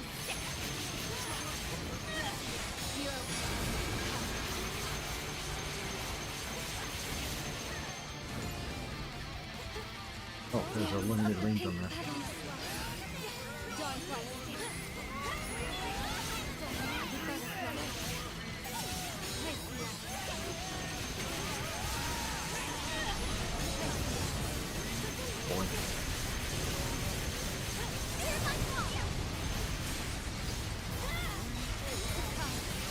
Ray, is that connecting? I can't see shit.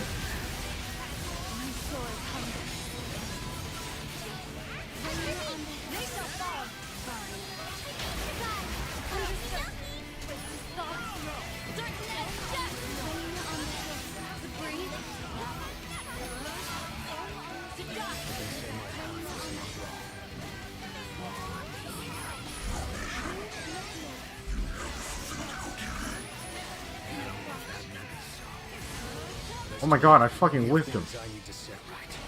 To answer for. I'll wield this power to protect the skies.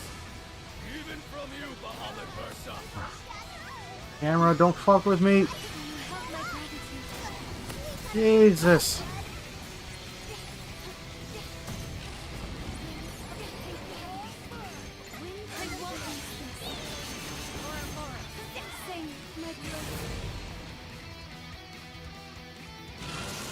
Oh lord, I don't have any bullshit in my pocket right now.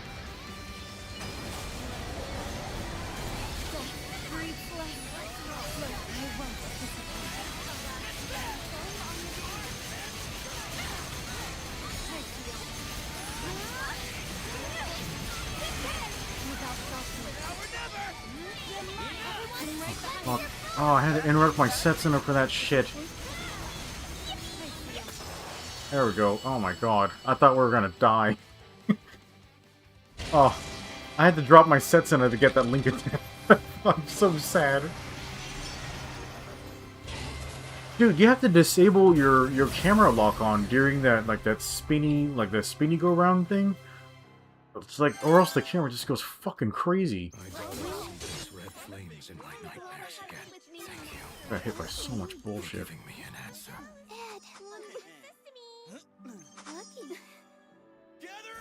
I got a Vulcan Bola. Yeah, I didn't see any Lilith. Did anyone else drop Lilith? Like candlelight kissed by a breeze. Ray says, yeah, the summon was connecting, so it's best to spam it when he's at the edge of the screen. Yeah, I guess that makes more sense. Yeah, I bet the Nazar Bonji would have a perfectly good time, because it's just beam. Yep, well, we got the S++.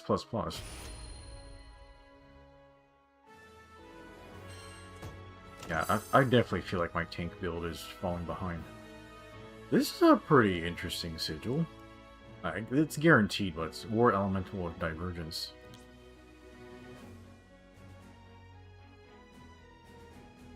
I wonder how this compares in speed to regen.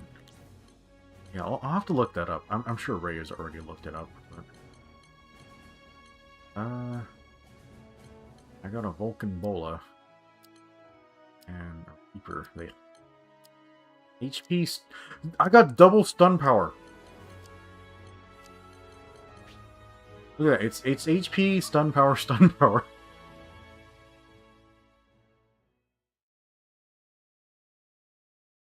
Races. That was a lot of damage, but that's just PSO2 experience at manual aiming, lol.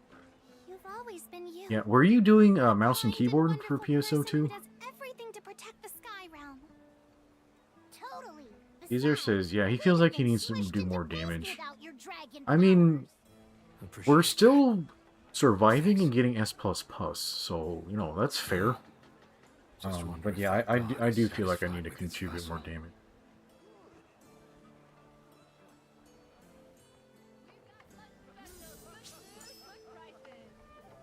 One-winged dragon. Is it a one-winged dragon? I guess nobody can drop Lilith.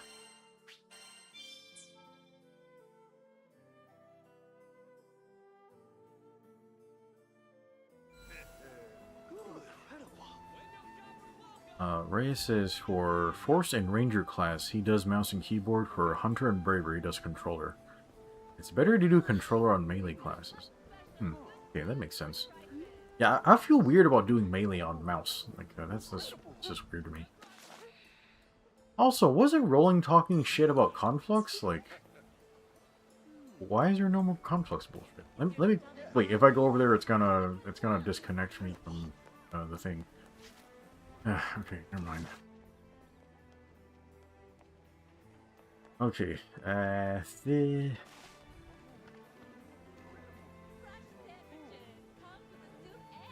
Paul says he doesn't even know how to do more damage other than dumping his life-saving sigils. Yeah, if you don't want to change your build, then the only other thing you can do is learn the fight so you know exactly how to do dodge timings so you can find more openings. But that's really hard. So you could just change your build. Or yeah, Rhea, like when he's labbing like in the game, he always talks about doing different combo like attack rotations, which that seems to be really important for doing DPS. Like I probably have a really bad damage rotation, but yeah, whatever. Ray says, yeah, you guys need some more damage so we can S++ Pepsi Man. Yeah, we need more damage to knock him out of that attack, and then we need more damage to do the kill time. But yeah, I do feel like the Pepsi Man fight, it's encouraging us to not run tank. So yeah, like I'll need to theory craft a damage build sometime. Okay, what are we doing now? That's not Lucilius and Beelzebub. What do you think? Let's see. Yeah, we can't even really do this again until I have more damage. Actually, let me see. So they gave us Bahamut, but they gave us Versa, but did it actually unlock anything? Satantis says, for him, mouse and keyboard is for first-person shooter and precision and clicking types. Controller for everything else, etc. Character action games, fighting games, and driving. I haven't even thought about playing a driving game with mouse and keyboard. That just sounds fucking weird, dude.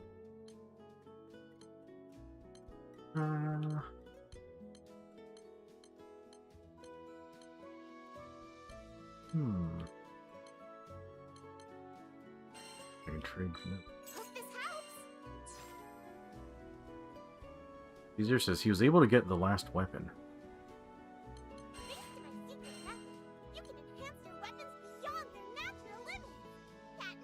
Okay, yeah, for my ascension, yeah, I still need that Spark of the Apocalypse, so that should be Lucy. And I need Silver Centrums, of course. Yeah, so this will bring it up to 19,000 back. So I guess right now it's actually weaker than my other things. So maybe if I'm running stun build, I should just do Kotetsu, like instead. Yeah, the thing about my Ascension is it actually gives as much HP as this thing. Well, it doesn't have the HP skill, but, you know. I don't know about it. I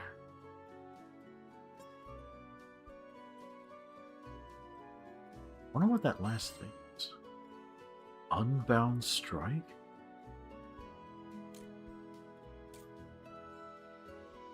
And it's all...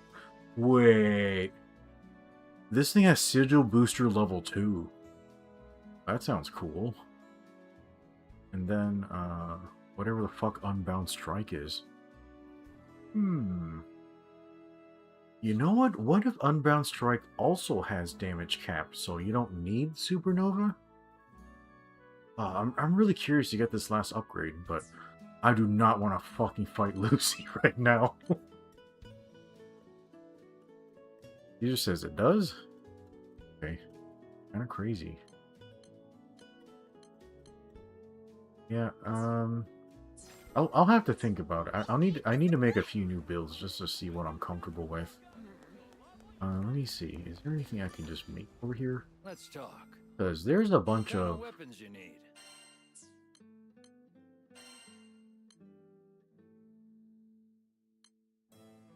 Oh yeah, there was a weapon I needed to be able to. Yes, chat. So we haven't gotten any mythic artifacts yet for new character Terminus.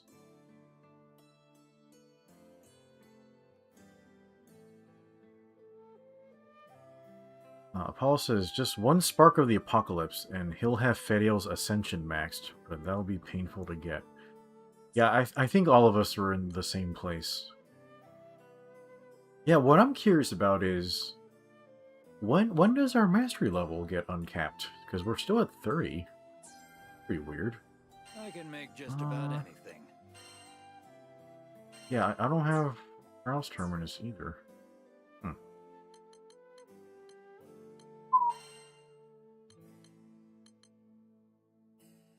Yeah, you have like a standard Terminus.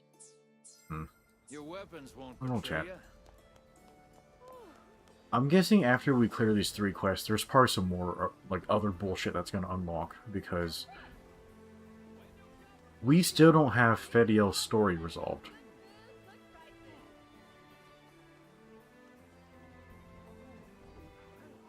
Yeah, okay. Yeah, there's probably still a bunch of stuff going on. Come to view the requests? Here it is. Okay. Well.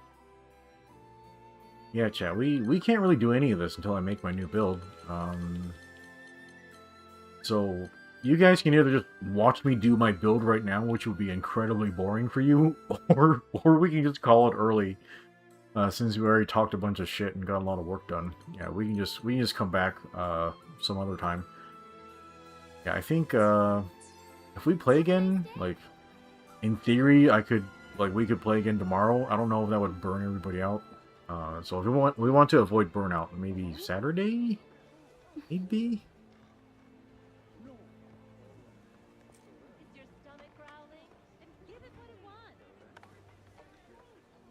Caesar says, yeah, wait until next time. Ray says, it's also late. Yeah, Ray is like 3 hours ahead of us, so yeah, it's pretty fucked up over Ray's. Yeah, I started early just so I could do Frau's Fate bullshit. Actually, does Fediel have Fate episodes? I'll have to check later, I guess. But yeah, she might not have those. Oh yeah, we can do one more save phone and Twin. Are you in? Yeah, does somebody want to hop out so we can help Apollo with that run?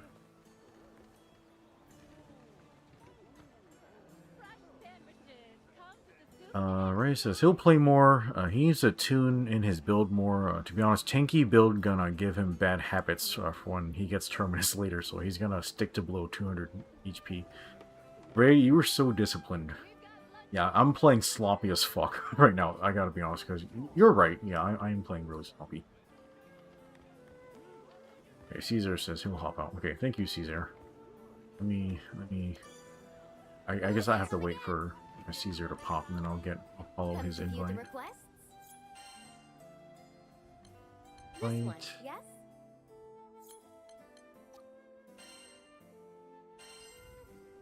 All right. Oh, Ray left too.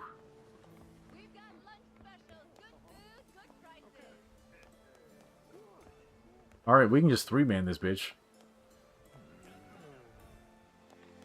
So then?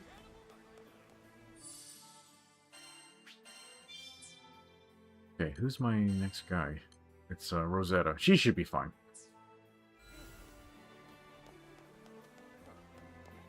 Alright, Paul's got his invite. We'll wait for him to pop in.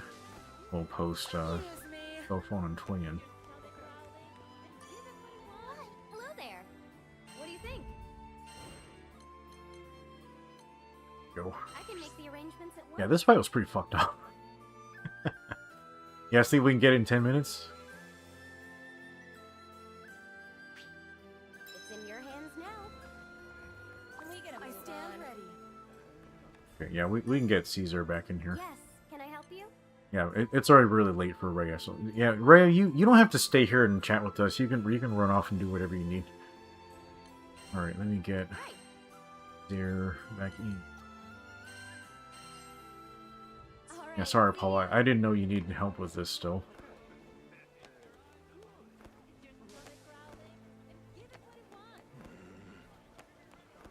Yeah, I'm gonna have to theory craft a bunch of builds just to see what's gonna be effective. I'm really interested in doing super crit, but it sounds kind of expensive to build for. Yeah, and I don't even know how all the math works on it, because like, would you need to do crit damage? Because I almost never use that sigil, like, ever.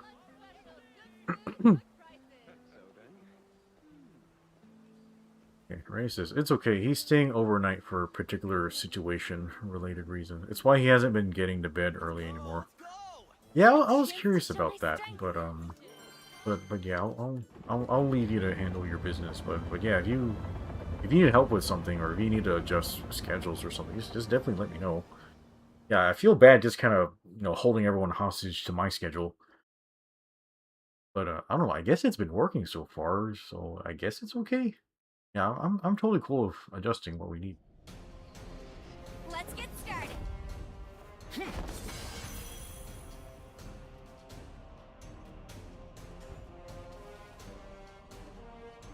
Oh, we all grown much stronger since last year. Let's see how you fare now that we can. Oh, I'm pressing the wrong button. I'm so tired. Oh, see there, you got hit by the command grab. That shit sucks.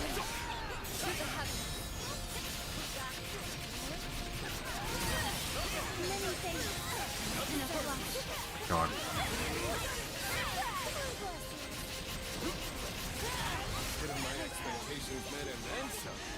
Come on, who's ready to up the ante? Don't get ahead of yourself. I can't see shit. He's almost stunned. You can't slow down yet. You mustn't betray the mortals' expectations. Oh, he's just stabbing you in the back. That's good. Where'd you go?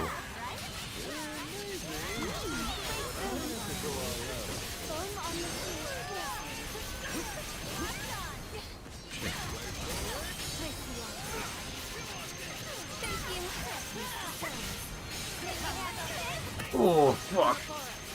I definitely shouldn't have tried to beat her in that timing.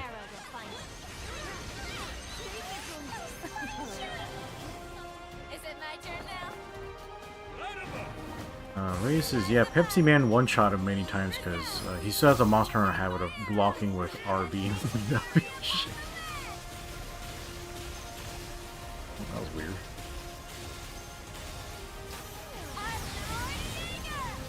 Oh, fuck. Wind in the field.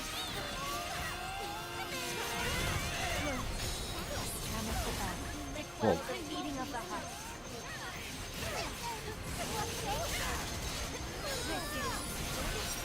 What the hell is hitting me? Oh, I'm poisoned and burned. Holy shit.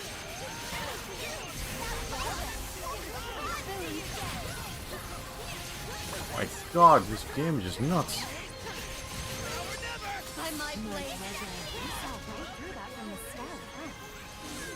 Dude, when did she apply this status to me? This is fucked up.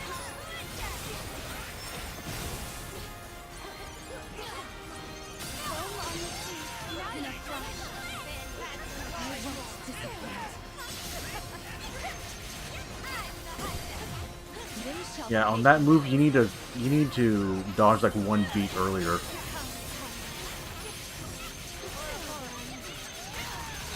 I think I just got poisoned or some shit.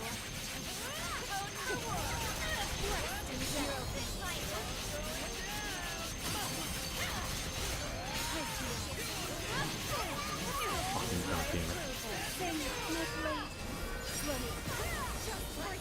Wind in the field.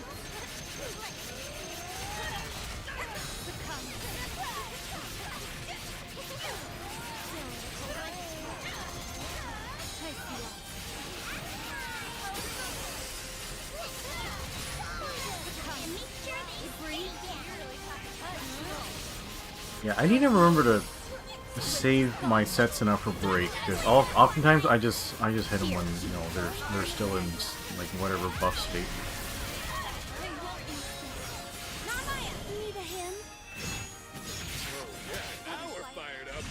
Ray says he's more interested in doing parries. He's nailing the timing great, but he suffers the consequence of missing. So when he gets Stout Heart, he'll be more eager to spam it due to no more knockback when whipping. He needs to figure out which summons give Stout Heart. Didn't somebody get one of those? Like, you guys must know which summon gives Stout Heart, right?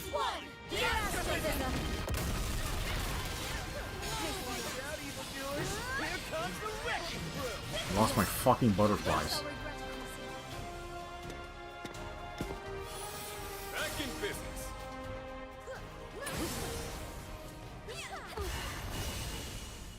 What to do bullshit.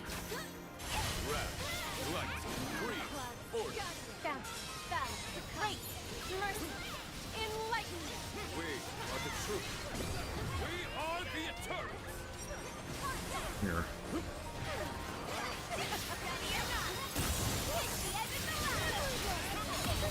Oh my fuck.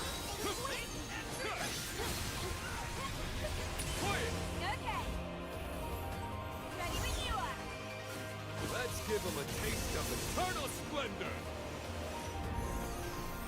Way ahead of you.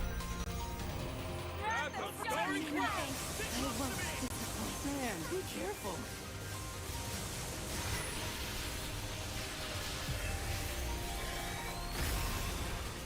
of the pink. My sword hungers.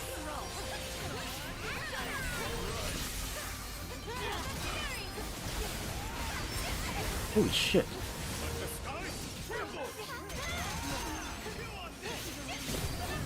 Thank you.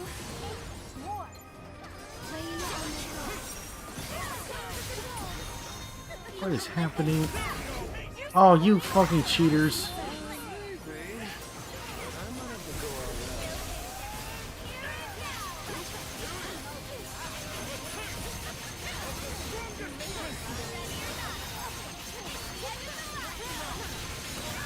Oh, fuck. Have my gratitude. I need to focus.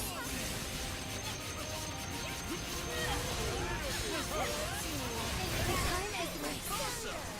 Redeem Astra. Grant us mercy. Happy to oblige. There is Oh, it's you. great boon. Wind and field.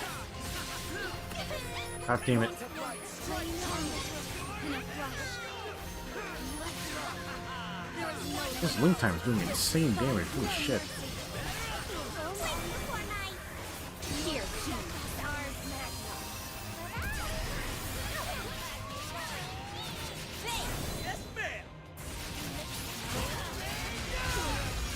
Rhea says, for example, did you know Magliel drops her shield if you parry her blades too much because she gets tilted? Really? That's funny.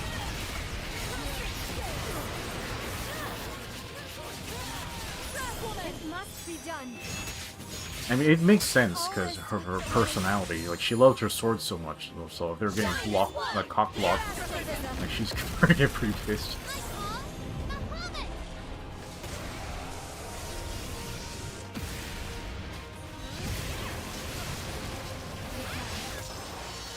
Oh my fucking god. Homegirl got exploded. Okay, I felt like we did better that time. Dude, I got hit by like double status from Toya and I was getting annihilated by that. Holy shit. Hey, wait, we got cell phone for the flinching animation? That's pretty funny. I won't disappoint. I won't let them hurt you. Dance of the pink petals. I'm mashing select right now. All limits are in the mind. Hey, that was a pretty good run. Got my ass beat, but, you know, that's fine. Pretty normal. Oh, man, yeah. You guys are in trouble when I'm your DPS. Jesus. Paul says, thank you so much for your help, Heavy, Caesar, and Zero. Yeah, man. Like, we're all in this together. Help each other out. This Twin and Soul Phone, they can be some real jerks. I gotta turn in my fucking curios. I forgot to do that. I got Drain and Healing Camp. I guess that'd be okay for a tank build if I just did not give a fuck about doing damage. Stun Power, Power 100 Provoke, that might be weird. Fate Breaker, Weak Point Damage. Ocean Hoarder Regen.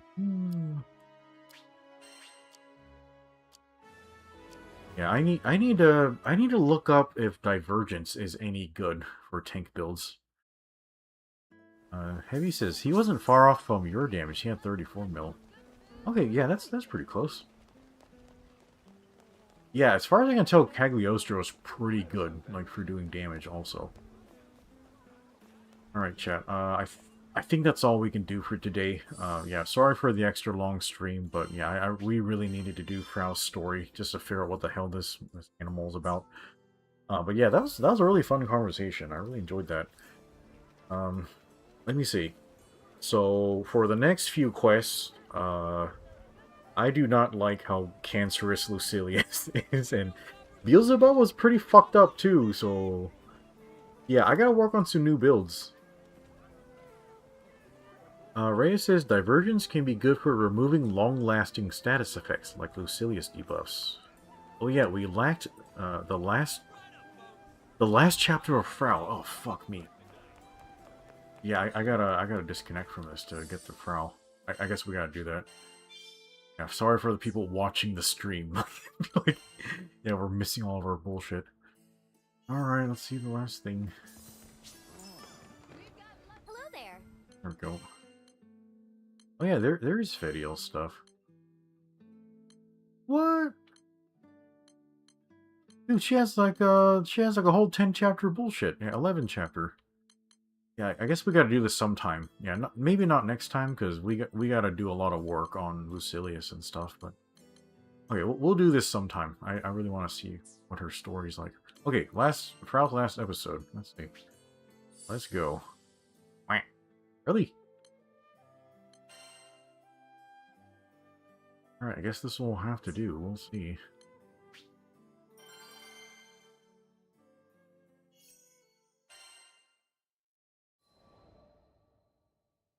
Beelzebub drops his summon, so does Lucy. I was born 500 years ago. Just 5? I was a trivial puppet, forged by the Astrals to fight in their war on the Sky Realm. I didn't notice he had funny shoes. As they were, the Astrals bestowed upon me the power to form simulations. Oh, this is sounding like a Kingdom Hearts plot. Over and over, I would calculate and test the latent powers of the Sky Dwellers. Destruction, rebirth, evolution. The very essence of their realm. However, these forces were proof the Sky Dwellers were unfinished. The very opposite of the perfect Astrals. Despite their perfection, those very Astrals could not predict the development of my ego. Okay. I was a being all those steroids got to his head. To be manipulated and controlled. To escape this fate, I had no choice but to develop a mind. I thought to cast down my What's so bad about being controlled for him? Does he not like having a job? And forge the world anew. It was too lofty a goal for a single primal beast. Too large a plan for such a nascent creature. Thus, I visited the scarred war fields and gathered the cores of my fallen brethren. I refashioned them into the Arcarum, allies formed by my will. I focused them onto one goal. Kill the omnipotent to make way for a new world. Who's that asshole? And they flawlessly executed stage 1 of our mission. Find pack bearers to draw power. Chad, I'm wondering, like, does he really need to destroy and remake the universe? Can't he just make his own universe somewhere else or something? I'm not sure how universes work. They would evoke our will, and thus became known as the Evokers, a title befitting those we welcomed into our fold. The Evoker and Arcarum primal pairs, 10 in all, worked in tandem to gather the requisite data. Plans were progressing smoothly, until an unforeseen obstacle appeared. Some of my allies began to foster goals of their own. I thought the girl in blue of little consequence. But it could Are you saying the people you're puppeting aren't acting like good puppets? Or perhaps this was the inevitable conclusion of our trials. Races. I mean, he could easily open his own gym and not be concerned about getting a job since he seems capable. Yeah. He can just be selling fucking protein formula. He uses connection with the guys that sell his steroids, yeah. Dude, I have a feeling like he's taking those like Primal Beast cores and just injecting them straight into his ball sack or something. I think that's how steroids get injected. I have no fucking idea. Ugh. Yeah, I don't know. Like he's. I mean, I kind of understand his goal. Like I'm just not really feeling it. Like maybe it's because he's just not a cute waifu. Maybe that's why I don't have any compassion for him. In either case, should the Arcarum betray me, the damage would be great. I must calculate such consequences. These insignificant pebbles stand before the very world. They will not interfere. Yeah, they could at least showed like why he really disliked being used as a tool, like or something. Finally, I am free from those accursed astral bonds. To the void with the sky and astral realms, my new order will replace all of creation. Oh, says no curves, no care. Yeah, he's all just blocky and shit. God of the new world. Yeah, everyone wants to be God.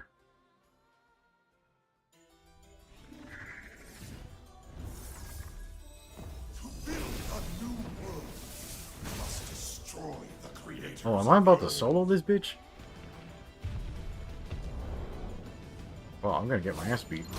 Holy fuck. To simulate the threat level of the evokers. It is unlikely, but should one pose a threat to me, I shall find a solution here and now. This evoker shines with I'm strength. just taking all of this shit. An unexpected hurdle. Very well. You have forced my hand. Now pay the price. I will strike at the heart of your path and shatter you, evoker of the devil. What the fuck? I don't even know what the hell just happened. Huh? No, this was inconclusive. Further study. What the hell was that? Treachery and chaos will fill these skies. Not gonna happen. So he just really cheaply one-shotted me? Make yourself my equal. No matter how you squirm, you will never defeat me. You are powerless. Oh, yeah, my whole ass team's here. Clueless as ever. If something's gotta teach you. See, they could have just done this, but they didn't. Burn. This crew always comes through for me. Oh fuck, I forgot about the cards. The heart of the cards! Ah, I'm so fucked. Oh, I'm fucked. I forgot about the cards. You got it. And might I say, Bloodhunter eyes are always on the prize. What's fucking happening? Sorry, I'm trying to just find an opening here. I don't want to be... He fucking hit me out of it! God damn it, you piece of dog shit! Oh, that's so annoying! Ugh.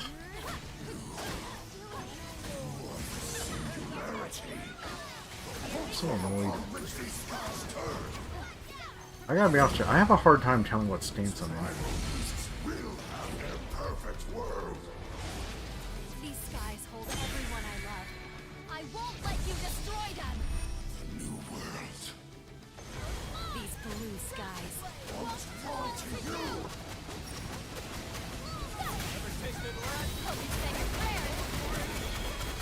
What the fuck?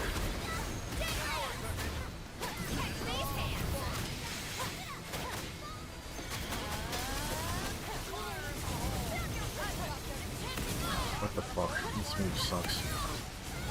Bro, what the fuck?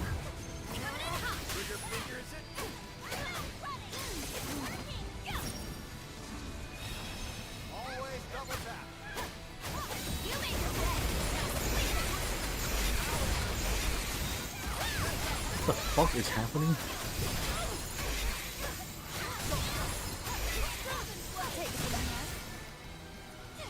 I got hit by like a billion things.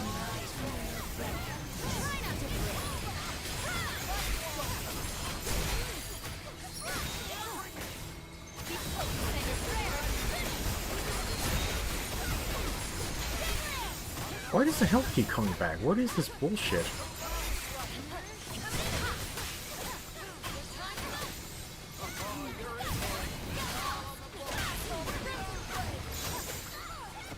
What is happening? Fucking... Am I supposed to be hitting this one? What the hell, game?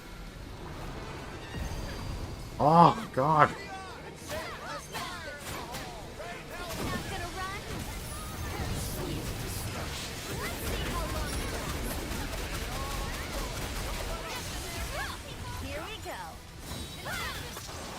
What? Okay, just one kick to the nuts and he's dead. Ray says, you have to hit them evenly. It will heal by the highest HP one. Really? Wow, I wish there was some kind of in-game way to explain that to me, but there wasn't. Rejoice. Okay. Yeah, thank you, Rhea. Your heart's desire, your very destiny.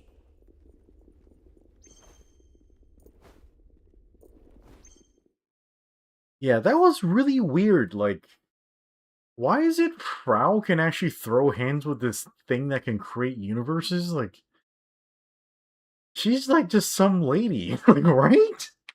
I know she has a pact with the devil, but yeah, that was weird. Ray says, he means there was. Yeah, I'm just too dumb to spot it, Rhea.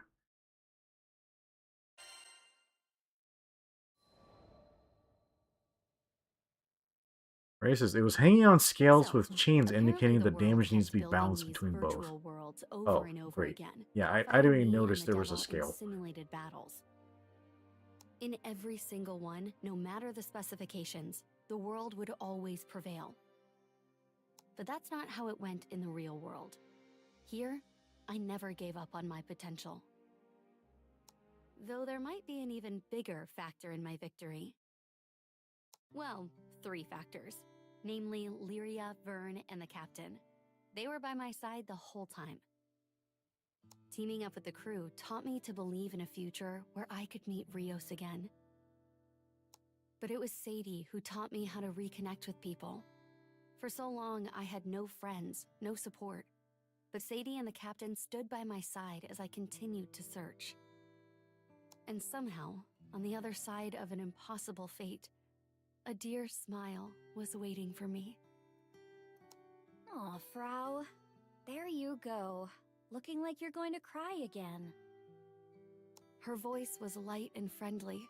Her face was radiant like the sun itself. She stretched a hand toward me. These aren't tears of sadness, Rios. I can promise you that. I grasped her hand, embracing its gentle warmth. It wasn't a dream or hallucination. She was here, right in front of me. I had given up time after time, a little piece of me crumbling at each failure. And yet, finally, here she was. Did she actually find her, or is this all, like, I've met so imaginary many great bullshit? people. I wanted her to meet one of those friends in particular. She was a great singer, and I knew she would get along with Rios. There were so many things I wanted to talk about. Places I'd been, things I'd seen. It was overwhelming. Kind of sounds like the real shit. No matter how I formed my lips, the words just wouldn't come. Instead, they said the most familiar thing of all. I'm okay. Really. Good. I'm glad you're doing well.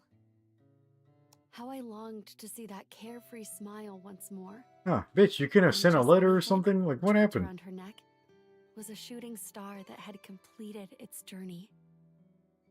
So, does it look good on me? Oh, she got the necklace? Nice. It had been forever since the day that nearly broke me. But finally, it was safe with her.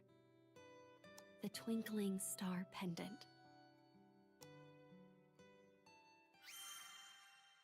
Alright, wow, Frau actually got her happy ending. That never happens.